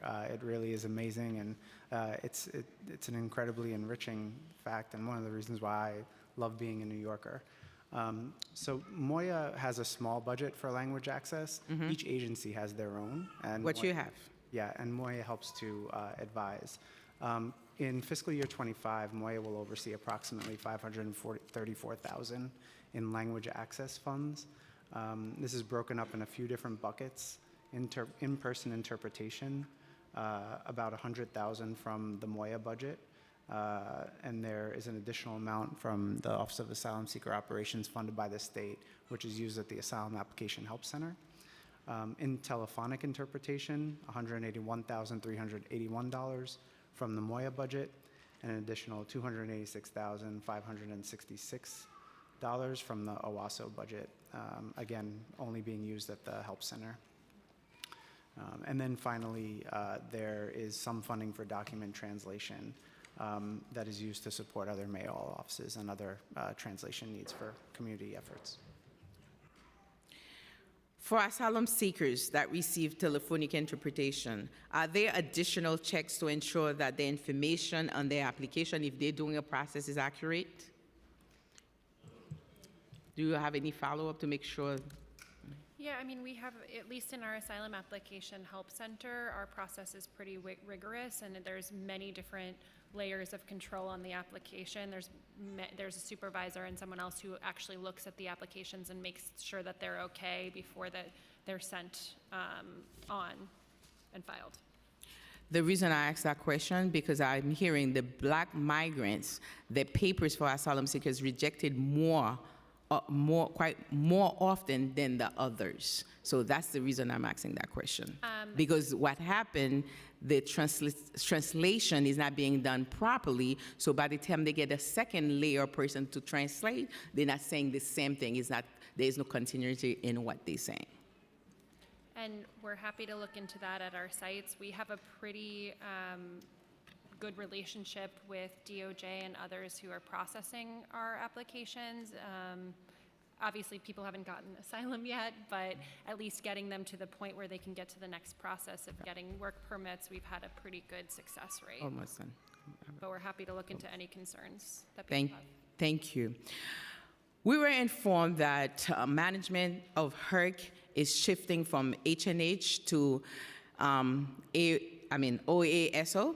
When will this transition take effect? What responsibilities have been transferred from H&H, do you know, to OASO at this time? And why is this shift taking place? Do you know? So that is news to me. We are not taking over currently H&H sites. We are focused on consolidation across the system and consistency. I think it might have been mixed up with DHS taking over a couple of H&H sites, which did happen and has happened. And that was really to focus to make sure that we were getting nonprofits involved and that it was part of our cost-saving measures as part of our PEG. Now, I have to ask a couple of questions, 2 questions for my colleagues, Perina, since we don't have the quorum here. She wanted to thank Adama, GYO, MCN for their advocacy in the Bronx. Have this organization have faced barriers to providing language access? Do you know? Sorry, which organization? GYO, MCN, and Adama, ADAMA. Do you know? Africana. Africana Gambian Youth Organization. So if the question is if they've... do you know? Yeah. If they've, I think Adama mentioned while she was talking here that there's some languages that people are speaking that she didn't even know about. So I can't speak for other organizations. I can only speak for mine. But I think we're all learning as people come in. So because what she's saying that during the Twin Towers, some organization that provide language access, they were not able to provide the services as well. So the Twin Parks. Okay. Second question: have organizations been provided contractual opportunities to provide language access or any other services? Yes, and we're really excited because we're working with Robin Hood and New York Community Trust to launch an opportunity for smaller organizations that have traditionally the burden of paperwork and the burden of the city's regulations have made it harder for them to contract with us. And so we're really excited about that opportunity, and that's through philanthropy, which will allow it to be much more flexible funding. So that's something that's coming soon. And then I don't know if you want to. Yeah, no, I think it's important subject.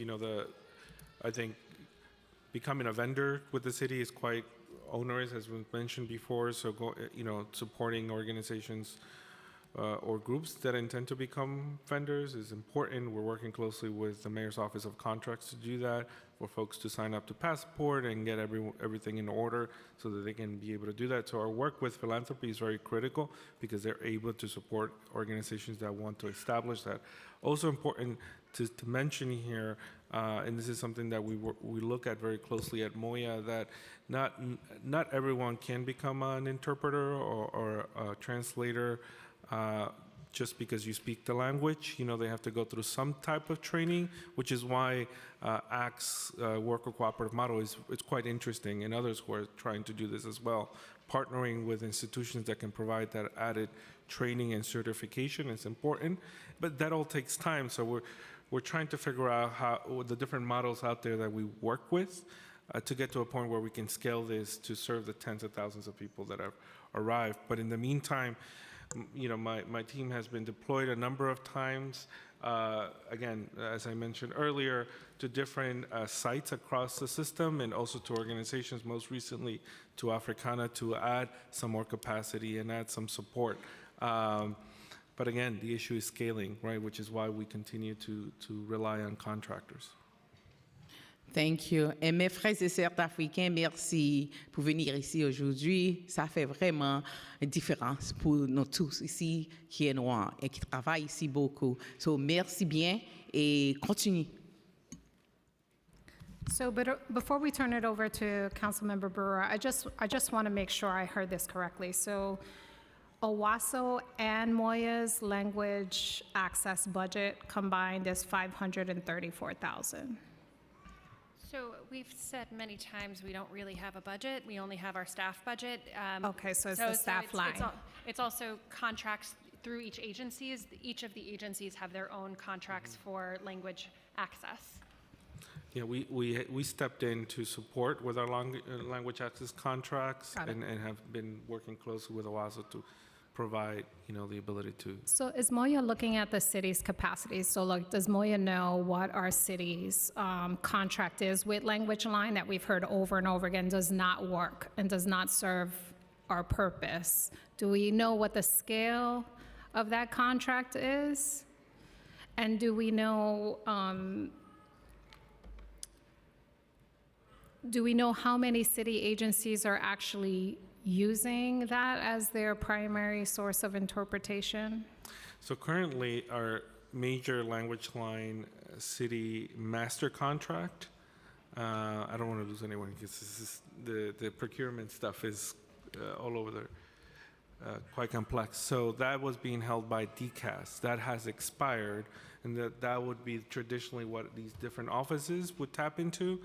Now each agency utilizes their own funding to contract with Language Line and other language services. Got it. I will turn it over to the Master of Contracts, Councilmember Brewer. I don't know about that, but thank you very much. I've been listening and I've been at another hearing, I'm sorry. So I went to the opening of ACT in Harlem. So I know you mentioned that as one of your co-ops. Are they able to scale up? Because they obviously have a lot of languages. Are you contracting with them? We're currently not contracting with the language cooperative, but like I said, that they have a great model. They're growing. They're scaling my understanding, and we've recently reached out to them to, connect about opportunities again through philanthropy, who is able to step in and support. We're looking at different models and other entities, let's say, that are able to provide these types of community-rooted language access services. Okay, so, and then, I've been talking to Ruth Messenger all the time, and she talks to you all the time. Yes. And so the Robin Hood is trying, but they're slower than molasses. So what are you doing to help them move faster in terms of they need to get other supports, apparently, in order to get their funding to be released, even though they think they have more money than God. So what are you doing to help them move their funding for these smaller organizations, like for Adama and for Power Malou and everybody else? So we're constantly working with them. We have. I don't know what that translate. That's what we can say. We're working with them at all times to see if there's other philanthropy. We can say we're getting closer than ever, and so we. Director Schaefer and I recently met with the philanthropies. So it's Robin Hood, New York Community Trust, and a coalition of. I have the whole list. And so, yes, and I spoke at this meeting about the importance of the work that the community-rooted organizations are doing, and how important it is, to look at what they're doing. Okay. You should ask others to push, but let that. The faith-based, I know you probably talked about it earlier. That's also slower than molasses. You have 50 possibilities, 200 applications, and 6 people who are actually in overnights. What's with this? You have, can we skip the fire department, I understand, they're concerned, we have safety. We had overnight for the last 30 years, and nobody got no fires, no problems, no safety. and the mosques are swamped. What are we doing to help the mosques in particular? Maybe you discussed this earlier. I'm sorry, I was across the street. So as you know, safety is utmost I know, but priority. enough with the safety. We are trying to be as creative as possible. We've relaxed the restrictions. We've worked with FDNY and DOB. We need to make sure that people in non-traditional spaces are safe.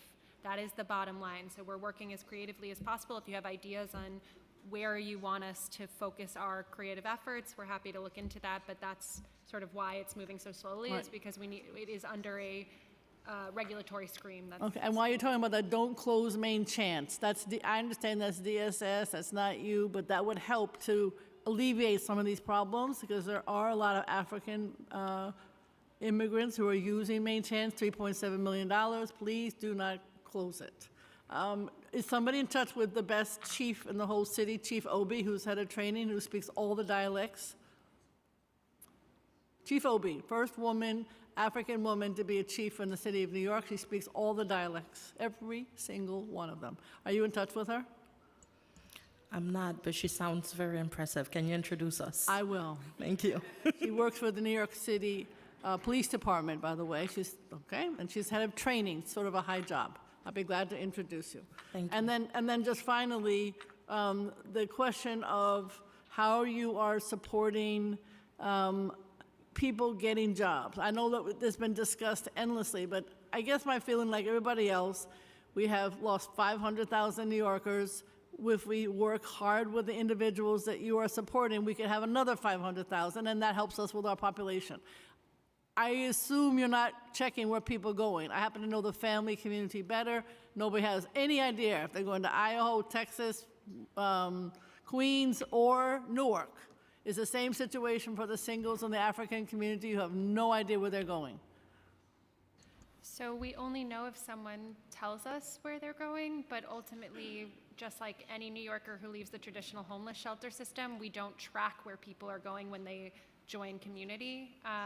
But we are very, very focused on workforce, and we're very, very focused on both helping people get the paperwork that they need together to get to the point where they can work, and then also helping them connect to good jobs through SBS, through the Department of Labor. Obviously, there's a lot of work to do there, but that is something we're very, very focused on. Okay, I will leave that at that. Thank you very much. So, thank you, Councilmember. We understand that, Commissioner, you have a hard stop at 2. I suspect your colleague will stay, or is the whole team?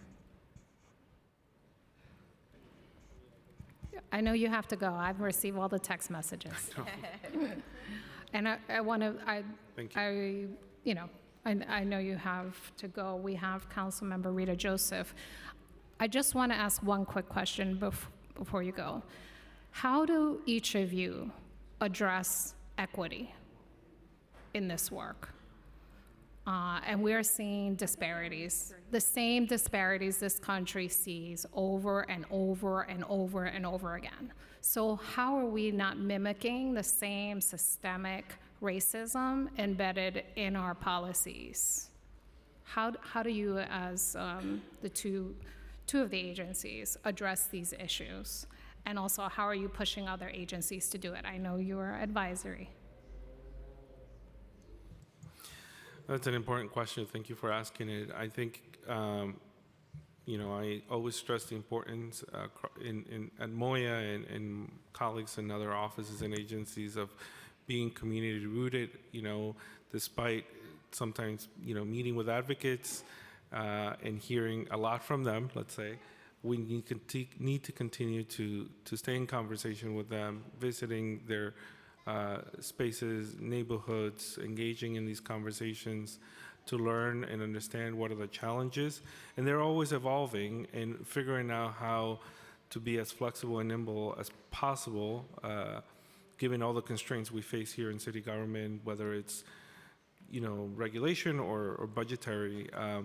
We need to figure out how to best support those groups on the ground that are telling us what they need to see, the changes that they need to see. And I always stress that in our work. So, Commissioner, thank you. And I know you're going to jump in, Director, but the Commissioner has to go. So I just want to follow up. Mm-hmm. Can you give us practical examples of how you have address the structural racism that you are seeing playing out? Today, we have seen it, where the disparities. What has Moya done structurally to begin to address this? I know this is a long time piece of work, so no expectation to solve it, but what practically? Give us 2 examples of actual, tangible addressing structural issues. Well, as you know, so much of our work happens through our nonprofit partners. And when I say let's be rooted in community, I often say, because then that influences how we think about our work and the decisions that we made, whether it's developing a program or developing a contract or an RFP and so on. So bringing back that information, that learning to the work is important. Whether you're outreach staff or not, we need to be close to the community. And so we made significant changes. And again, not to say that this is going to address, the issues you mentioned, but we made structural changes to our We Speak program, our English language learning program. It had historically been, let's say, developed for intermediate, high intermediate students, and we made in the last year significant changes so that it is better suited for beginner level students, and all the curriculum that was developed used for those newly arrived immigrant communities and closer to their needs. And we recently relaunched it. We announced a partnership with the New York City Public Libraries and CBOs to pilot this program.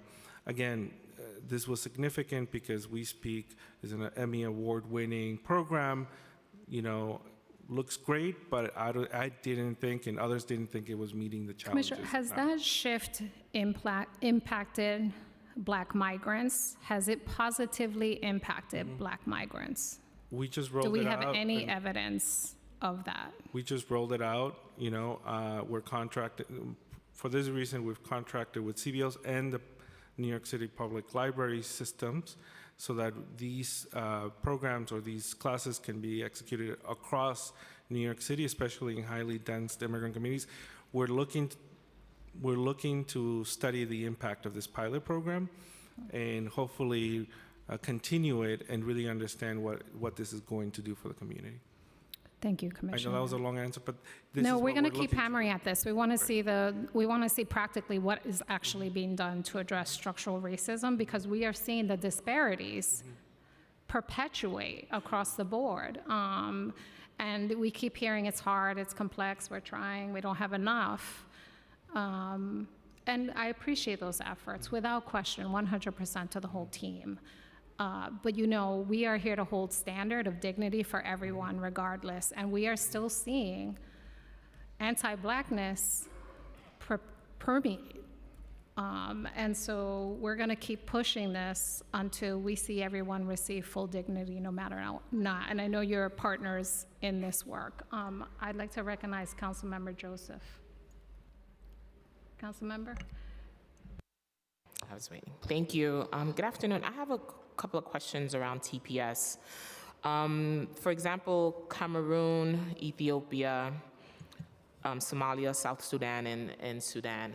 Of those countries, how many of that population are here, and how many have been receiving the legal services? Because I noticed today 3 things that were highlighted: workforce development, mental health, and legal services.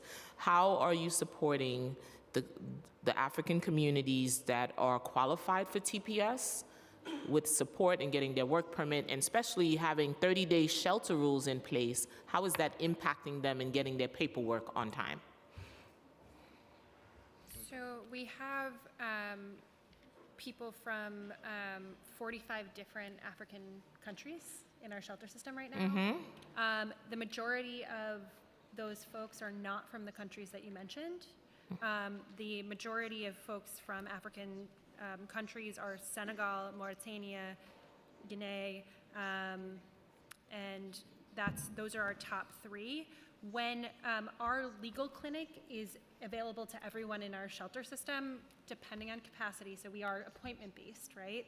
But anybody who comes in and is part of those, groups that would be eligible for TPS, we're immediately able to connect them and give them. How do you identify them? How do you know? Because they come in and then we do a specific assessment of what their needs are. The other thing is that in intake, we start by doing assessments of the pathway that someone came in on, their nationality, and we can also identify them that way. And then during case management, we can also refer people when we have open appointments. So we are trying to center their legal pathway as a way of helping people get through these processes. Is mental health included in that? So we have, as part of shelters, we have mental health, and as part of the intake, we do a behavioral health screening at the front door as well. But we noticed that language has been the barrier. How is that service being delivered if language is the barrier? So in our sites, we do have language line and we have Language lines don't work. I understand, but I'm also saying that we do try. Languages have nuances, right? Languages have nuances, right? So are these nuances being met? If the person speaks Wolof, for example, there are nuances in that translation that must be in place in order for the proper translation to take place, right? Absolutely. And so what we are doing is we're trying to get as many bilingual staff as we can for all of our positions so that we can better meet people's need on all sides of this and every service that we give. We're not perfect, obviously. We're not even Close. But we do at least as the basic, we have a language line, and then we also have bilingual staff. And on top of that, we've worked with Moya to bring in other translations as needed. In person would be helpful. Language lines don't work because we deal with it on a hospital level and all of that. And in schools, it doesn't work. We have to bring in folks to do the translation at the moment, right? So I have another question for you. So when you do identify those that may qualify for TPS in those countries that I mentioned, do you assign them? Do you connect them with work? What are you doing for next steps in terms of the work permit, job placement, and even in terms of education? Is there any partnership with D79 to make sure they know that their transfer school available for students that are 16 to 21? Are these services being done? Walk me through that, please. Yes, and just also one change is that we just finished calling all eligible Ethiopians for TPS that were in our shelter system. So whenever we get an update on the federal policies, we immediately call everyone. Okay. When people apply for work, we then refer them to SBS or the Department of Labor to go through either the Workforce One centers or the Department of Labor infrastructure to then be able to help people do whatever services that they have. So sometimes they have ESL, sometimes they have resume building workshops, and then connect them to the jobs that they have in their databases. We're also piloting other programs. We work with the state on a restaurant workforce development program. We want to build out more workforce development writ large. We're doing it with nonprofits and sort of in a patchwork way, and so we're trying to figure out how to do it more writ large. And then I think that I forgot your last question. You forgot, okay. Earlier, Commissioner, you spoke about the Haitian Response Initiative. You said the funding was $5 million. Can you give me a breakdown as to how many, the organizations that you allocated and how much was allocated to each of these groups? Thanks, you, Councilmember Joseph. The Haitian Response Initiative has received nearly $5 million in funding over the course of its life, so since fiscal '22. Annually, it's funded at approximately $1.65 million.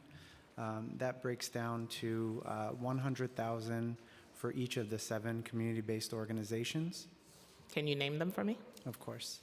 CWHA, Caribbean Women's Health Association, Diaspora Community Services, Flamboyant, Haitian American Community Coalition, Haitian Americans United for Progress, Haitian Women for Haitian Refugees, Life of Hope. And have these contracts been registered? Because we're getting word that some of these contracts have not been registered. Since they fall under the Research Foundation for the City University in New York, so they're not registered by the comptroller per se.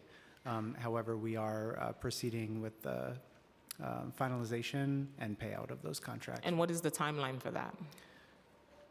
4 to 6 weeks. 4 to 6 weeks, and the services have to continue. You see the faces, the services have to reach. My question was for D79. Are they being referred? Students between 16 to 21, are they being referred to D79? So we have to talk to DYCD. We do have coordination with DOE, but we are working to make sure that our pathways are bigger. We're also looking at Job Corps and the federal program there to make sure that we're connecting eligible 18 to 24-year-olds. We have a lot of transfer students. You have older students that are coming into the system. And you also have a lot of SIFE students as well. How are you supporting that if you do come across that students with interrupted formal education? So I'd have to get back to you on that question. Please do. Thank you. Thank you so much, council member. So, for the record, I think it's important to note that we recognize immigrant providers, immigrant service providers, particularly I was noting the 4 centers, right? And the ones that are in communities. Obviously, all these communities are on the front line. All these providers are on the front line providing services with dignity and respect, and we thank them for that work. I think it's important to note that what we are trying to point out is that we need to scale up and meet the moment. And there's a particular community that is slipping through the cracks, and that is not acceptable for any of us. So I hope people understand that this is not about pitting Latino providers against Black-led providers. We are all one people, and we are all fighting for dignity. But what we see here is disparate treatment. And what we see here is a need to continue to address the challenges in real ways. So I think for the record, I want to say thank you to everyone who has been on the ground doing that work. Everybody, Africa's everywhere. We are all from Africa in the end, but this is not to diminish one work or another, but to highlight where we need to do better. So it was important. I know, Commissioner, you have to go to your next meeting. We appreciate the time. For the record, as you know, we will follow up because there are a bunch of questions that got waylaid, so that we will expect a response on the record for those questions we were not able to get at in this hearing today, but we thank you and your team for the time in responding. So you can go. Okay. Thank you. But Director, you can't. Thank you, Chair. Because I have a couple more questions for you. Thank you, Chair Nasi. And I think we're gonna, thank you, Commissioner. I want to, you gotta do your thing. Just for Owasso, I just have a couple of questions. So with the new plans to end the DocGo contract, is there any plans to push or redirect some of that funding for local organizations that do the work, like many in this room? So we're focusing on issuing a competitive RFP that anybody can apply for. So that is what we are focusing on right now. So a competitive RFP that's going to require people to be contracted vendors. Is there any ideas around getting one agency who could subcontract to the actual vendors on the ground that are providing the services that are unfunded at this point? So, I think we're talking about shelter services. So we're talking about the management of 28 shelters, and so we're really focused on figuring out how we can get more nonprofits or resettlement experts involved in that. And so that is what we're really focused on. And I will say that even with DocGo, what they did is they subbed to a lot of nonprofits, especially upstate. A lot of the actual service delivery was done by local nonprofits upstate. So for instance, a case manager or like a resettlement nonprofit upstate that was doing the work. And so we are really focused on making sure that we're, we're being as flexible as possible when we issue this RFP so that many different types of organizations can apply and we can kind of identify what makes the most sense. Okay. So what data is being collected at the point of entry into the system, and how is the data being protected? So we uphold the privacy here really intensely because we know how sensitive this information is, especially around immigration. We have a lot of data lawyers that are involved in every part of this. It's a lot of conversations, but we really do focus on trying to get the start of our case management.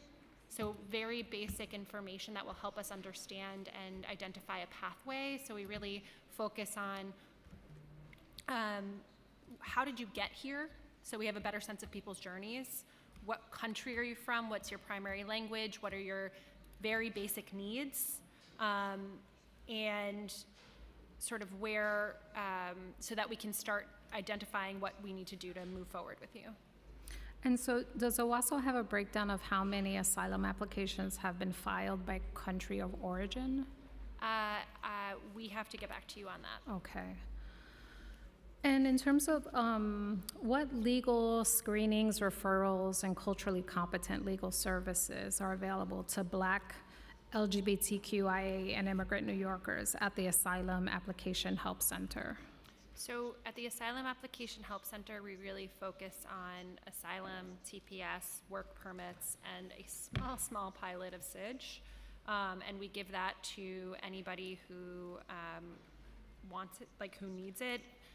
It's appointment-based, as you know, and it's really focused on folks from our shelters.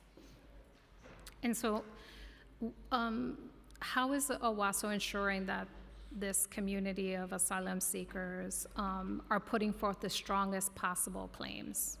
So we, again, we have in-person translators, not for every language, but we have in-person translators at our Asylum Application Help Center, and we work with every single individual and every single household to ensure that we can help them figure out the best claim for themselves.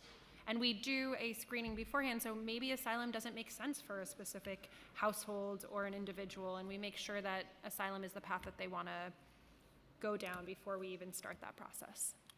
And in terms of, I think you just started to actually answer this question, in terms of what other forms of immigration relief does the Help Center screen for non-citizens? So it's the 4 that I mentioned. We also do motions to change venue. We do a couple of the other smaller filings, but majority of what we do is asylum, TPS, and work permits. So, like all non-citizens navigating the asylum application process, as you know, Black immigrant newcomers could benefit from culturally competent application assistance from legal reps with country condition expertise. Many Black immigrant newcomers from Mauritania have fled the threat of slavery and other significant human rights abuses. The governments of several African countries have targeted and criminalized LGBTQIA communities to make the strongest case for their colorable asylum claims. Asylum seekers who have escaped government-led, government-sanctioned persecution in their countries in need of origin need legal services and wraparound support, including long-term full legal representation. What is the administration's plan to ensure that once an individual has submitted these asylum applications, that they will have access to these services and support? So we're working with our colleagues on Moya on what the long-term landscape for this. We've been really focused on what we can do on a high-volume way to make sure that we set every single person up for success as quickly as possible, which is why we opened the Asylum Application Help Center. But I can defer to my colleague Tom if there's anything else you'd want to say. We're currently making those plans. Is there a time frame that we can expect the plan to be produced? Not a specific time frame. This is something we're actively working on. I don't know, Tom, if you have anything that you want to share about the work that Moya is doing. I could share a bit about the Asylum Seeker Legal Assistance Network, which has been funded in fiscal 23 and 24, which is a complement to the Asylum Application Help Center in that it's community rooted. It funds nonprofits, including African Services Committee, the Pro Se Plus Project, and African Communities Together, Lutheran Social Services, and others. And so what they're doing is training community-based organization staff who speak the languages of their clients and the people in their immediate neighborhoods to provide application support, mostly pro se. In certain critical cases, it gets escalated. And then cases are also referred to other city contracts that provide full representation, such as Immigrant Opportunities Initiative and others. Our Asylum providers are also currently preparing country condition packets, which applicants can use to support their asylum applications by country, and beginning to list them on their website. That's the Pro Se Plus project doing that. And just recently held a training with members of ACT, staff members and others in the community to help begin to build the broader capacity of folks that speak the languages of migrants who are arriving to do this work. The capacity building in the immigration legal field, it needs to be intentional, it needs to be long-term, and we are certainly focused on that. Thank you. In terms of when folks are submitting, we understand that it's a one-shot deal. You come in, you do your application, the application gets sent out. And we talked about this, I think, at the last hearing. How is OWASO ensuring that these are quality applications, given all the challenges that we hear about? Number one, language line, not have it. I don't know what percentage of the applications are being done with just telephonic interpreters or language line. We were working on this, and I'm excited to say that we do in-person translation of any language at this point in our Asylum Application Help Center. We have on-site live interpretation. As I've mentioned before, there's a lot of layers of review. So we have the Asylum Application Helper, and then we have a supervisor and another supervisor that looks over our applications. We've gotten really good feedback from DOJ and from judges who've seen our applications. We can, if there's any concerns that people have, we look at people's applications again. But we've been trying to make sure that our applications are high quality. I appreciate that. And, I think we're going to see the step 2 of this process, which is preparing for an adversarial setting where you're going to have to, again, prove and maybe remember what was in those applications a year ago. And so I guess it gets to the legal question of how we are planning to build up. So we'd be eager to see what the actual plan is of how we are going to meet the next step of this process. Chair, if I may, Chair. Yes. It's happening already. It's beginning to happen in greater scale under the Asylum Seeker Legal Assistance Network, essentially training individuals, pro se respondents, to represent themselves in court when they have to if they don't have an attorney. And it's not because that's the ideal, but it's because of the limited legal capacity, the necessity. So if folks are going to represent themselves, they should know how to present before the court and how to effectively state their claim. So that those trainings are beginning now. Thank you, Dr. Asada. I know you have to leave, but I'd love for you to offer any last words. Yeah, thank you so much, chairs. It's been really incredible to be in this room with the community and to, again, emphasize our commitment as an administration to the Black immigrants. You have a representation there. It's me, but you also have many others in the administration, including my brother Ahmed, who has worked with me as an activist for many years. So please know that we are going to be collaborating with our colleagues to make sure that the voices of Black migrants are not forgotten. But also, I have the honor to be able to represent the administration to the African community, and that's something that I personally take very seriously. So we are committed to helping this community because we are them, and we know that they are here to provide support, and they're here to actually help improve our city. So thank you for bringing all of us together. To Adama and everybody else, we heard you. Your voices are not being ignored. We are committed to you, and that's why the mayor actually put me in this position. So thank you. I'm sorry that I have to go to the UN. No, we appreciate you being here. And, I think we have to give credit where credit is due, so I appreciate the mayor's put you in this position. I think what we want to see is equitable funding for this community. What you have seen today is inequitable funding and treatment, and so we will partner with you. Thank you. To continue to demand that we see the money. Right. We welcome that partnership, and we welcome your voice in calling for TPS and the right to Absolutely. work, because that is really what our community needs. Absolutely. Thank Thank you you. again, and apologies for Thank having you. to leave. No, Thank you. no, we appreciate you. Thank you. So do you have?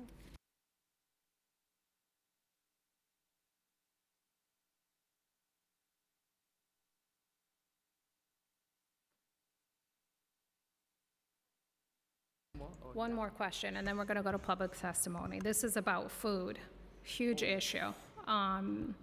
What percentage of the contracts for food are being dedicated to halal meals? So every shelter, so DHS, Department of Homeless Services, you can request a halal meal at your shelter. Every other shelter has it built into their actual day-to-day service delivery. I've heard issues, so if you have specific issues in specific shelters, let me know. We can look into it. So we heard the mosque was feeding thousands of people, unfunded, on community, and obviously I know your purview is only those shelters, but there is a desperate need for our city to be able to fund halal food distribution in many, many locations. We will continue to keep you posted, but there is an enormous gap there that needs to be met.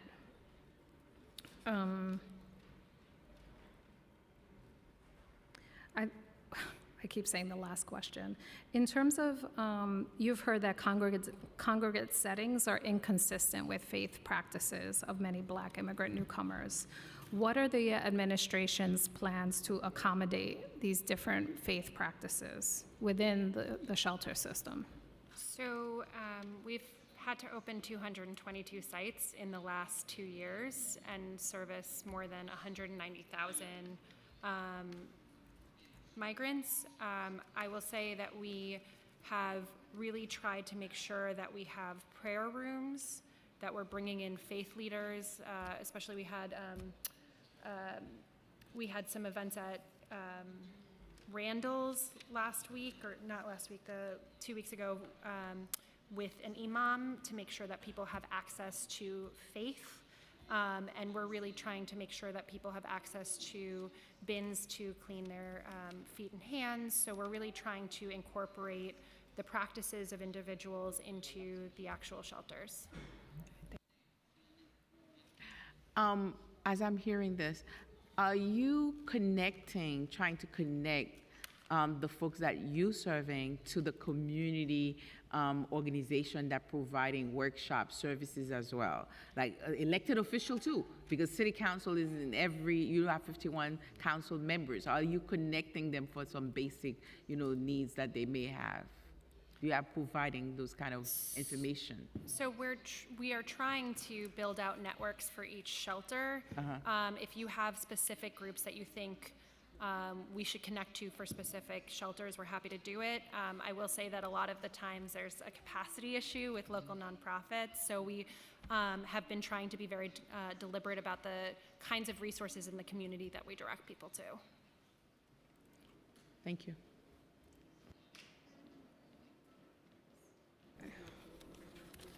Yeah, I'm just looking for.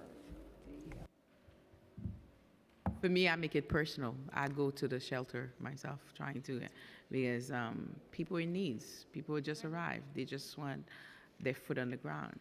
And if we can do our parts very well, and like my colleague just mentioned, is the equity. We're looking for fairness, give them people a start. And it's not about like this migrant, we're not pinning anyone against each other, but we realize Black migrant being kind of like on the lower end of the stick. So with that, I think we would like to move forward with public testimony. I want to thank all the members and staff members who are here. And before I guess that's it, right? I'm sorry. It's called no food. I should not be complaining. Yeah, I guess with that, we will close the administration's testimony and move on to the public testimony. But first, we're going to call on Senator Cordell Clear, who we have on Zoom, and then we will be calling the first panel. And of course, you can go. Thank you. Thank you. Thank you so much. So now I open the hearing for public testimony. I remind members of the public that this is a formal government proceeding and that decorum shall be observed at all times. As such, members of the public shall remain silent. The witness table is reserved for the people who wish to testify. Please, no video recording or photography is allowed at the witness table. Further, members of the public may not present audio or video recordings as testimony, but may submit transcripts of such recordings to the Sergeant at Arms for inclusion in the hearing period. If you wish to speak at today's hearing, please fill out an appearance card with the Sergeant at Arms and wait to be recognized. When recognized, you will have 2 minutes to speak on today's hearing topics.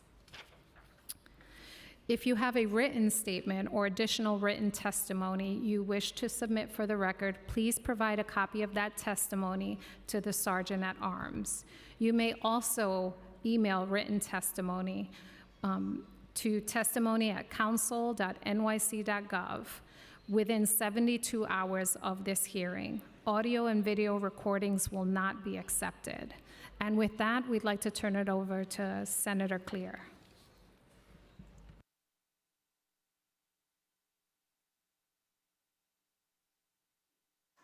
Muted. Good afternoon. Can you hear me? Good afternoon. We can hear you, Senator. Thank you.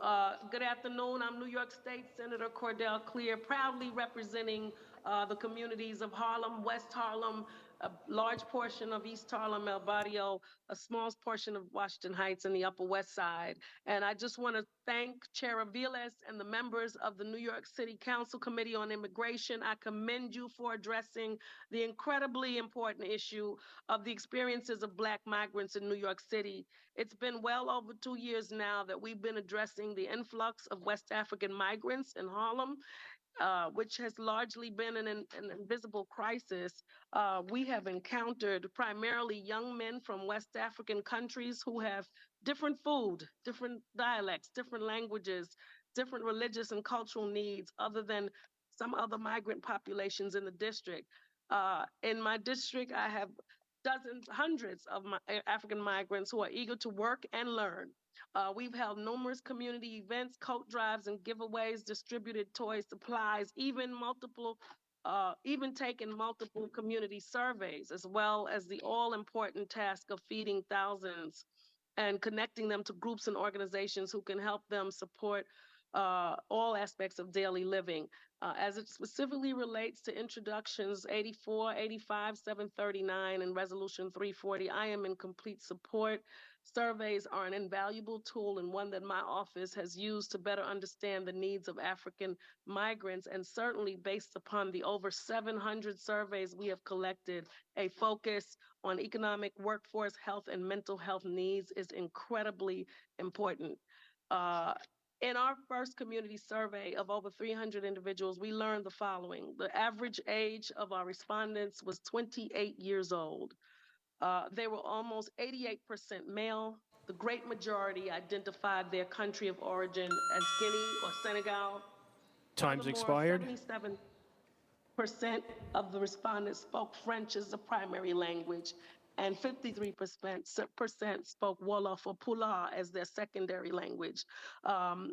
Since 2022, I've repeatedly advocated with the President Biden, Majority Leader Schumer, Governor Hochul, and Mayor Adams to provide and encourage the provision of TPS for our African asylum seekers, and also to fund food, housing, and language programs, primarily administered by West African and African mosques to ensure that the language and education services are offered in language appropriate languages and religious appropriate meals are provided.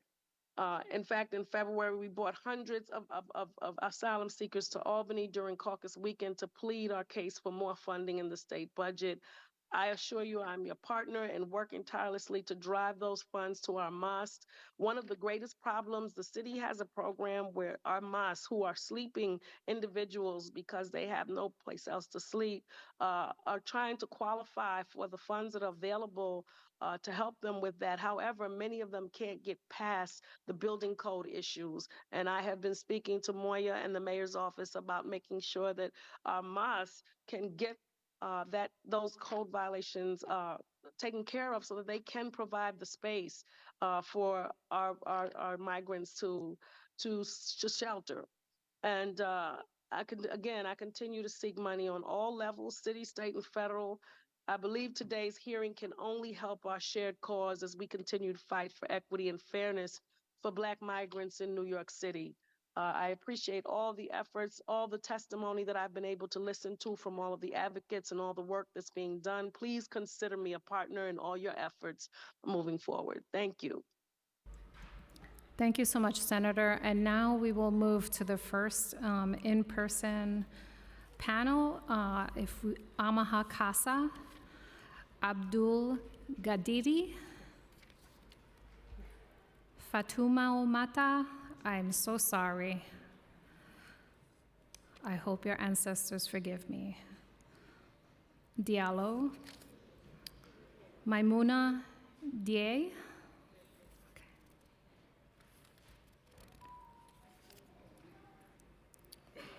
and Melissa Johnson. Melissa.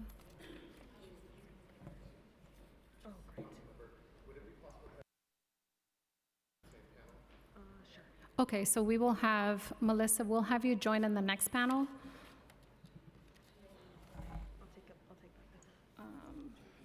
Okay. Who is?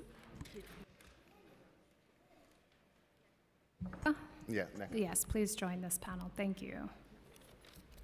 Thank you all for your patience and many hours. I'm eager to hear your testimony. Please. Thank you, Chairperson Avalos. Thank you, Chairperson Narcisse, and all the members. We've heard a lot about issues and policy problems and policy solutions, but I want to just take a moment to reflect on the people question.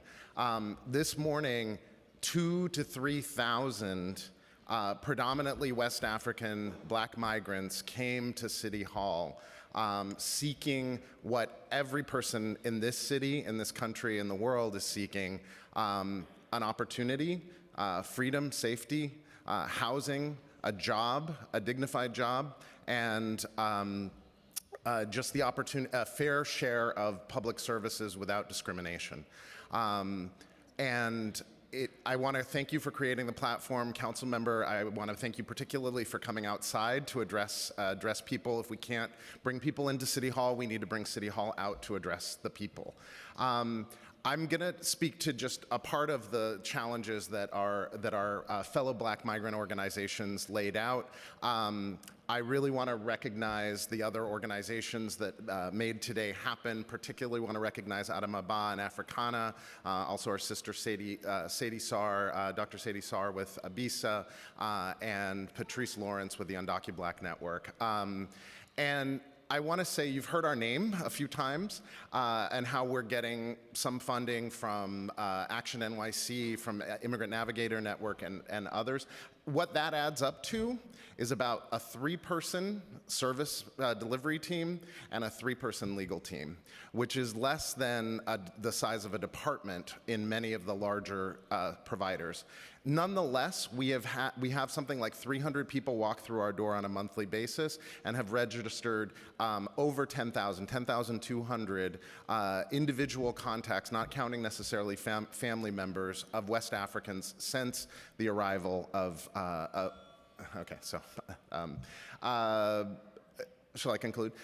So I think in terms of solutions, we need to make contracts more accessible to smaller organizations that are close to the ground. That includes organizations like Africana, Gambian Youth Organization. We need to reduce some of those hurdles. We need to make funding available to our mosques for needed repairs and maintenance. And we need to restore over the $5 million in funding that was dedicated to the language services workforce that was part of the fiscal year 23 budget. It was reduced to $3.9 million and unfortunately was sunsetted in the FY24 budget. We would be having a very different conversation about language access and language justice if that funding had been maintained and restored, and if it is now restored, I think we'll be in an excellent place to move forward. I'll stop and encourage the other members of our panel to speak, but thank you again. Yeah, I think Maimuna, you're up first. So as we move on, I just want you to know we will have a 2-minute clock, and so as we get closer, just pay attention, and we'll, just because we have a lot of public testimony, want to hear everyone's voices, but thank you. All right. Good afternoon, Council Member Aviles, for holding this hearing. My name is Maimuna J. I'm the Program Manager at African Communities Together, where I lead our language access programs. I supervise the incubation of our recently launched language services worker cooperative, Afrilingual. African Communities Together, as you know, is an organization of African immigrants, and we empower our community members to integrate socially and get ahead economically and engage civically. On behalf of ACT, I would first like to applaud and thank the Council for their major accomplishment in prioritizing language access for our immigrant New Yorkers, in allocating funding for FY23 that Amma had just mentioned, for the establishment of worker-owned language cooperatives. So thank you for your advocacy and leadership in combating the barriers that immigrant New Yorkers face in accessing city services. As you've heard throughout today's hearing, language access is one of the biggest barriers affecting Black immigrant communities here in New York. Many recent arrivals in the city are Black migrants, many of whom are Africans who speak languages of limited diffusion. And this group faces the greatest language barrier because they are underserved. I mean, as a result of that, they are underserved and they encounter racial disparities in accessing critical and vital city services. In fact, advocates have voiced concern that language barrier may exacerbate the lack of support that the Black migrants are receiving from the city. And the sad reality is that Black migrants who do not speak English or Spanish are vulnerable and they are being left out. So our organizing and navigation team at ACT, who work directly with the African migrants, they have noticed the lack of language access in a lot of city social and legal services. Many of them have seen firsthand how the African migrants in emergency shelters are not informed in their preferred languages about their rights as asylum seekers or about how to access critical information, then leaving them vulnerable.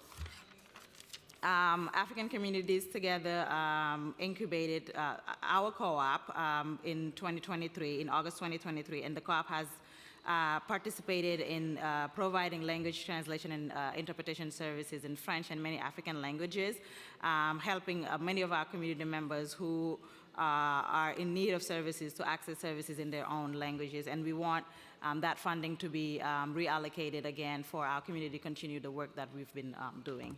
Thank you. Thank you so much.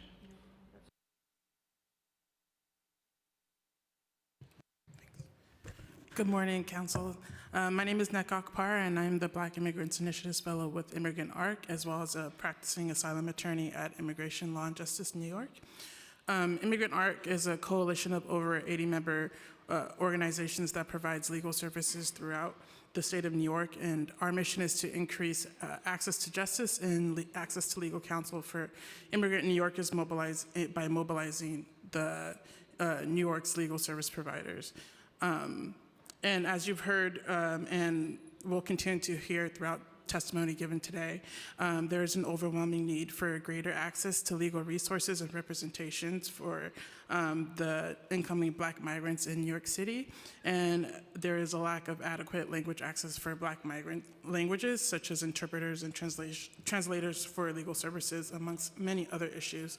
And in interest of keeping my testimony brief today, I just wanted to list a few of the funding asks that Immigrant ARC is submitting to the council.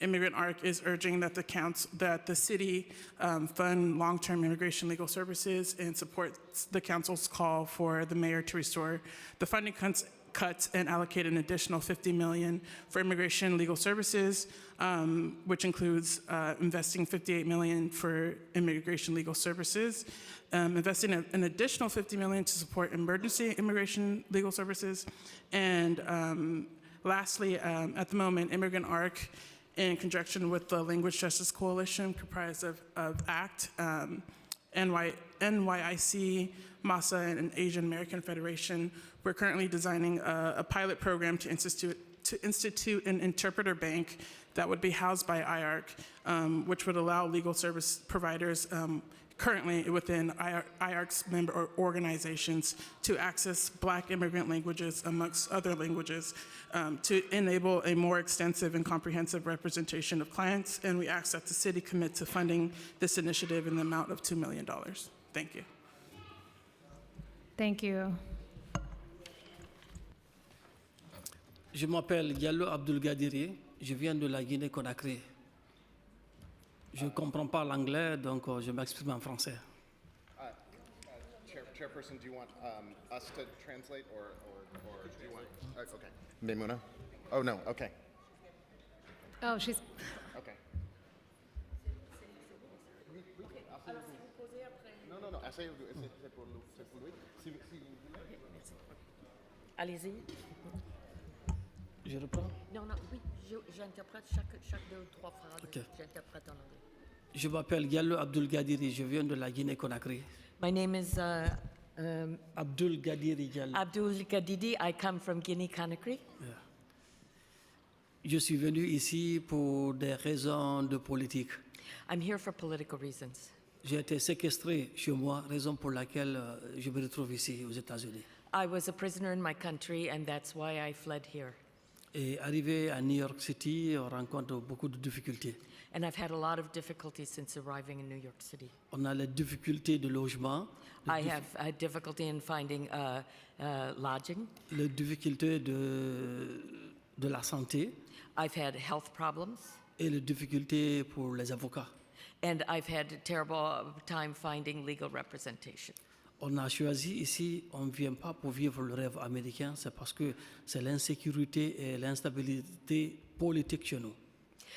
We didn't come here, we were forced to come here because of the insecurity, the physical and freedom, the lack of freedom and safety in our own country. Donc on demande à l'autorité américaine de diminuer la durée de 150 jours, c'est 5 mois. Et pendant les 5 mois, on ne travaille pas, on ne peut pas vivre ici. Yeah, so we haven't been able to work for 5 months, and if you can't work, how are we supposed to support ourselves? On est indigne actuellement, on a une famille qui compte sur nous, et même nous, on n'arrive pas à subvenir à nos besoins.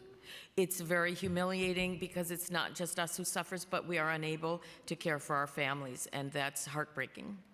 Et je suis là, je représente des milliers de personnes qui sont dehors, parce que tout le monde ne peut pas être là. And if I'm speaking, I want you to know that I'm speaking here on behalf of the thousands of people who are just outside this building who are in the same situation I am and who are counting on me to let you know. You can have more time if you need it, given the interpretation. Si vous voulez encore du temps, on vous donne davantage. If there's anything else you'd like to say. Autant de gens. OK. OK. Je vais, comme il y a ma collègue ici, elle va continuer. I'm going to let my colleague speak next. Je remercie les organisations, surtout les organisations humanitaires qui aident les immigrés ici. Je les remercie tous. I would like to thank all the humanitarian organizations that are helping migrants who are here today, and it's really important, the work you're doing for us. Merci. Merci, thank you. Oh, sure. Okay. Bonjour tout le monde. Je m'appelle Diallo Batouli. Je viens de la Guinée-Conakry aussi. Your name? Batouli. My name is Batuna. I am also from Guinea-Conakry. J'ai quitté aussi la Guinée à cause des raisons d'insécurité et d'instabilité politique. I also fled the dangerous conditions in Guinea. J'ai traversé plus de 8 pays pour être ici aujourd'hui aux États-Unis. I had to cross through 8 countries to successfully end up in the United States. Il y a eu beaucoup de péripéties durant mon voyage. There were a lot of dangers along the way. Ouais, y compris des viols de femmes, des agressions sexuelles. There was a lot of rape and assault, a lot of starvation and illness. Il y a eu même celles parmi elles qui sont arrivées ici enceintes. There are people who arrived here pregnant, not by choice. Yeah. So, arrivés aux États-Unis, on nous a dit que nous sommes les bienvenus, mais nous nous sentons marginalisés. Nous nous sentons marginalisés. Yeah. So, and then when we finally got here, everybody said, "Welcome to the United States," and immediately marginalized us. Nous avons des problèmes de logement, des problèmes d'avocats. We don't have legal representation. We don't have a place to live. On n'a pas d'assurance pour aller à l'hôpital. And we don't have medical insurance, so we can't get care. So, et nous plaidons auprès de l'autorité américaine. So we're begging you, as the American authorities, d'alléger les 150 jours pour l'obtention du permis de travail. So would you please shorten the 150 days it takes to get a work permit? Nous ne voulons pas être un fardeau pour le gouvernement. Nous voulons travailler et nous prendre en charge nous-mêmes. We do not want to be a burden on the government. We want to be independent. We want to be self-supporting.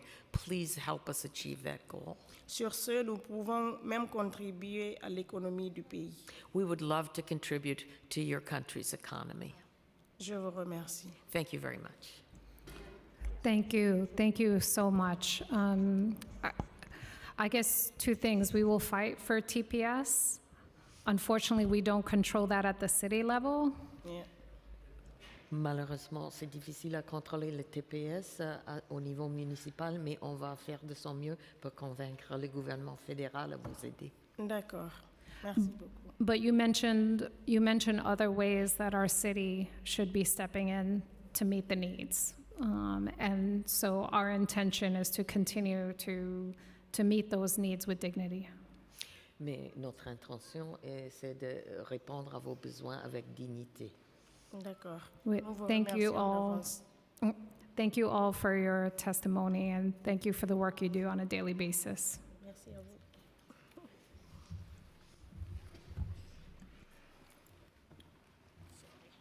And for the next in-person panel, we'll have Dr. Sadie, Fatima Matu Balde, Diallo Fatimata, Mamadou Tompe,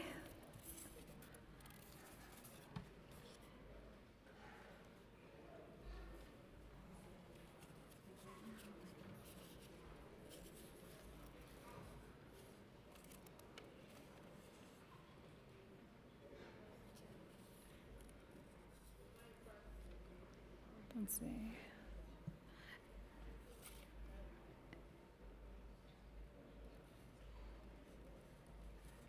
Okay.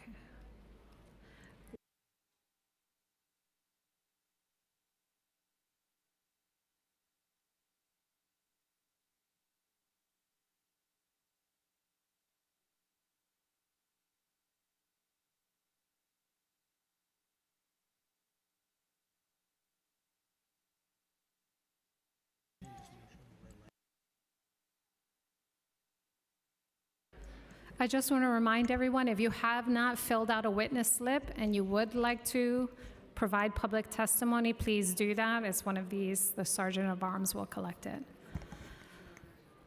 Dr. Sadie, we can begin with you. Thank you. Yes. Assalamu alaikum, everyone. Good afternoon. Thank you for all the effort that was made today, and thank you for still being here. So I am the founding director of the African Bureau for Immigration and Social Affairs. And I apologize for having made all those faces while the other testimony was going on, but I could not help it.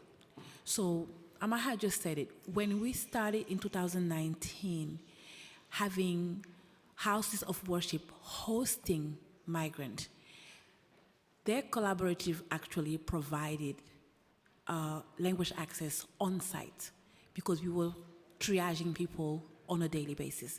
And Amaha, with African Community Together, had somebody twice a day that would sit through 4 hours a day, and they would pay for it so we can figure out what the needs were. So when it comes to language access, it's not about not having a model.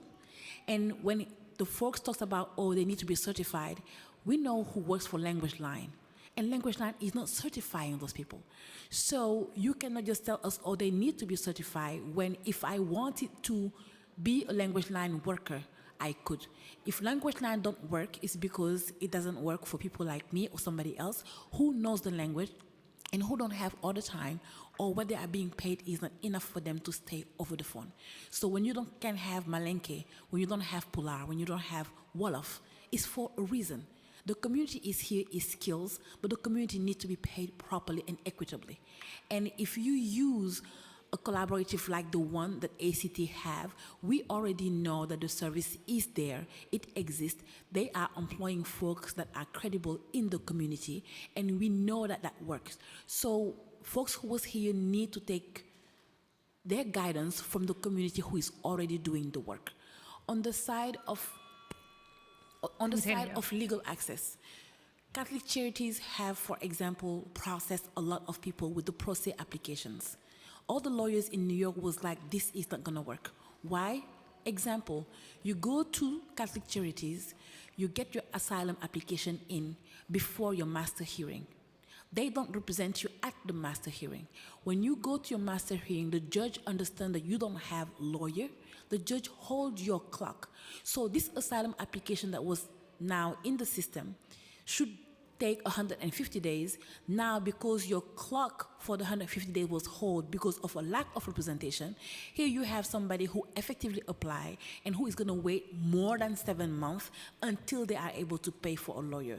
So those small kinks really need to be addressed, and saying over and over, we're talking about it, we're figuring it out.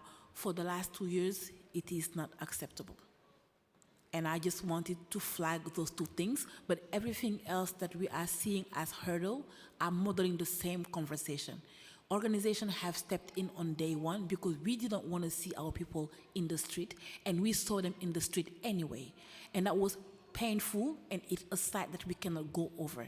But I believe that there need to be more coordinated effort for the ones who are on the ground to ensure that funding is done properly and that communities are not being gaslit when they are saying, hey, we have people here that need support, and this is how we need to support them. Because folks who are closer to the issues are closer to the solution. And all the organizations that we've talked about today here are from this community. We are the community that we serve because we are also impacted as they are. Thank you for your time.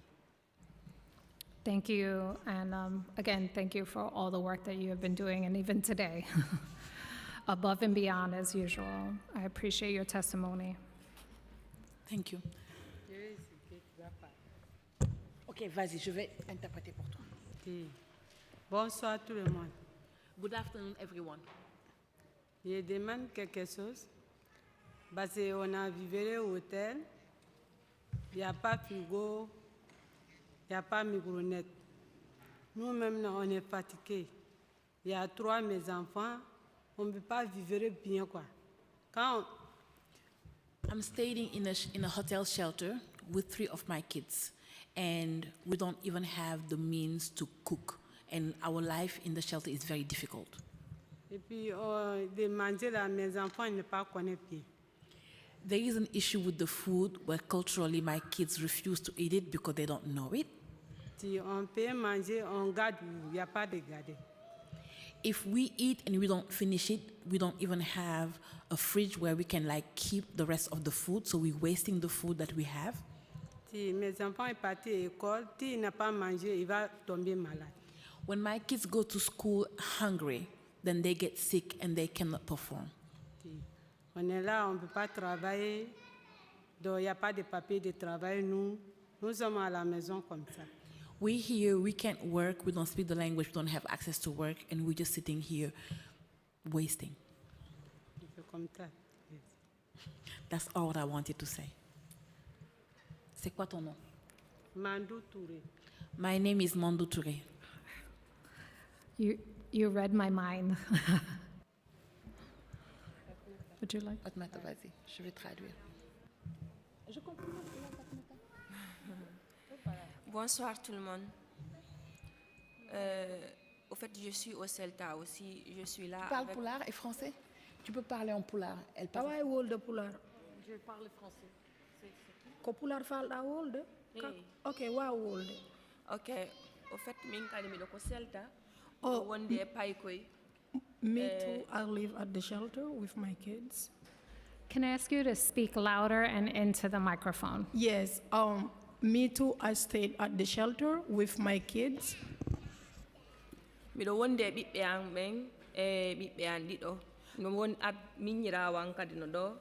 I am with my 2 kids and a sister of mine. Kono ko CELTA ton ñamiteji ɗi paykoy wawata ñamude.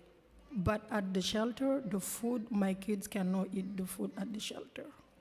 Ka suumaye ɗo min soñjino moƴƴa par ce que tawi kadi horu gongol a arta e kikiɗe tawa ñamete on a wawatamo ñamude. And on Ramadan time, we couldn't eat because when you come back for the breaks, the food is no good at all. Ko ɓe jonata men kon kadi 2 mois a yalta e o 2 mois ɗo timma yalta tawa ko ya ƴettu kadi paykoy foppo ƴetta bagage ji ma yaha kadi winditoyoɗa ɓe naɓira ma kadi nokkugo hara paykoy no jangguirde nokkugo ɗum noon foppo no wondani men e sattendi. And they give us 2 months to stay at the shelter, and then you have to go out again with your luggages and the kids and find another place. It's very difficult. Haray ɗum ɗon vraiment hino satti min paykugan kadi janunkun mo mari 18-19 entre ɗon o wawali heɓude ha joni komo janga. And also I have a kids that is like 18 to 19. Until now, he doesn't have no school.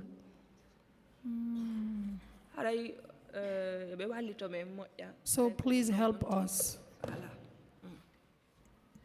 Thank you. Merci. Yeah, thank you. Merci, thank you. Can you state your name for the record? Hidawai halde in the man. Fatoumata Kindi Diallo. Yes, my name is Fatoumata Kindi Diallo. Merci. My name is Fanta Dumbuya. My name is Fanta Dumbuya. I run from my country. Do yiɗi peejiji ɗo fof fi arugol fattino kam on ɗo sabande mahari miɗo huli e sunninede paykoye an koye e mintige hoore an wondude ɓengure moodi an soñja ko min naɓi kon ton wondude ko tawi ko meɗen faala wondugol. So we run all over and then from all these countries to come to the United States because I didn't want them to circumcise my daughter. Joni noon on tigi ɓuri hewti ɗo piiji ɗi no ɗumanni seeɗa hare meɗen landi ballal côté heɓugol avocat côté ɗitanede on 6 mois ɗon si golla tawti kadi soñja woni ɗon seeɗa ka nder seltaji.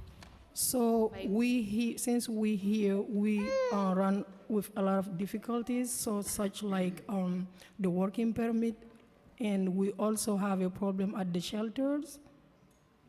Hara me wawa gollugol hara nay me wono e fawtande mon den tun hara menen kad me wawa contribute gol e moƴƴingol pays.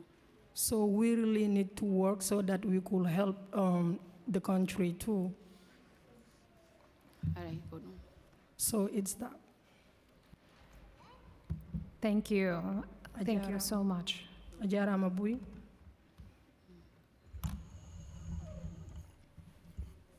Hello. Good afternoon. So my name is Mamadou Diallo. I came from Guinea-Conakry. So I'm here to try to speak this language, English, to show you. So everything is possible. Yeah, so in my country, the time I go to school, since that time, so I have to try, I can try to speak this language, English. That's why, because since I was here, I see this, the important, even the way I came, the language can help me too much. So before I waste your time here, let me try my best. So, okay, so my first question, me, I'm very happy, and I know many people from outside, when they heard the way you can talk from here, they will be happy, because you say a very important things from here. Me, I was up here, so the reason, except you say we have to come and so tell you some, explain our problem. That's why. Even the time I write my name here, I tell him to write English and French.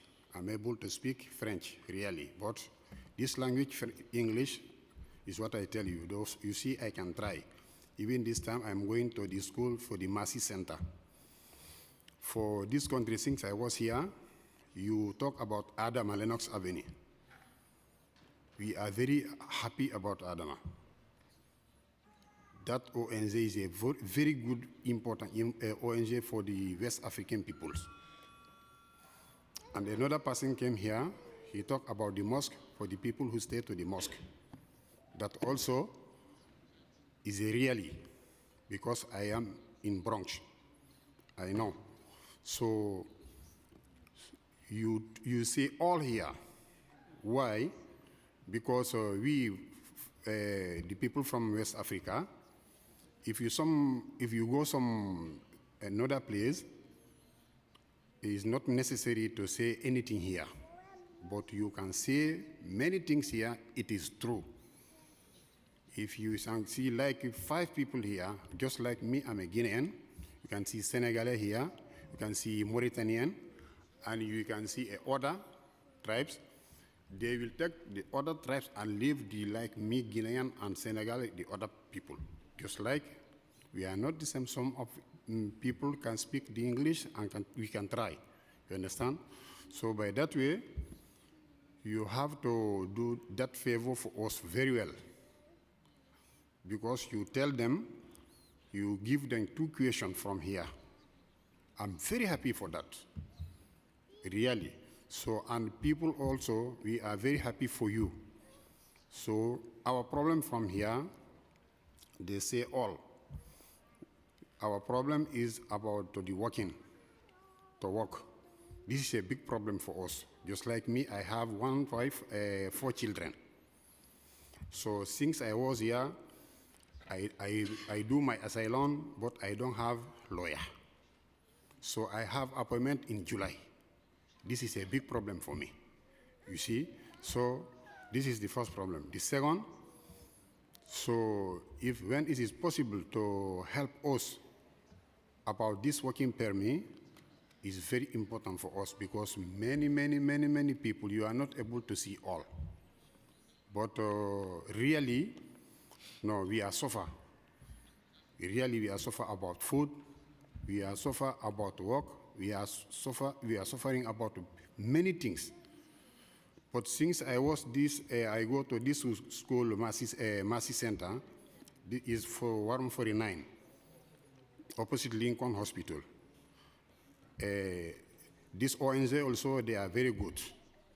because I see different of type from the Senegalese, Guinean, Mauritanian. They will help them about the asylum. Even me, I have here 7 months, but I never do that asylum. They are the one who helped me about asylum. Since maybe yesterday or day before yesterday, maybe they don't bring it, you see? I try all, I don't have it. So that's why I have a big problem, and many people have the likes of me. So why I try to speak this language, I want to show you we are able to do. Because me, so I speak French very well since I was here, and I know I can try my best. I do my best. Mr. Amadou, you do amazing. Unfortunately, we are out of time and we have many other people who want to testify. Yes. So I thank you for, I know you are capable, much better than I, of learning another language. And I thank you for your patience in being here. And I think if you would like to submit further testimony, we'd be happy to receive it. But I thank you for all the work that you've done and for telling us and sharing, for all of the panelists, for sharing your experience here. We want to be a welcoming, beautiful New York. So I'm ready. Just like me, my problem and the other people is about the lawyer, because I have appointment in July. So that's why I came, and when I have the opportunity, it's very important for me and the other people, many people, about the food, about to stay, just like these people can say to stay is very difficult. But you ask these people who move from there right now, you ask them 2 questions, very important. Really, I was there. No, I'm very happy about you. God bless you. God bless America. Really, I swear. Because you give them a real question, they answer, but this is not the answer. Yeah, thank you so much. Thank you. Oh, no. Thank you. We're going to call the next panel. Thank you so much. We're going to call the next panel. Fierno Sendior Diallo. Abdoumame Diallo. I am so sorry. Mamadou Diallo. Mamadou Bello Ba. Melissa Johnson. Melissa. I thought we called.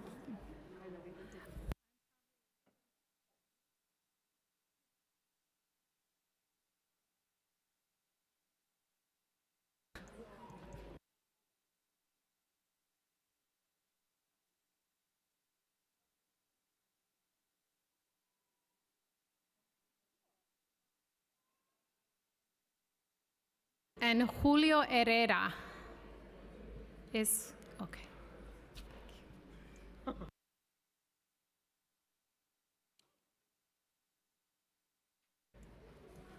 Okay, thank you. Melissa, would you like to start? Or we'll start on this side. Thank you. Okay. Assalamu alaikum. Assalamu alaikum. Misal mini on fo, mido weltani on kadi, mido beda torade ballal. I say hi to everyone, each of you here, and I really need more help. Hara e musib am feƴƴuɓe ɗo ɓen ɓe wawi yewtude komin gasata yewtude ɗo buy kono noon komin ɓeydirta yewtere nden ko anndingol on meɗen haton jini kadi. So my followers came here to speak, and I just want to add a little more about the help that we need. Ko Abdourahmane Diallo mi wiyete. My name is Abraham Diallo. Guinea Conakry. And I am from Guinea Conakry. Aray miɗo Abraham Diallo. Abdourahmane Diallo. Abdourahmane Diallo. Miɗo ardi ɗo e ɓeygon e jiwamo duuɓi 5. I am here with my wife and my daughter, who is 5 years old. Bon, men ardi akadamal ɗo kono ɓe wawal natude. We came here together, but they are outside. They couldn't get in. Aray koko feƴƴuɓe ɓe yewti ɗo kon meɗen soñjori angal wonunde nden e angal ñaamete on e angal jang haala kan. Like my fellow spoke here, we have a problem of the language, where to stay, the shelter, and also for honungadi. Ka selta ton meɗen ton kono ko ɓe jonnata ton ko ñaamete on. And also for the food at the shelter. Aray ko ɗum ɗon mi mari ko mi yewta miɗo haton jini yoɓe wallito men fi heɓugol kaydiji gollirɗi ɗin si tawi ɓe wawi wadde kala wono ɓe wawi waɗirde ballal yoɓe eto ɗum ɗon ɓe wallito ɗum ɗon. So this is what I have to add, and also if we could help more for the working permit. Si men heɓa ɗum ɗon ara e dankagol ɓe gurden no metti fi. If we don't have no working permit, it's gonna be difficult to take care of our family. Ara meɗen yiɗi wallinirde jama leydi moƴƴa min gollana hoore amen min ñammina hoore amen min golla aranayo men sorole koɗe ñamgol juuɗe goɗɗo tum. So we really want to work with the country, the people in this country, but we don't want to be a burden to you guys. We really want to work for ourselves and take care of ourselves. Ara mi salmini on mi weltanike on kadi on jarama. So thank you so much. Thank you. Jarama kadi. Julio, we'll just go down the. Can you guys hear me okay? Okay, good afternoon, buenas tardes, bonsoir. My name is Julio Herrera. I'm the executive assistant from the Black Institute. We're a 501c3 think tank that engages in policy and advocacy work from education, environment, immigration, and economics. For immigration, we have our highest priority placed on immigrants from the African diaspora, be that from Latin America, the Caribbean, and especially West Africa right now. I don't want to spend my time flogging a dead horse. A lot of the issues were apparent. No notice of vacancies, harassment by the NYPD, no communication whatsoever from shelter staff, no real outreach from caseworkers, an enormous language barrier.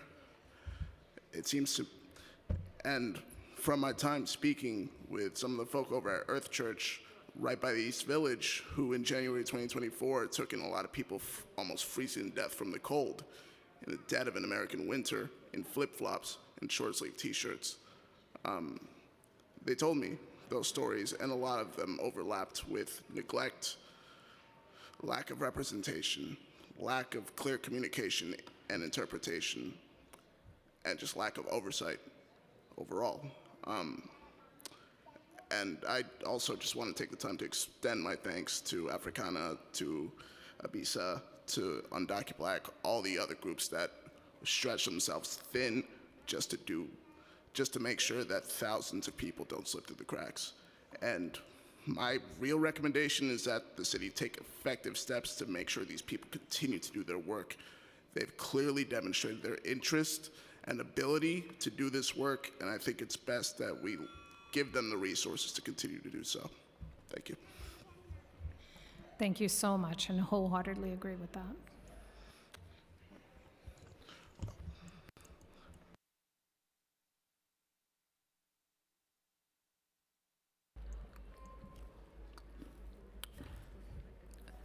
Do you need interpretation? Français capular, français.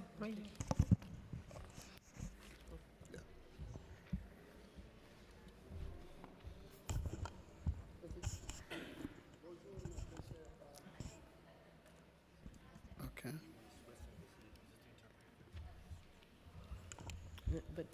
Bonjour mes très chers parents. Je tiens à vous remercier parce que si nous sommes là aujourd'hui à suivre devant vous et parler tout ce qu'on veut, ce qu'on a eu et ce qu'on n'a pas eu, c'est parce qu'il y a la paix. I want to thank you for this opportunity to be here. The very fact that we're able to be here and present our views is meaningful, that we have the right to express what's happening to us and to participate in the process is very meaningful. Le problème que je vais vous énumérer tout de suite là, et je pense que je ne suis pas la seule personne, il y a ma communauté africaine, presque la majorité, on est du West Africa. The majority of the people here in our community is from West Africa. Moi, je réponds au nom de Mamad Bello Ba. Je suis guinéen. I'm from Guinea. Je suis diplômé en finance. I have a diploma in finance. Mais en carence dans cet état en matière d'anglais. Je parle que le français et Fulani. But I only speak Fulani and French, so it's a problem for me. Mon problème dans mon pays, on a des problèmes majeurs. We have huge problems Je in suis my country. victime d'une communauté On appelle Fulani. Dans notre pays, depuis l'obtention de l'indépendance, presque notre pays est gouverné par une région. Par une région. Yeah, Par so une communauté qu'on appelle Manding. So we have ethnic problems where one ethnicity punishes the other, and if you're Fulani, you are constantly abused and victimized. Non seulement je suis diplômé en finance, mais je faisais aussi le business de parallèle. En plus aussi, j'étais dans une entité politique qu'on appelle IFDZ. I went to Polytechnic Institute, and I have dual degrees in finance and business. Dirigé par Elhaj Mohamedou Cellou Dalein Diallo, qui a gagné 3 fois les élections sans avoir accès à la fauteuil présidentiel. And we have a candidate, Diallo, who won election 3 times without ever being allowed to assume the presidency. Silence in the chambers, please. Thank you. En 2020, j'ai été victime, après l'élection présidentielle, quand mon candidat a gagné l'élection, pour avoir la fauteuil présidentielle, ça nous a coûté les balles là. S'il y a un candidat, il pouvait montrer les images. So I was injured severely after my candidate won election but was not allowed to take office. Même pour avoir accès à l'hôpital, quand ils ont eu des renseignements qui étaient dans un hôpital, ils iront te chercher pour te liquider. C'est grâce à un de mes collègues qui était hébergé par ma famille lorsqu'il faisait ses études. C'est lui qui m'a sauvé. So even if you were severely injured, as many of us were, you couldn't afford to go to the hospital because they were working for the government, and often you would be killed off there purposely. Ils ont voulu faire un vote référendaire pour s'octroyer un 3e mandat, étant donné que le régime démocratique dit que c'est 2 mandats. Lors de leur organisation-là, ils ont frappé mes frères. Un de mes grands frères qui m'avait soutenu durant toutes mes études, il n'était pas mort sur le sang, mais ça a été la cause de sa mort. Je dis, lors de leur organisation d'une élection référendaire pour s'octroyer un 3e mandat, ils ont frappé un de mes frères qui m'a soutenu durant toutes mes études. Il n'était pas mort sur place, mais ça a été la cause de sa mort en laissant aussi 5 de ses enfants. And one of the brothers who put me through school and sustained me through all of this, and is the reason that I was able to alive, he didn't die on the spot, but he died soon after as a result of his injuries. Can you ask, can you state your name for the record? And if you would begin to wrap up your comments, we can receive your testimony afterwards, because we have many more and we don't have the room for very long. Mamadou Bello Ba. Ba.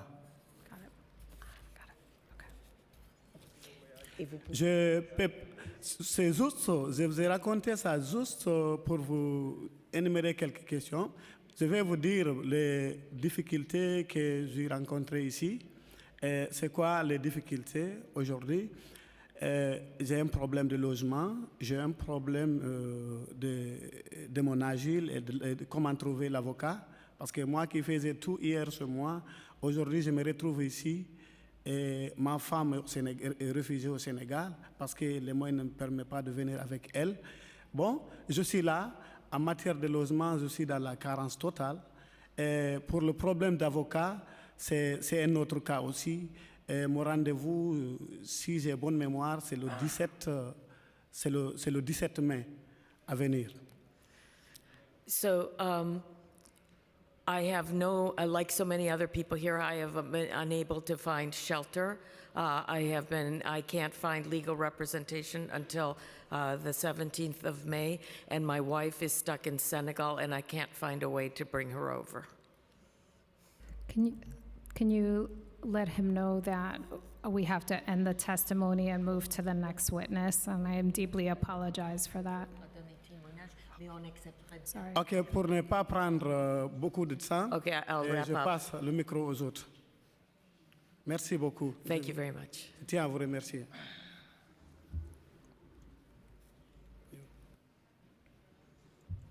Bonjour l'assistance.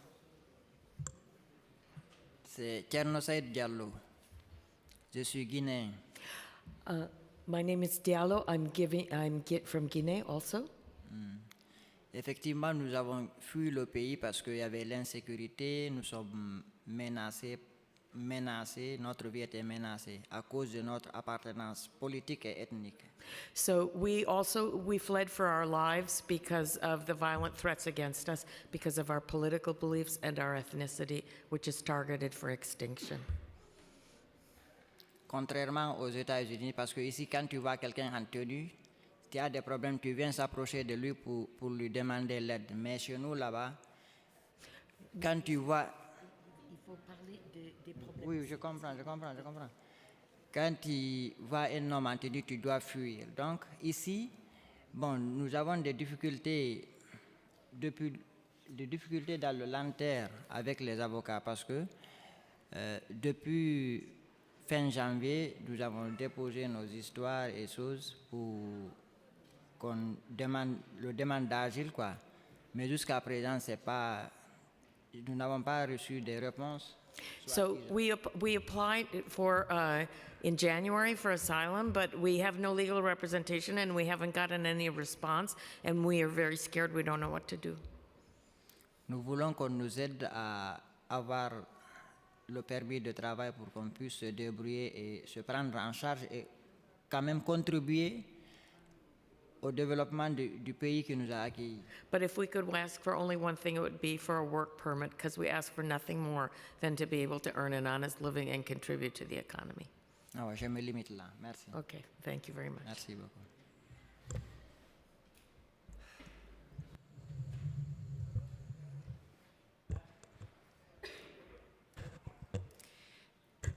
Thank you to the Committee on Immigration and the Committee on Hospital, the committees, for holding this public hearing to address the experiences of Black migrants in New York City. My name is Melissa Johnson, New York organizer for the Black Alliance for Just Immigration. I'm testifying on behalf of BAJI to speak to the expansion of policing, private security, and surveillance, and its impact on newly arrived Black asylum seekers within the asylum shelter system, through the use of NYPD and the subcontracting of private companies, including but not limited to DocGo, Aero Security, MedRight, and BH Rags Home Corps, who are primarily providing private security and surveillance and are not equipped to provide culturally competent, trauma-informed care, case management, and community navigation support, all needed for the inclusion of asylum seekers into our communities and their stable transition into full and autonomous livelihoods, whether here in New York or outside of the state. Over the course of the last year, through the guidance of Africana, Africa is Everywhere, and African Communities Together, our mutual aid work has been to support the Stockton Respite Center, located in District 36, Bed-Stuy, Brooklyn, and the Hall Street Shelter, located in District 35, Clinton Hill. Today, we will speak to what we have witnessed there. The use of NYPD and private companies does not support the vulnerability of Black asylum seekers, especially those who are African, Haitian, or Black LGBTQ migrants, who arrive fleeing war, conflict, political violence, or threat of life due to a combination of factors. In the absence of culturally competent, trauma-informed care, Black asylum seekers, including women and children, are subject to increased racial targeting, harassment, discriminatory practices, which make them vulnerable to arrest, incarceration, and migrant detention, negatively affecting or subsequently ending their process to seek asylum. Police, private security, and surveillance in these shelters do not and cannot provide culturally competent trauma-informed care, such as health and mental health services, case management, including Afro-Indigenous language translation interpretation, and community navigation support for social services, providing particularly NYC ID cards, health insurance, and vouchers for housing, SNAP, WIC, and MTA Fair programs, which are all accessible and eligible for asylum seekers. However, through subcontracts, police enforcement and surveillance, documented by Black migrant organizations, mutual aid groups, and legal aid, show that both police and private security have participated in physically violent, xenophobic, retaliatory, and extreme anti-Black practices that abuse and discriminate against Black asylum seekers, mirroring conditions already found within the NYC shelter system and within our state carceral system. The use of increased policing and the absence of culturally competent trauma-informed care through the Black migrant direct service providers reinforces detention-like conditions that undoubtedly harms already vulnerable Black asylum seekers. Baji has witnessed the Adams administration create an inhumane asylum shelter system. Therefore, we ask that we call on City Council to strengthen shelter and respite center stay policies, but also remove contracts for NYPD and private companies that police and surveil and do not provide culturally competent trauma-informed care. We also call on the council to review and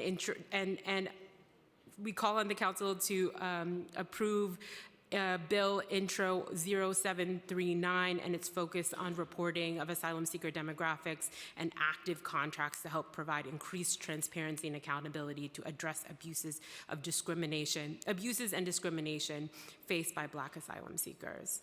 Thank you. Thank you so much. And I want to thank Baji in particular and call on someone who recently passed away, Carl, who introduced me to Baji many years ago and the work that you've done on the front lines. So thank you so much for your work and your testimony and your support in helping pull this hearing together. We have so much work to do on this front, and we know that the intersection of the police and surveillance and carceral systems in Black communities does not work. And we want to build a system of compassionate care, what people deserve. So thank you so much. And I think with that, we're going to move to the next panel. Merci beaucoup, monsieur. Bon courage. Okay.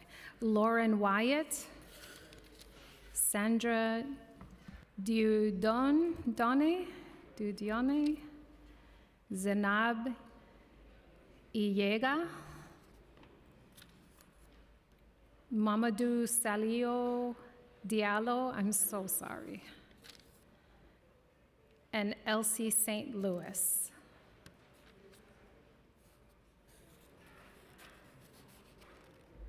And Damian Harris Hernandez.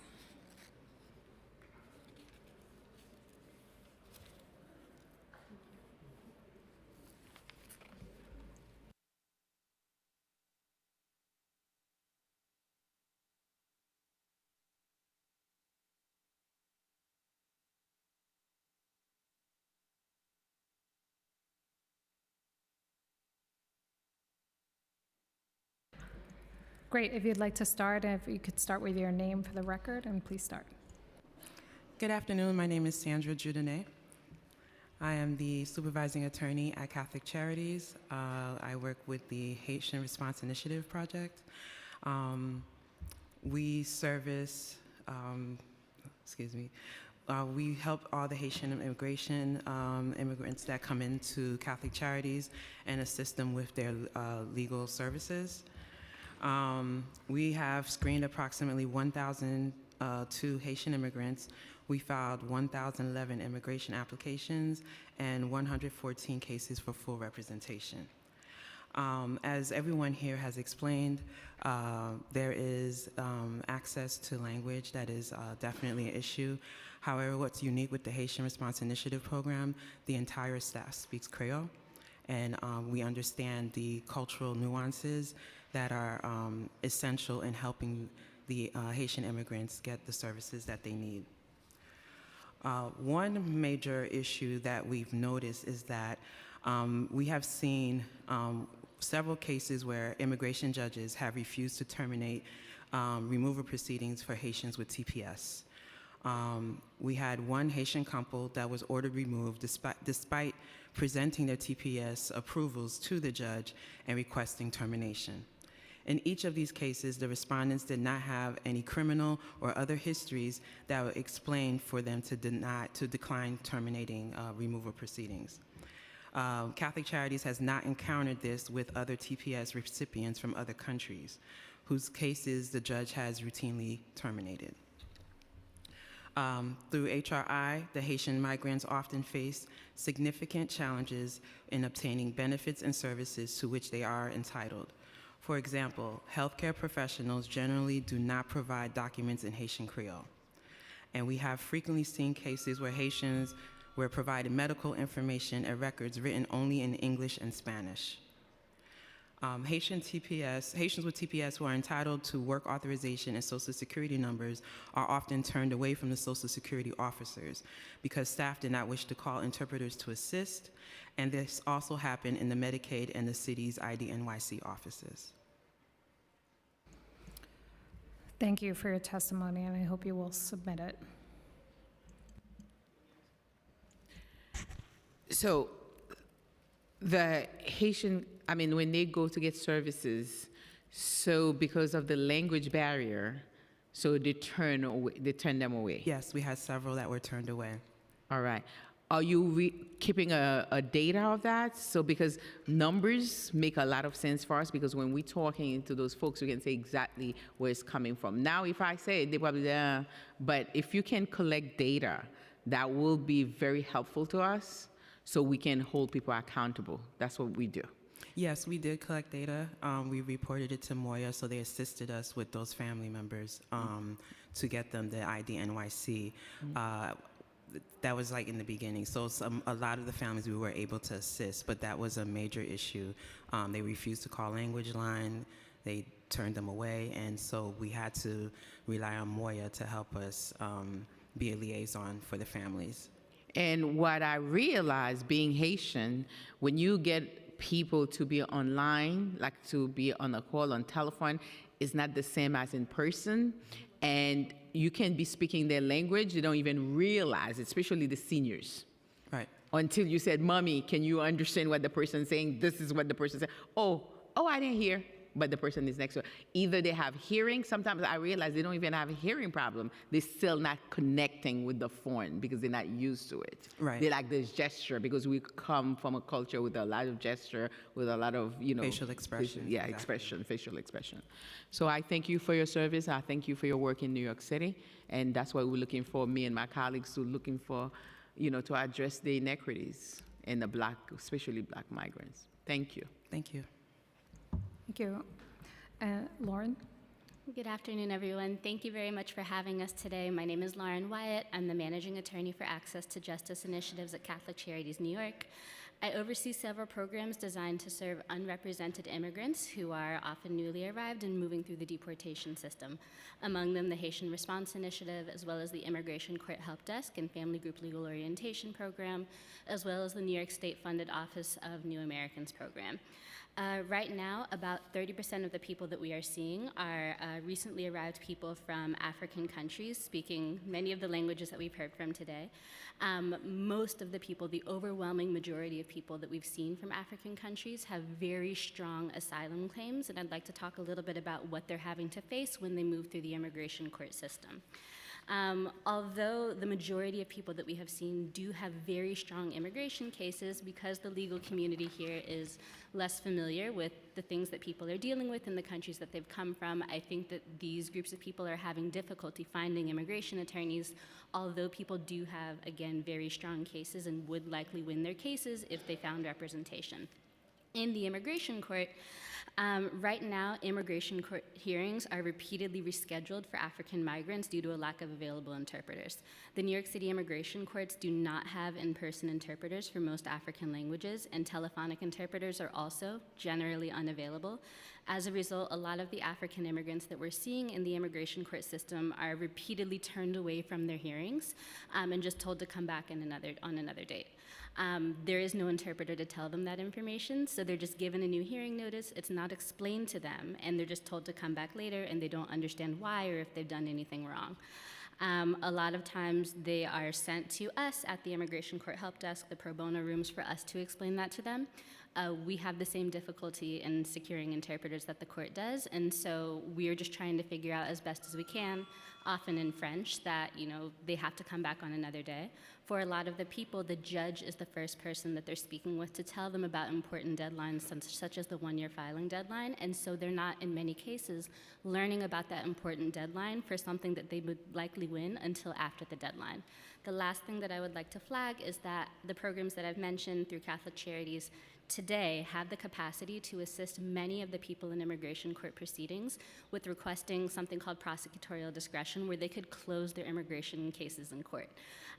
We have been available and have the capacity to do this for several months now. We have been following up with this with Moya. I know Moya has put the request into the city. We are only waiting to be able to help these groups of people.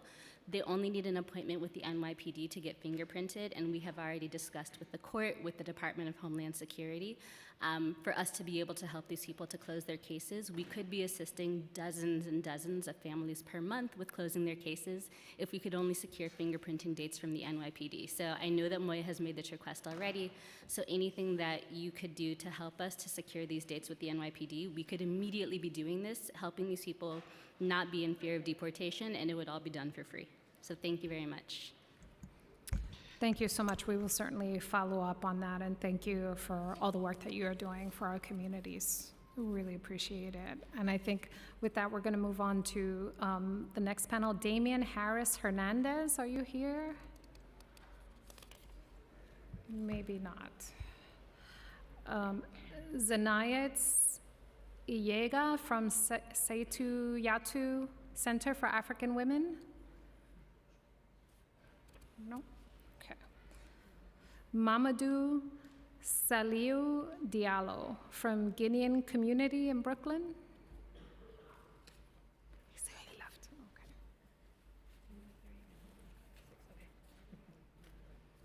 Okay. Jamie Polovich, Suleiman Ba, Jennifer Jarrell, Sebastian Varl from Safe Horizons, Henry Love, and Ninaj Raoul.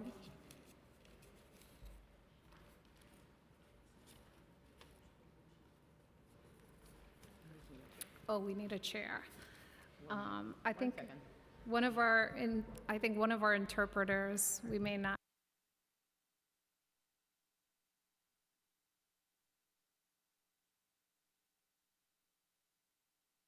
It's okay. Want to start? Thank you, Chair Narcisse, Chair Aviles, and members of the committees. My name is Sebastian Vanti, and I serve as the Associate Vice President of Streetwork Programs at Safe Horizon. I'm here today to shed light on the plight of vulnerable population that has been overlooked and underserved, West African unaccompanied youth and minors seeking refuge in our communities. For several months, our program has experienced an influx of these young individuals, many of whom arrive at our doors after being discharged from temporary placements, left adrift, and without proper guidance.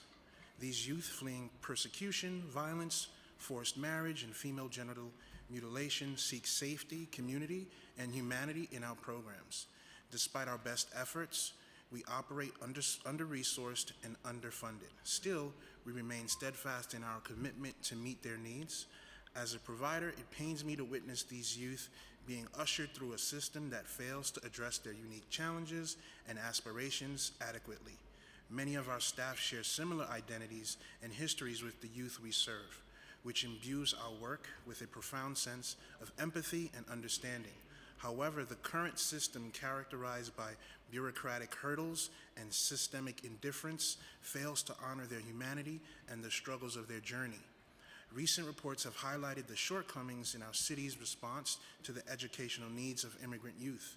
Despite federal laws mandating their enrollment in public schools, we are witnessing egregious delays and obstacles hindering their access to education. The New York City Public Schools' failure to track enrollment referrals and reluctance to provide timely and appropriate educational opportunities to these youth are deeply concerning. What should be a straightforward enrollment process has become a cumbersome ordeal, often lasting several weeks to over a month. Seat availability, school type, student needs, and timing within the academic year contribute to this delay. One major obstacle is the lack of space in GED programs or alternative high school options.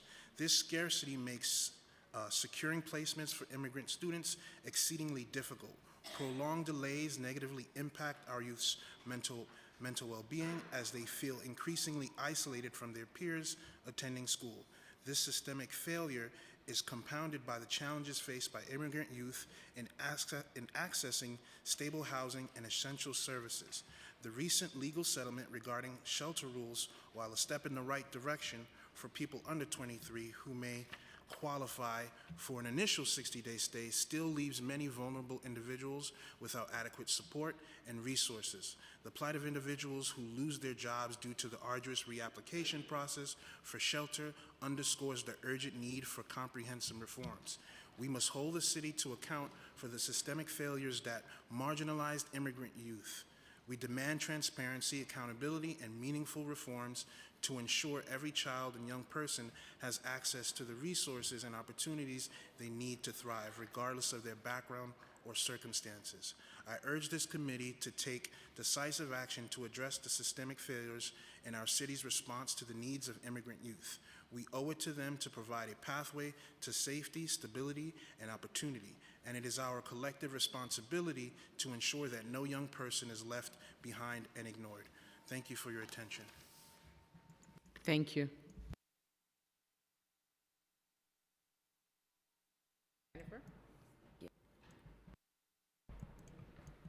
Great.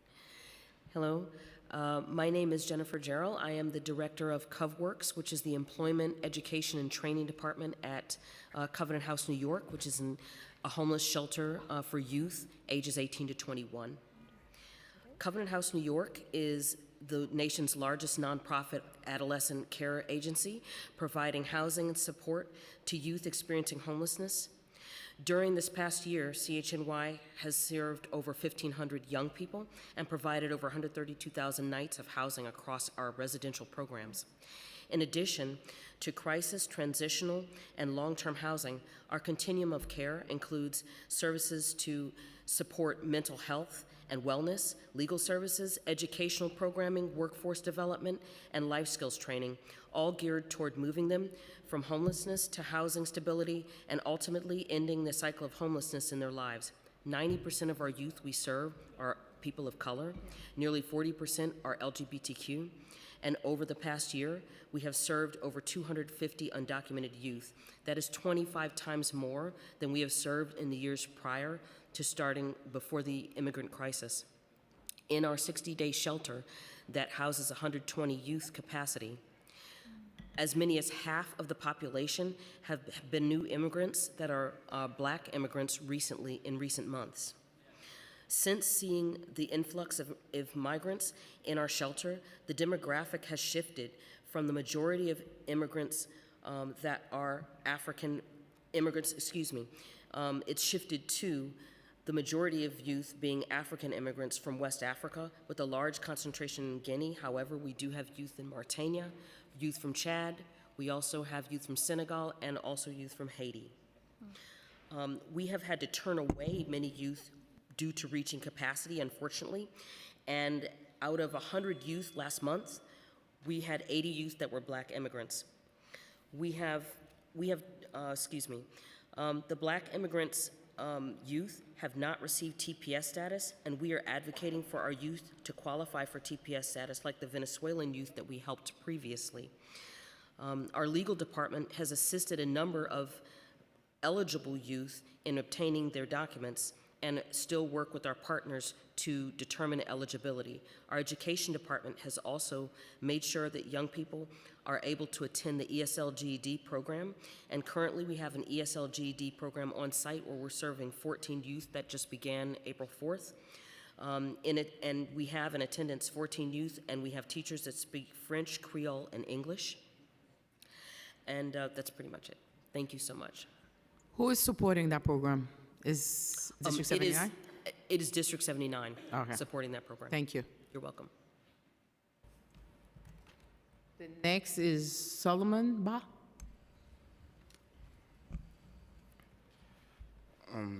Good afternoon. Today I'm start before you with my story.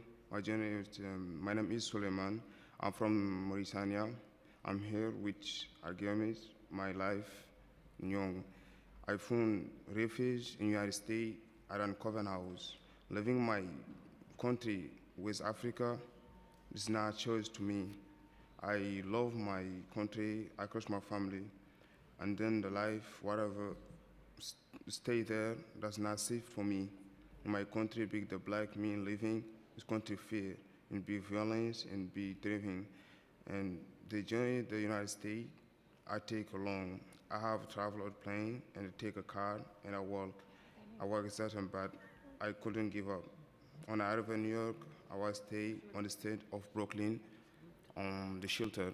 After that, I find a Coven House and I just come there to get that's a bed, and they offer me to get a lawyer and everything. But they have a lot of young people like me, they need lawyers. So Covenant, they only have lawyer. So they need a lawyer. They have like only young people who need to speak English, who need to get a class. So for me, they offer me, I'm doing IT program and I'm doing GED too. So, and we need to get a working permit to be work or something else.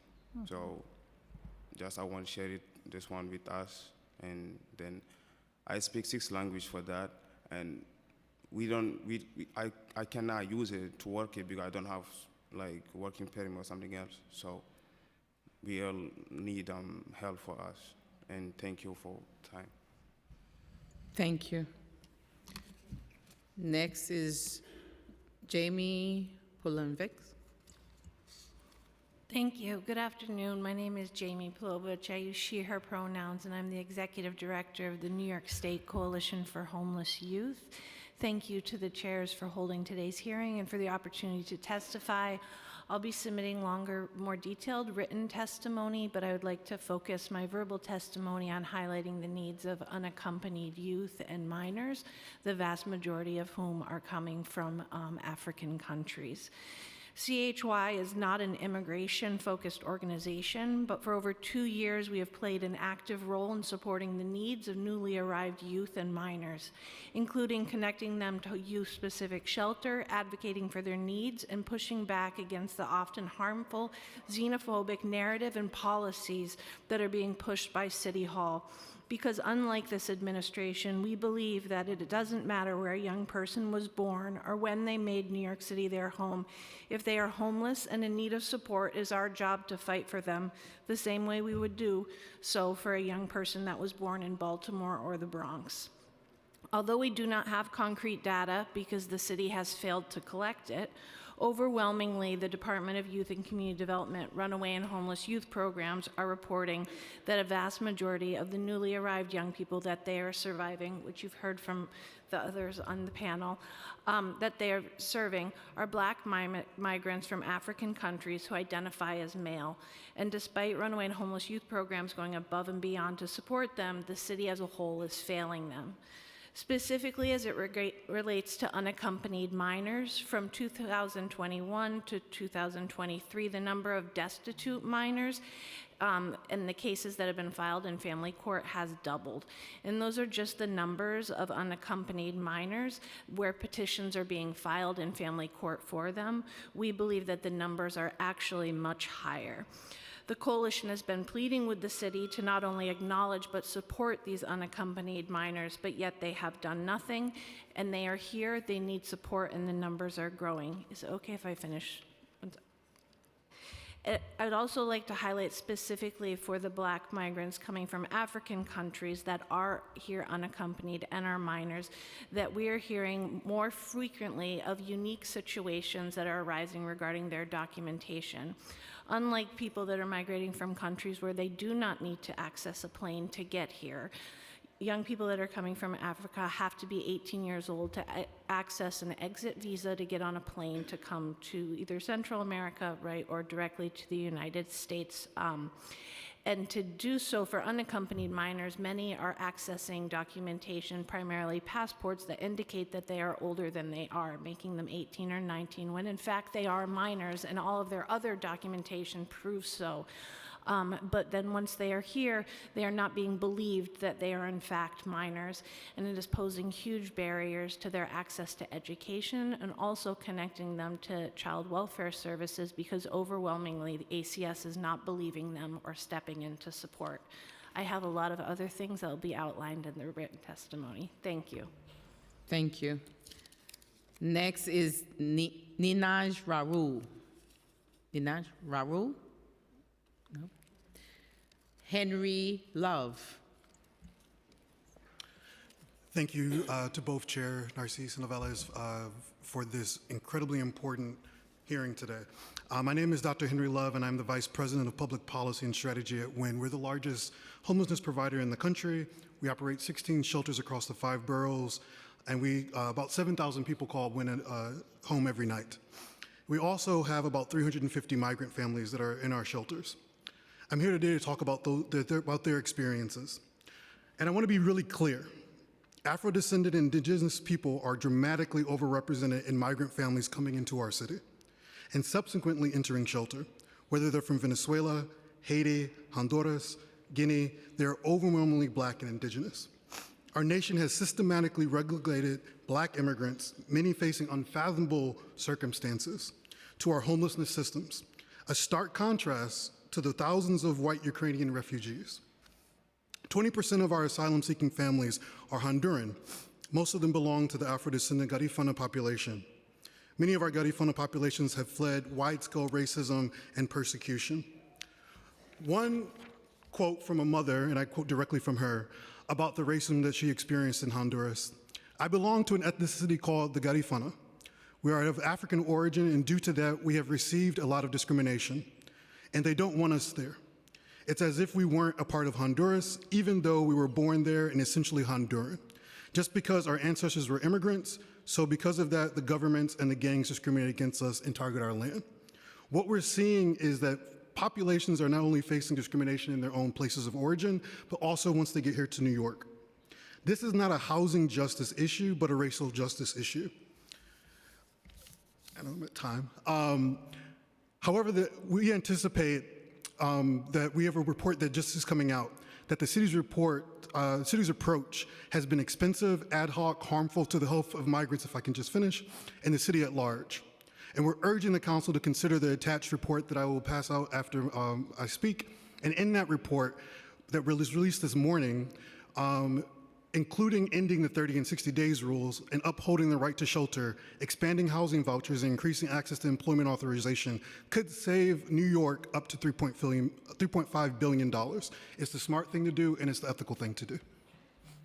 Thank you. And like my predecessor used to say, that's not around with us anymore, Lou Fiddler, about young folks, teenagers on the street of New York. We cannot afford that. So that's the same feeling that we have for all young folks. They should not be on the street because they are at a sensitive age that we need to protect.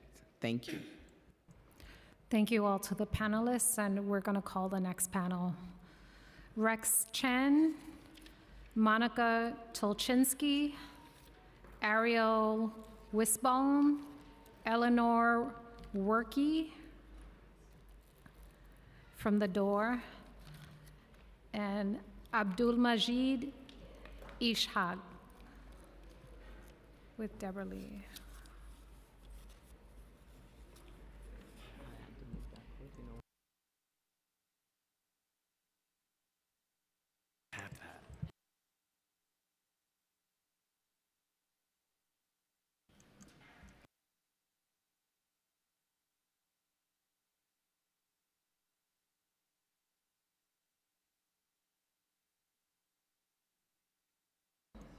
Okay. Are we ready to, if you'd like to start. My name is Rex Chen, he, him pronouns, and I'm the Immigration Director at Legal Services NYC, which gives free immigration and other civil legal services. Black asylum seekers in New York City suffer from systemic, structural, and societal anti-Black racism in New York City. If you go to any subway station near a HERC shelter, you'll see a group of mostly young, Black, recent arrivals standing by the turnstile, hoping someone will swipe them through. They're trying to build a life here to find immigration relief, work, and a roof over their head. They're doing precisely the things the mayor is requiring them to do to avoid street homelessness, but the city doesn't give them Metro cards. Meanwhile, the Adams administration is flooding the subway with police, and the governor called in the National Guard. We know that police overwhelmingly arrest Blacks and Latinos for fare evasion. The Adams administration is boxing in people in a way that's particularly dangerous for young Black men. And we know that fare evasion and citations can have serious consequences for people's immigration cases. The 30-day rules, combined with the over-policing of fare evasion, endangers Black asylum seekers. And we're seeing that New York City communities are being pitted against Black migrants, stoking racial resentments, and painting asylum seekers as criminals in order to further xenophobic agendas.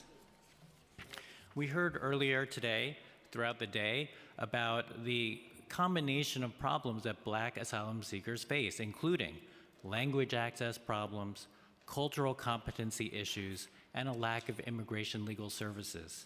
I just want to add a point that when Black asylum seekers overcome all of those and manage to get an immigration court hearing, the deck is stacked against them because anti-Black bias does not stop at the courtroom doors. We see it from bond decisions to immigration judge rulings. We at LSNYC have begun training our lawyers and other lawyers around the country about ways to interrupt immigration judges about their anti-Black bias. But Black asylum seekers need to get competent immigration lawyers who have these tools to have a chance to get the relief that they qualify for. Thank you. Thank you. Chair Aviles, council members, and staff, good afternoon, and thank you for the opportunity to speak to the Immigration and Hospitals Committee. My name is Monica Tulchinsky, and I'm a senior staff attorney at the Legal Health Division of New York Legal Assistance Group. I want to first thank the council for their support of legal representation for immigrants through the Immigrant Opportunities Initiative and Immigrant Health Initiative. We do not presume to testify to the Black migrant experience. We humbly defer to Black migrants themselves and our esteemed colleagues on previous panels to that end. Legal Health is the largest medical legal partnership in the United States. We serve 38 hospitals across New York City, including the entire health and hospital system. We've seen firsthand the landscape of health challenges and related legal issues that immigrant New Yorkers face and the need for funding for both health and legal services. Having operated our medical legal partnership for over 20 years, we understand the nexus between health and legal issues and its impact on the social determinants of health. Social determinants of health are the non-medical circumstances that directly affect one's health, as well as access to health care. And these include income, racism, access to home care, housing, immigration status, and health insurance coverage. Racism as a social determinant of health affects Black people in the United States most significantly. Due to historical, structural, and medical racism, Black Americans suffer from significantly worse health outcomes and higher mortality rates, and Black immigrants are particularly vulnerable due to the intersectional impact of racism and immigration status on health. Many immigrants have serious or chronic illnesses for which legal interventions are required, and legal interventions are required because lack of immigration status prevents access to many forms of health insurance, health care, and ultimately detrimentally impacts their health outcomes. We urge the Council to pass Introduction 85-2024A. This bill would provide the needed information to understand the full range of health and social needs of immigrants in New York. And if I may finish, in considering immigrants' long-term health needs, the Council should not forget social needs, including legal services, that often impact health and provide funding required at this absolutely critical point in serving the immigrant population of New York City, especially with recent drastic cuts in funding for immigrant services with more potentially on the horizon. Thank you very much for your time. Thank you. Good afternoon. My name is Ellie Retke, and I'm a lawyer with the Doors Legal Services Center. The Door is a comprehensive youth development organization, and our Legal Services Center specializes in serving young people in their immigration cases. In my written testimony, I detailed the myriad challenges that newly arrived Black youth face. Today, I will share the anonymized stories of two particular Black youth. M grew up in a Muslim household in Senegal. He attended school until he was about 9 or 10 years old, at which point his father removed M from school so that M could perform physical labor on the family's farm. M was afraid of his father, who was abusive toward everyone in the household. M's father routinely beat and whipped M, once breaking a bone. M knew he had to leave for his own safety, so when M was 17, he began his journey through 8 countries to the United States. When M arrived at the US-Mexico border, cartel members stole the only money he had. M spent his 18th birthday on a flight from the border to New York City, where he didn't know a single person. He now lives with hundreds of adults in a herc, where hardly anyone speaks his native language, and where he reports receiving barely any food during Ramadan. T was born in Sudan. When he was 3 years old, his entire village was burned to the ground during the Darfur genocide. When he was 9 years old, he was shot in the leg. Less than a year ago, rebel forces broke into T's family's home. They then raped T's 16-year-old sister and beat T's brother to death in front of T and his family. T eventually escaped the rebels and fled to the US, where he now lives in an adult shelter. Despite constant outreach to legal services organizations, T's been unable to find a lawyer to represent him in his case. He hopes he will find one within the next 9 months, before he turns 21 and becomes ineligible for special immigrant juvenile status. These are just 2 of the hundreds of Black New Yorkers we have met at the door who need the city's support, and I urge you to provide that support. Thank you.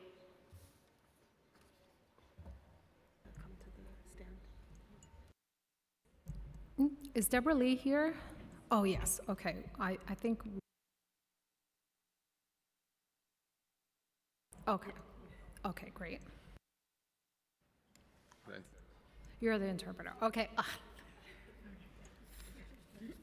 نهار سعيد جميعا. أنا اسمي عبد المجيد إسحاق من السودان.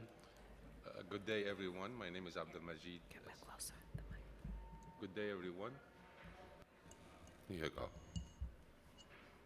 My name is Abdul Majid Haroun. And إيه تاني؟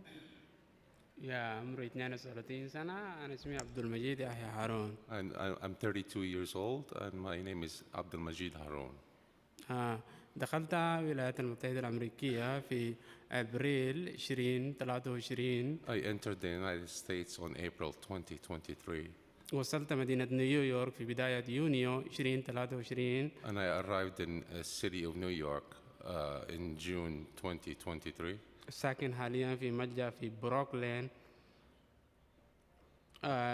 أريد أن أخبركم تجربتي في عشت في عدة ملاجئ. أريد أن أخبركم تجربتي فيها. I settled in New York, in Brooklyn. In Brooklyn, New York, in a shelter. كمل. تمام. أنا جيت هنا الولايات المتحدة الأمريكية لأنه إنه عندي في بلدي حريق وأنا معامل أصلاً هناك في بلدي. I came to New York. I came to the United States because in my own country I face a genocide. حالياً ساكن في الملجأ، لكن نظام الملاجئ بقى صعبة شوية. أي شهر أنت تتحول لملجأ جديد. At this moment, I live in a shelter, and the shelter system is very harsh for me. Every month, they move me from one shelter to another. أنت داير لك 10 ولا أسبوع عشان تاني تقوم تتحول لشلتر تاني. And the procedure to be moved from one shelter to the other could take a week or up to 10 days. وحاجة تانية سميتها إنه في الملجأ قال إنه بعد الشهور الجاية ما في ملجأ للناس الأفراد مثلا بس فقط للمتزوجين. And what I heard from the shelter that in 2-3 months from now the shelter will be only for the family with children. نعم. أيضا في تجربتي كنت فيه في الشلاتر شايف إنه بعض الموظفين اللاطيين بحاولوا بيساعدوا لللاطين مثلا أكثر من الناس الآخرين مثلا السود. ما أعرف المشكلة دي عن اللغة أو حاجة تانية ما أعرف. And out of experience, I see the employees of the shelter, they treat us differently. They treat the Spanish speakers much better than they treat us. وحاجة تانية إنه معظم أنا سكنت في 5 شلاتر مثلا في 5 شلاتر لقيت في شلتر واحد فقط إنه في موظف بيتكلم لغة عربية. I lived in 5 different shelters, and in one of them, one of the employees spoke Arabic. أنا أيضا بعاني من مشاكل طبية فعندي مشكلة في المعدة ما باكل مثلا أطعمة فيه حوامض فيها توابل وحاجات دي. لكن في الشلاتر بس كل الأطعمة مثلا تلقى طعام فيها مواد حامضة فيها حاجات حارة سخنة مثلا زي التوابل. فدي صعب شديد للناس اللي مثلا بعانوا من الأمراض. And because I suffer from a very bad stomach, I cannot eat spicy food, and I can eat only small numbers of food, and I just cannot find these in the shelter. Can you let him know? Thank you for the testimony, and if we could wrap up, just because we have a. أشكرك على البتاع وممكن تقول لنا في الآخر عايز إيه.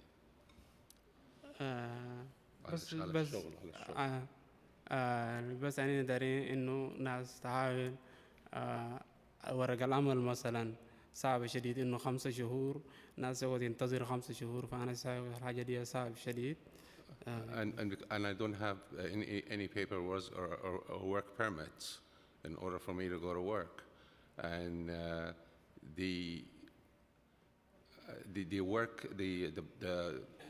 the newcomers 6 or 7 days a week for $1,000 or $1,500 for the whole month. Thank you. Thank you so much. تمام شكرا. Thank you. شكرا. So we're going to have to go on to the next panel. Thank you to all the panelists today for coming. Saeed Ahmed, Connie Ticho, Sergio Uzurin, Marielle Acosta, Aisha Sekou,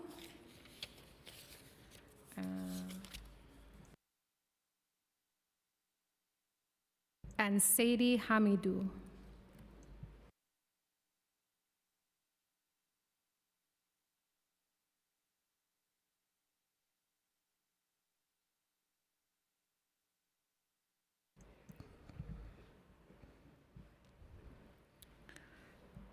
Thank you so much. Would you like to start?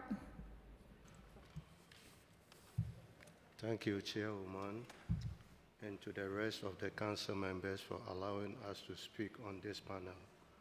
My name is Seydou Hamidou. I'm from Ghana, West Africa, a member of La Comina, a Staten Island organization that supports black and brown immigrants like myself.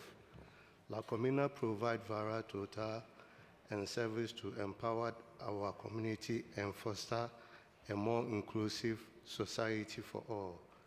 As someone that is seeking asylum, it can be difficult to find organizations like La Comina that not only assist with navigating and complex immigration system, but always provide a sense of belonging and supporting during these difficult times.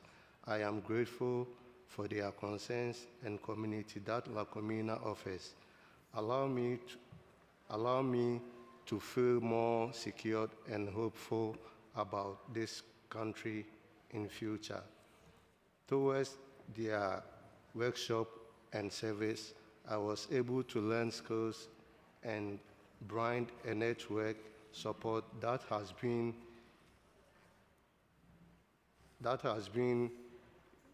instrumental in navigation that asylum process.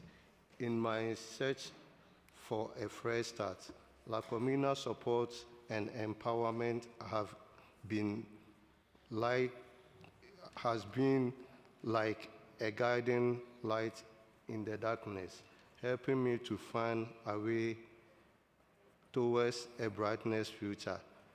Their dedication to help individuals like myself burden their life and is true, inspiring, and has made all the difference in my journey towards stability and security.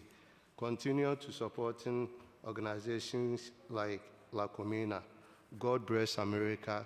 God bless New York City. God bless all the panel members. Thank you for giving me a time. Thank you. We love La Colmena, and we're glad you found La Colmena. Thank you.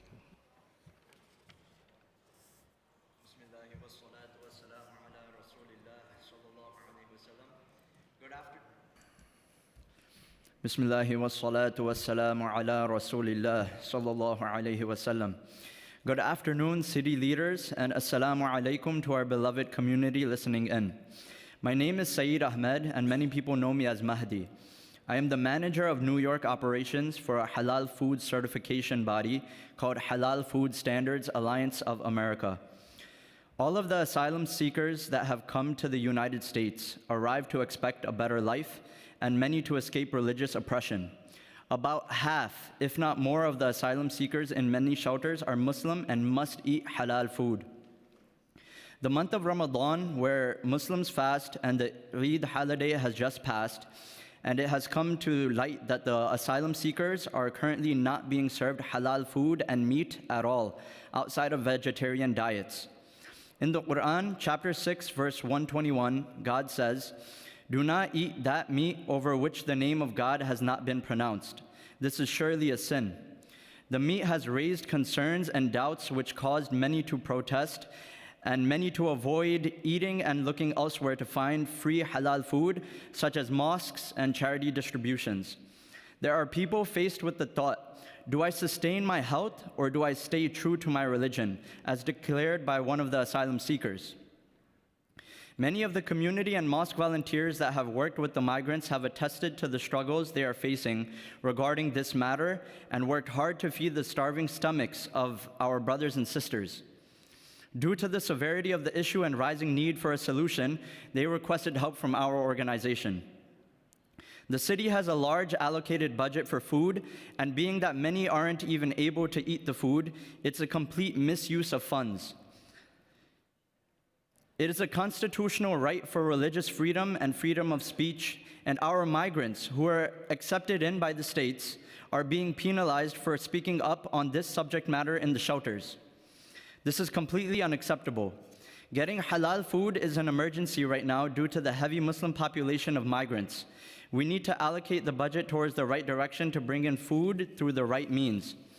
Halal food cannot simply be claimed as halal, like it was from a doctor in NYC Health and Hospitals, or how it's currently being done. There are many issues with meat and cross-contamination procedures that would need a reliable halal monitoring agency to get involved to ensure that halal food is being served.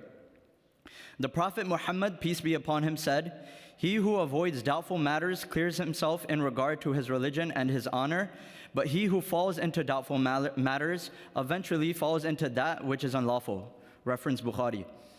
We need halal food with the standards of being slaughtered in the proper manner by the hand of a Muslim, and being monitored with the correct meats, processes with zero risks of cross-contamination. The correct way to achieve this is by going through the right course of action and involving a halal monitoring agency such as Halal Food Standards Alliance of America or Halal Monitoring Services, who are frequently doing their due diligence to ensure that the right things are being served. We from Halal Food Standards Alliance of America are here with a proposal letting you know that we are willing to work with the city in helping with this emergency situation. Right now, there are likely no meats being served to migrants that are considered halal according to the correct hand slaughter halal standard that it should be. There can also be heavy risk of cross-contamination during processing and cooking. We are a prominent and trusted nonprofit organization in New York and throughout the nation as we implement the standard of halal that is inclusive to the vast majority of Muslims. This ensures that Muslims can eat reliable halal food at a time of heavy corruption in the food industry. Similar to health inspectors, we have our halal inspectors and team who monitor, communicate, and oversee the food services provided by the enterprises that we work with. We are nationally based, and we work with businesses, universities, medical facilities, halal distributors, halal suppliers, as well as other halal certifying bodies worldwide to strive and build a trust with the community so our Muslims can eat what they rightfully should.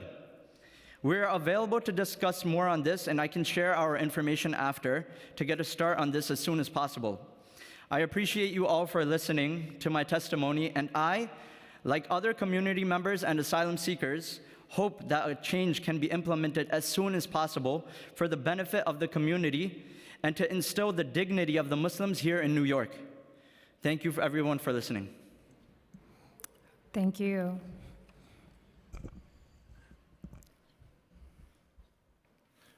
Ready? Great. Sergio Usurin here, spokesperson for NYC Ice Watch, part of the Migrant Mutual Aid Coalition. We are non-hierarchical, unofficial, unincorporated, nor should we be, frankly, to be confiscated for the work that we've been doing. I know this because a few years ago, in my role as a sole proprietor, video production guy, I have gotten city checks that I've picked up on 6th Avenue for work that I've done. So when Manny Castro was talking about, oh, we're working with organizations, but they're still working on the 501c3 incorporation, he's full of nonsense, and he's making excuses for his abject failure. And so is Molly Schaefer, who I made sure to use Google Translate to tell the migrants that she is the inventor of the 30-60-day rule, and you should have seen the looks of disgust on their faces when I told them that. A couple of examples of the inefficiencies we've had in the fall of 2022. The Mutual Aid Coalition had an event at a church in Washington Heights. On a budget of less than $1,000, we saw a physician was able to see between 70 and 120 migrants. At the same time, the Red Cross, which I think was opening their center in Midtown on a budget of, I think it was $81 million, their metric was 100 physician visits a week. That's 1/100,000th of the budget. We, New York City Ice Watch, and our partners in the Mutual Aid Coalition, we are the ones feeding the people at line at the reticketing center at St. Bridget's, which we found out this morning there is a line there again. We are the ones that have received calls from so-called community partners that work with Moya and the Mayor's Clergy Roundtable. I'm shouting out Pastor Montrose here, who have received, not shouting out, I'm calling him out, because I'm getting calls from pastors that run hotels and shelters asking me for free labor to do asylum and TPS paperwork. Why is the city telling people to ask for free labor when DOCO and MedRight are getting their contracts renewed to the tune of $500 million? I don't know. I have gotten calls from people that have gotten on flights that were paid for by Catholic Charities and they didn't have Metro cards or were not given money to have their luggage on the flight. We've literally found migrants walking on the New Jersey Turnpike trying to walk from Newark to Manhattan. And this is what these large non-governmental organizations do. They're inefficient. On top of that, we've got people that are trying to work as delivery drivers. You go to the Red Hook impound, there's millions of dollars of mopeds there right now, thousands of mopeds. On every step and every level of the way, we call them compas, the migrants, they're facing hurdles, and the people that are trying to help them, which is us, are facing hurdles. We've been kicked out of homeless shelters. When the supervisors found out we were there providing translation services, we're not allowed anywhere near Hercs. We have the cops called on us constantly for feeding people, including feeding halal meals, 400 people a day on weekends. We have migrants who have moved to other shelters and even moved to Long Island who come back to 47 Hall Street to help organize the giving out of food and clothing because the city has failed objectively. I will end with this. The only thing that I'm applauding the council for is overriding Eric Adams' veto of the FEPS voucher system. That FEPS voucher process is what is going to save and unite New Yorkers because everybody is seeking a solution to their individual housing crisis, and that includes parents who are separated from their children in ICE detention in Texas who cannot get their children out of ICE detention in Texas because they do not have a stable, what is considered a stable address for the authorities here. And we know that Eric Adams' game plan is to separate African American and Puerto Rican and long-term Latino residents from incoming migrants. We all saw the shooting on the G train the other day. That was a black man attacking a Latino couple for claiming that they were stealing his money. That is the Lori Cumbo playbook, it is the Kathy Hochul playbook, it is the Vicky Palladino playbook, and I'm urging people to sign everybody up for refrain from calling any more names. Not call people. My apologies, but it's a serious business. We hope that we can have translators to sign everybody up for FEPS. Thank you. Thank you. Okay. Thank you, Chair Aviles, for opening up this forum to listen to us. My name is Mariela Costa. I'm here today as a member of the broader mutual aid coalition from around the city that has been taking on several direct action measures to support our new neighbors. I also speak to you as a Black immigrant, a community member, and as a parent. April is National Bilingual Multilingual Learner Advocacy Month, and affecting all asylum seekers, as we've heard today from many people, and migrants, especially at the intersection of race. There are issues of language access or the lack thereof due to the absence of qualified translators and interpreters in migrant shelters and respite centers. For instance, migrants often receive mistranslated materials or even mistranslations in the citywide designated languages, French, Arabic, Spanish, or materials not translated at all. This stands in direct violation of various sections and the implementation plans described in Local Law 30 of 2017. The lack of access to information due to insufficient or absent translation and interpretation, in turn, limits migrants' abilities to access the social services they need towards applying for their asylum, ID, TPS, insurance, and other important documentation and services. This deliberate lack of adequate language access leaves under-resourced mutual aid groups like us scrambling to pick up the slack of the companies that get paid millions of dollars to provide these services. I'd also like to highlight reproductive justice issues, especially as today is the second to last day of the annual Black Maternal Health Week. This week is between April 11 to April 17. And it is a week when advocates highlight Black maternal health and the disproportionate threat of Black maternal mortality Black women face. In the US, Black women are dying 3 to 4 times the rate of white women during and after childbirth, regardless of income and level of education, mainly due to racist medical practices. To this, add the variables of Black asylum seekers' immigration status, language barriers, the trauma of experiencing displacements from their countries of origin, of having to traverse several countries on foot while pregnant, to then get to the US and be re-traumatized and re-victimized by racism and xenophobia at the hands of the institutions that are supposed to be providing services to them. As a mother and activist, I started working with professional birth workers to organize and facilitate workshops out of my university. I'm a graduate student at CUNY, and the workshops are directed to pregnant migrant women to offer them guidance and material and emotional support when, through our mutual aid work that I've been doing since last year with migrant families, I noticed that pregnant women lacked access and information to key services pertaining to perinatal care. Marielle, could you, I'm so sorry to do this, but we're past our time and we have a good number of people. We have to exit the room, and I want everyone who's been patiently waiting. Okay, could you so I'll wrap up real quick. So through this work, we've also found out that pregnant women are malnourished and their children as well. Shelters, as Sergio noticed, when we try to distribute warm meals, they kick us out and they send security and cops to us when we're standing in the public sidewalk, and them claiming this is private property, you know, their hotel shelters. And yeah, while proposing your bills today, especially in Intro 739, and when discussing the experiences of Black migrants in New York City, I hope you will also consider to propose a plan to hold accountable the Adams administration and the public and private entities responsible for the management of the shelters, where this already vulnerable population continues to be re-victimized and re-traumatized. I'll leave it there. Thank you. Thank you. I appreciate. I know you have more to say. I really do. I think with that, I'm going to call the next panel. Thank you to all of you for your work. I know you are doing the people's work. Next, we are going to have Aisha Seiko. I don't know if she's still here. Ariel Wisbaum. Maybe not.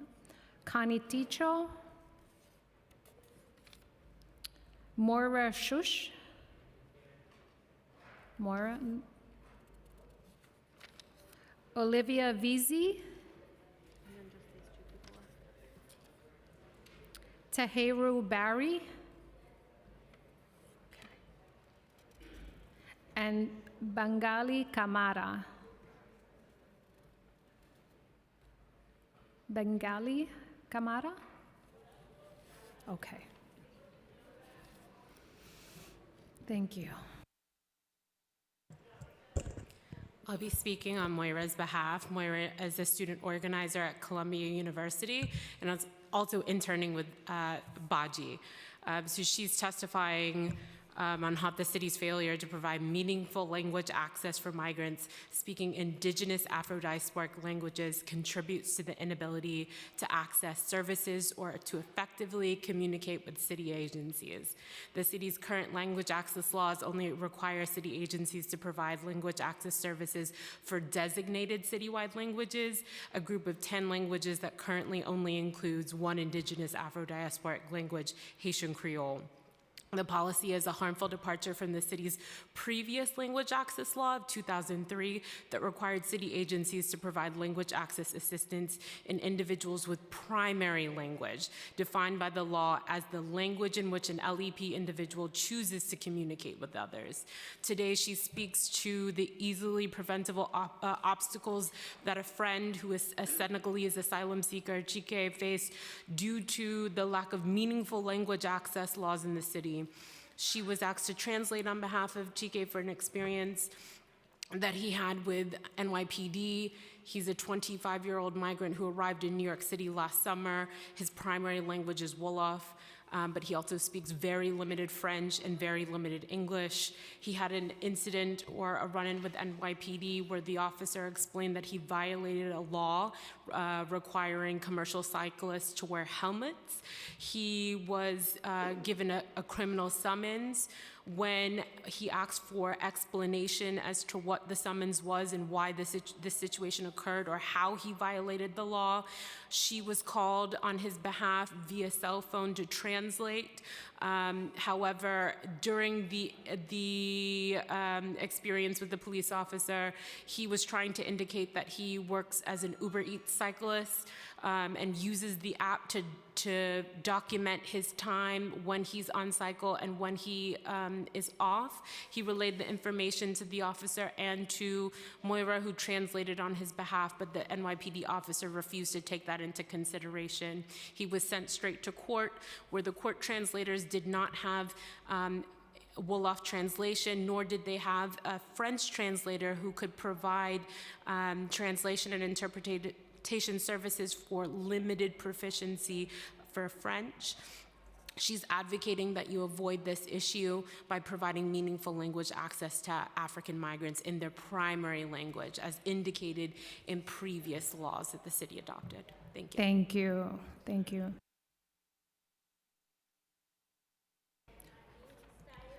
Can we? There we go. My name is Tahiru Barry. I came from Guinea, but I was born in Monrovia, attended school there, and graduated from high school. After that, my parents decided to force me to do enforced marriage to all person that, and because they saw my condition, I'm disabled, So they want to decide to go on my right. I decided to run away in King Guinea. I explained my problem to one of my friends in the States. She brought me a ticket. So I need to come to US to ask for help. I need to further my education. I don't want old man why he is age 72 years, having 3 wives and some children. I decided that my parents cannot force me traditional wedding, what I now want. I decided to further my education because I'm a disabled. What able can do, I can never do that. So I decided to come.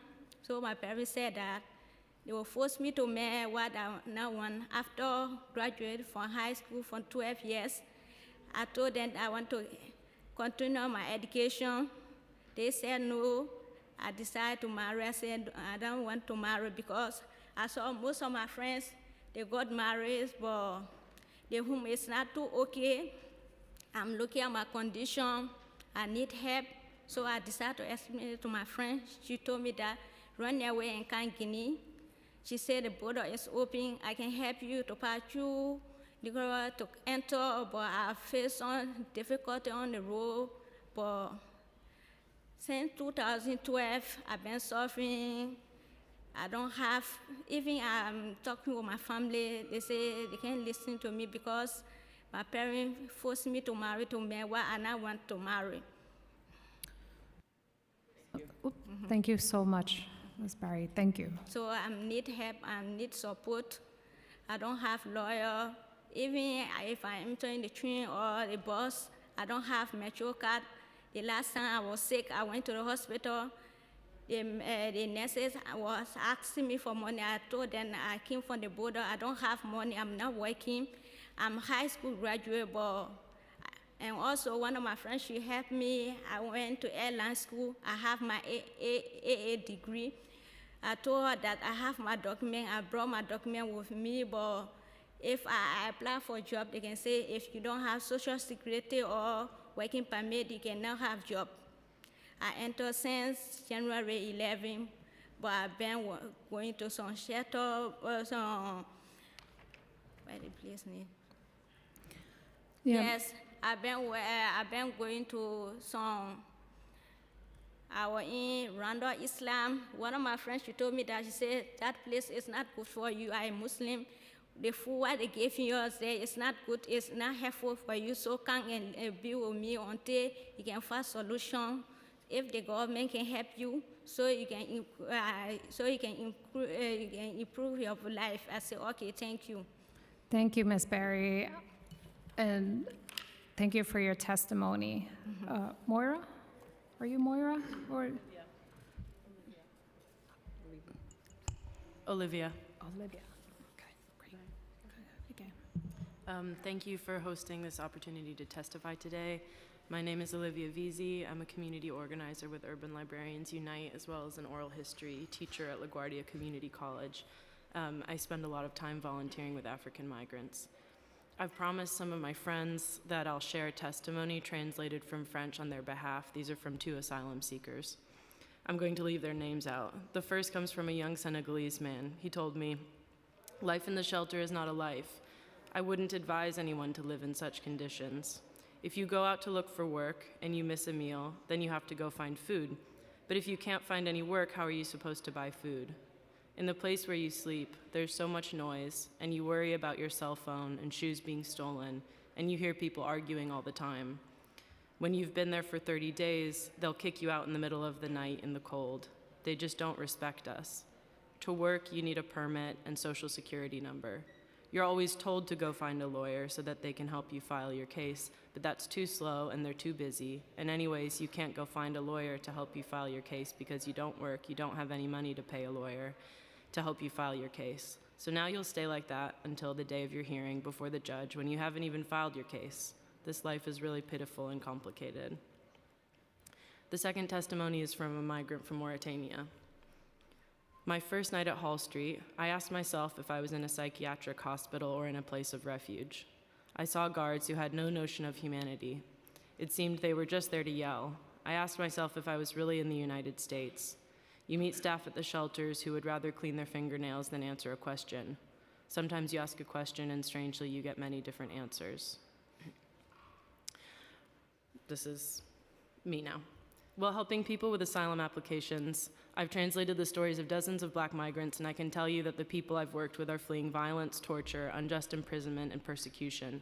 They face retribution for organizing against slavery, fighting against political and ethnic oppression for their sexuality and for their religious choices. To wrap up quickly, I'll just say, in my capacity working with librarians, I know that many, many services for African migrants occur in the basements of libraries. I tell Black migrants almost every day that they can go to libraries for free, even just to charge their phones, and this is news to many of them. Library workers are extremely good at community engagement and resource distribution, and they also tell me that they would love to serve this migrant community more. They're often being barred from shelters, and it takes them months to be able to get into just the family shelters to do story times. They currently rely mostly on the help of the mutual aid groups to facilitate this connection. We should have translations and translators in all public libraries, which are already community spaces, to allow everyone access to the resources available there. We don't have to separate out our community resources into ones that are for asylum seekers and ones that are for the rest of the people. This also creates social barriers between the two groups. It's much better if there are also places where people can come together. The community leaders also speaking earlier mentioned job fairs and job training multiple times. Librarians put on job fairs and connect people to career development resources all the time. So I just urge the City Council to think about that. Thank you very much for your time. Thank you all. Thank you for your testimony. And now we will move to 3 virtual testimony. Okay.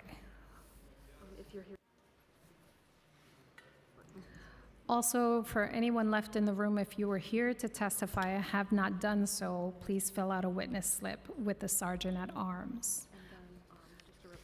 Now, as we move to the virtual panelists, please wait for the Sergeant at Arms to announce that you may begin before starting your testimony. You may begin.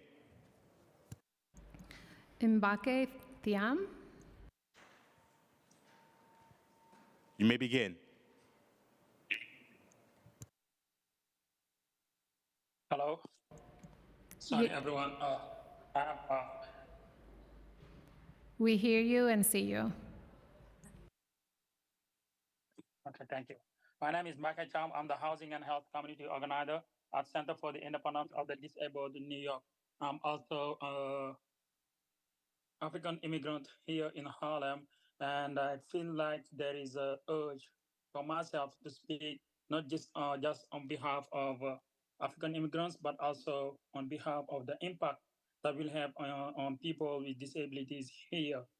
So I think my most concern is for the lack of or the why we didn't see health and hospitals in this room today. I think they are urged to come here and be able to tell us how they are seeing the impact of the health survey and how they're providing an assessment to better cater to the needs of the immigrants, whereas also paying attention on the impact of hospitals that are closing, like Beth Israel, like downstate, SUNY downstate, which is in Brooklyn. And all this may have an impact on the people with disabilities, but also people with chronic disease. But in addition to it, as a migrant, also I know there is a language barrier, how they are fighting, how hospitals are fighting in order to help people be understood when they are sick, when they are not feeling well, and not always to rely on language line, which was problematic earlier, as we were saying that language line might not help people communicate in their own languages when they have to speak Wolof or Asian Creole or other languages, and they were offered French from France. It's going to be a difference, and it's going to be also another problem in the health disparities for these migrants. I'm writing a written testimony. Your time has expired. Yeah, I'm writing a written testimony. Thiam, you can submit your testimony, and we look forward to receiving it. So thank you so much. Okay, thank you. Next, we will have Tanisha Grant. You may begin. Hello, my name is Tanisha Grant. I am the Executive Director of Parents Supporting Parents and Moms United for Black Lives New York City. Our focus, our work is in Harlem. For the last 3 years, Parents Supporting Parents New York has been supporting our Black migrants. We work very closely with Mid-Manhattan Adult Center Chair. I suggest that you come to visit. This is a hub for Black immigrants, but the problem and Black migrants, but the problem is they don't have resources. Language access is a real barrier for our Black migrants. I heard someone earlier testify about Wolof, the language that a lot of our African speaking family speak. And we have big problems in Harlem and Washington Heights where we are not supporting migrants.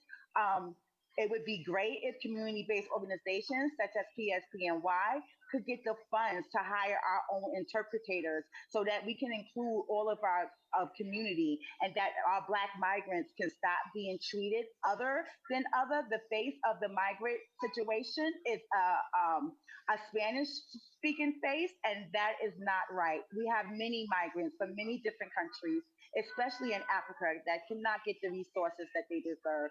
So I hope that this committee thinks about that and really start working with community-based organizations, none of which I heard today, who have come to testify about the need for support for our Black migrants and asylum seekers. Thank you for letting me testify, and thank you for this hearing. Thank you, Ms. Grant. Always wonderful to see you. Thank you for the work you do. And lastly, we will have Peter Tehran. You may begin.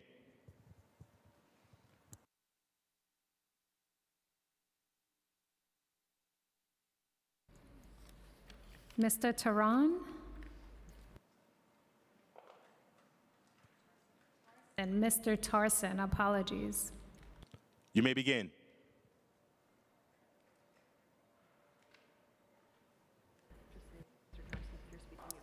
Mr. Tarson, if you're speaking, we can't hear you.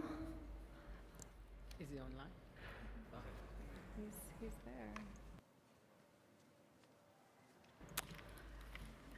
Mr. Tarson, it looks like your microphone is not working. It seems that you are unmuted, but we cannot hear you.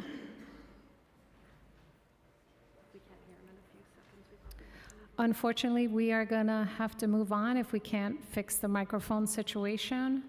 But we welcome your testimony. You can submit it up to 72 hours post-hearing.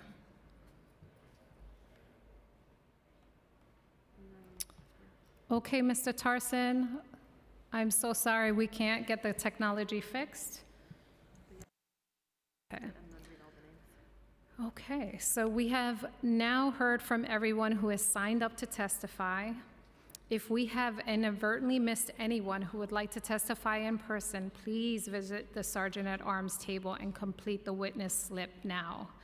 If we have inadvertently missed anyone who would like to testify virtually, please use the raise hand function in the Zoom, and a member of our staff will call on you in order of the hands raised. And then we're going to say, oh, there's one more person, Taina Wagner, on Zoom. Okay, so we're going to call Taina Wagner on Zoom. You may begin.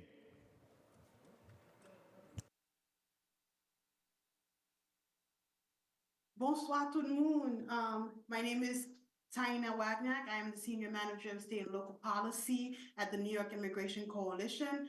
Thank you to Sharon Narcisse and Aveles for holding this historic hearing on the experiences of Black immigrants living in New York City. I also would like to take the opportunity to submit testimony in support of the proposed legislation, Introduction 84 and 85, sponsored by Council Member Rivera. The legislation supports the creation of humane policies by collecting data on the employment obstacles that recent arrivals face, including their chronic health needs. I am deeply honored to submit testimony today today, shedding light on the experiences of Black immigrants living in New York City. Living as a Haitian immigrant in New York City has been a very unique experience with its triumphs and challenges. For a start, you live in a city that seems to celebrate Black culture, where there are several different types of enclaves like Little Haiti, Little Senegal, and aided by also the fact that immigrants are job creators and innovators. Yet Black and African immigrants seem to be missing from the public consciousness and overall immigration conversation.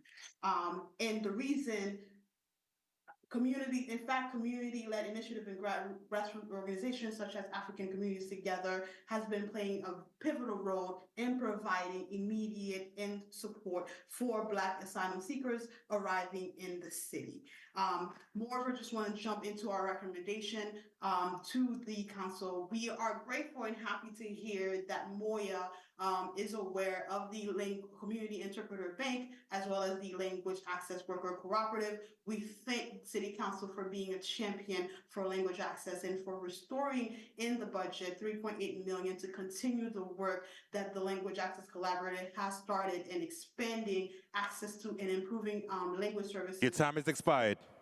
To communities, and we also call for City Council to baseline $5 million in this city budget to continue this work, and also call for City Council to implement City FEP legislation and allocate resources to combat housing discrimination and disparities faced by immigrants. Thank you. Thank you so much, Dana. Thank you.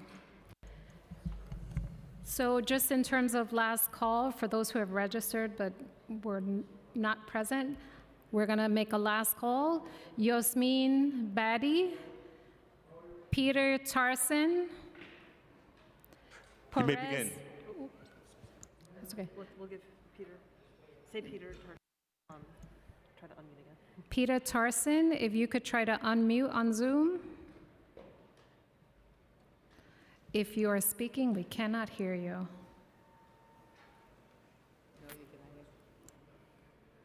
I'm sorry, Mr. Tarson, we still cannot hear you. We should keep reading the names. Perez Luxama, Yamina Kezadri, Hildelin Colon Hernandez, Michael Magazine, Darmak Durs Barletier, Perez Luxama, Melissa McCloskey, Thierno Diallo, Zainats Iyega, Mamadou Saliu Diallo, Elsie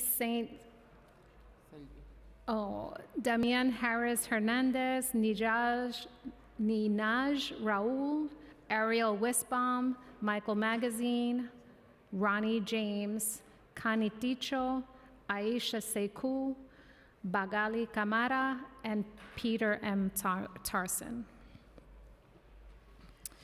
Seeing no one else, I would like again to note that written testimony will be reviewed in full by committee staff and may be submitted up to a record of up to 72 hours after the close of this hearing by emailing it to testimony@council.nyc.gov.